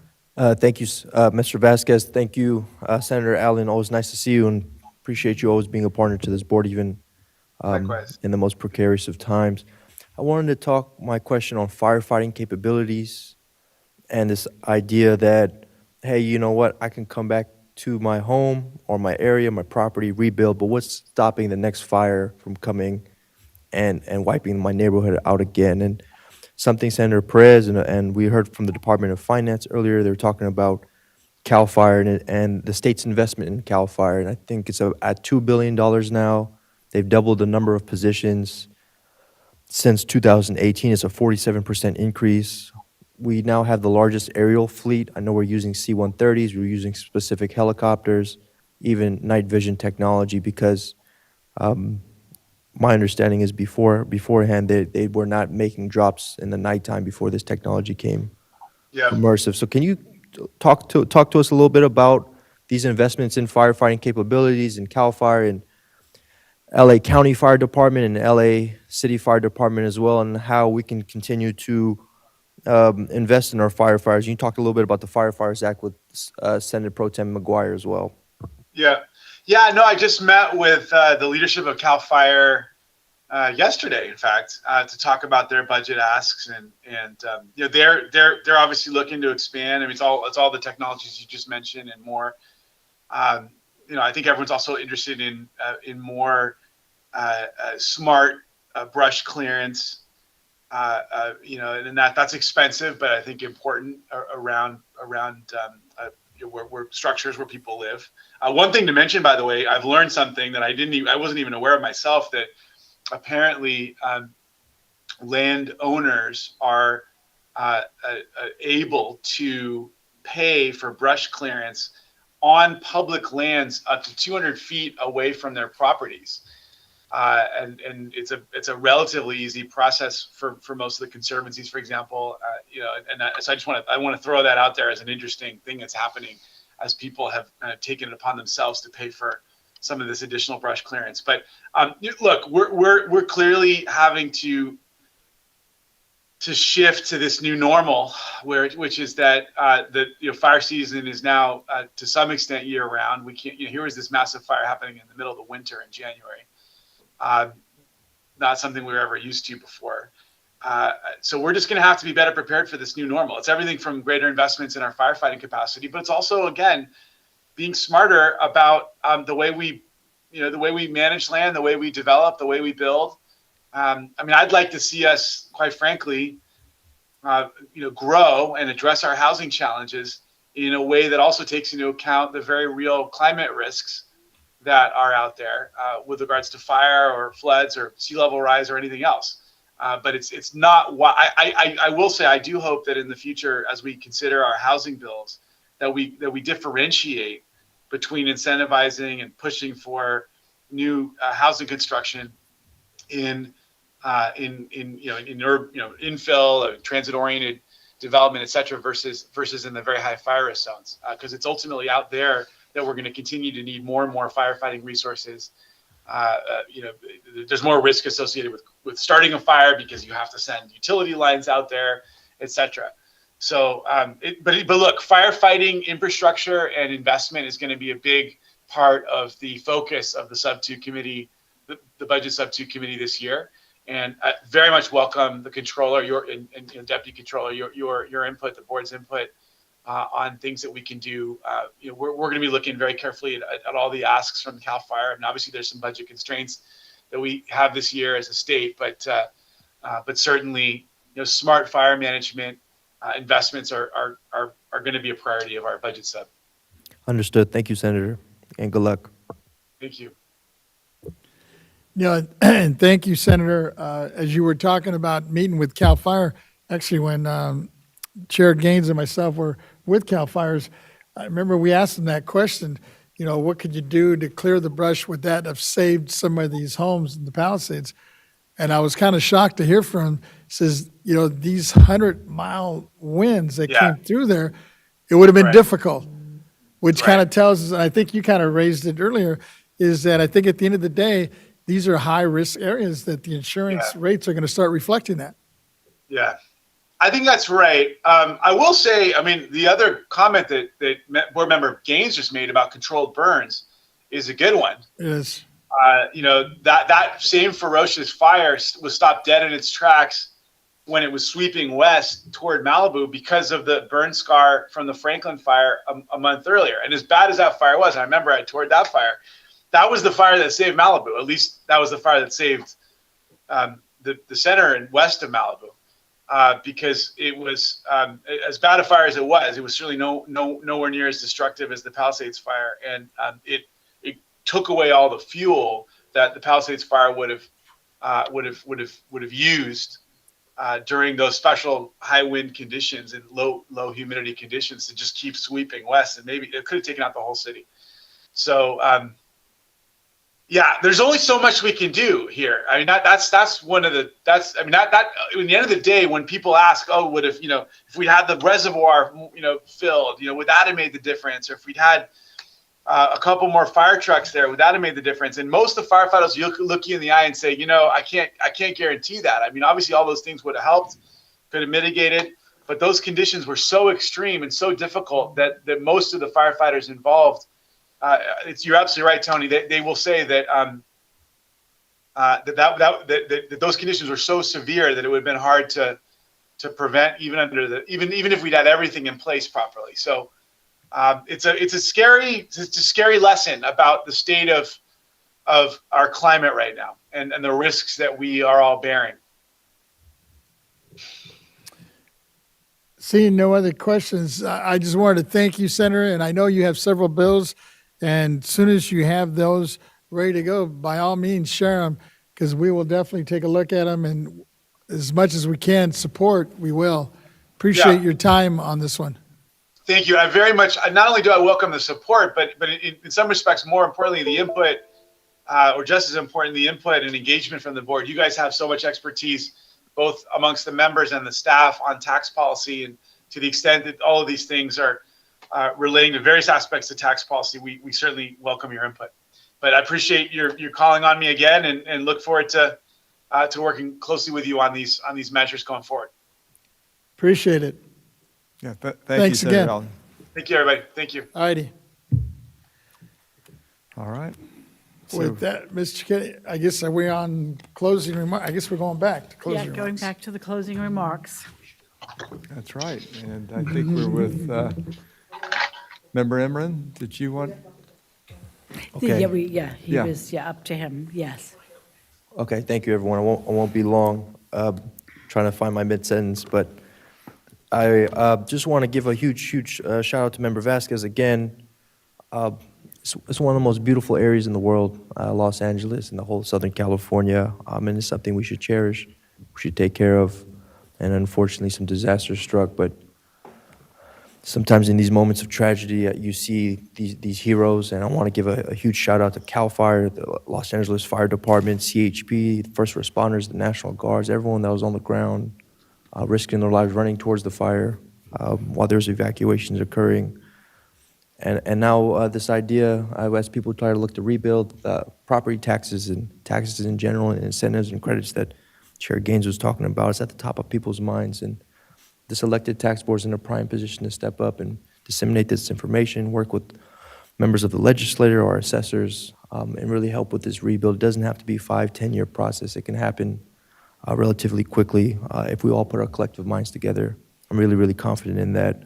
But it's been a great day and a lot of great information today. I'm looking forward to the next steps ahead. Thank you. Okay. Any other comments? All right. Seeing none. Just wanted to thank you again, Member Vasquez, for bringing forward a great presentation on wildfires in your district, and looking forward to providing some more, hopefully, answers and possible solutions as we move forward. No, I appreciate it. Thank you for allowing me to put this out. And as we move forward, as we're hearing from both senators today and others out there, whatever we can do, I think, to support and weigh in, especially from our staff, would be appreciated. Absolutely. Yeah, appreciate our staff and everything they're doing to help us in these efforts. And we will now adjourn, and the time is 4:18. The next board meeting will be Wednesday, March 26, 2025 at 10 a.m., right here at the May Lee State Office Complex here in Sacramento. So thank you.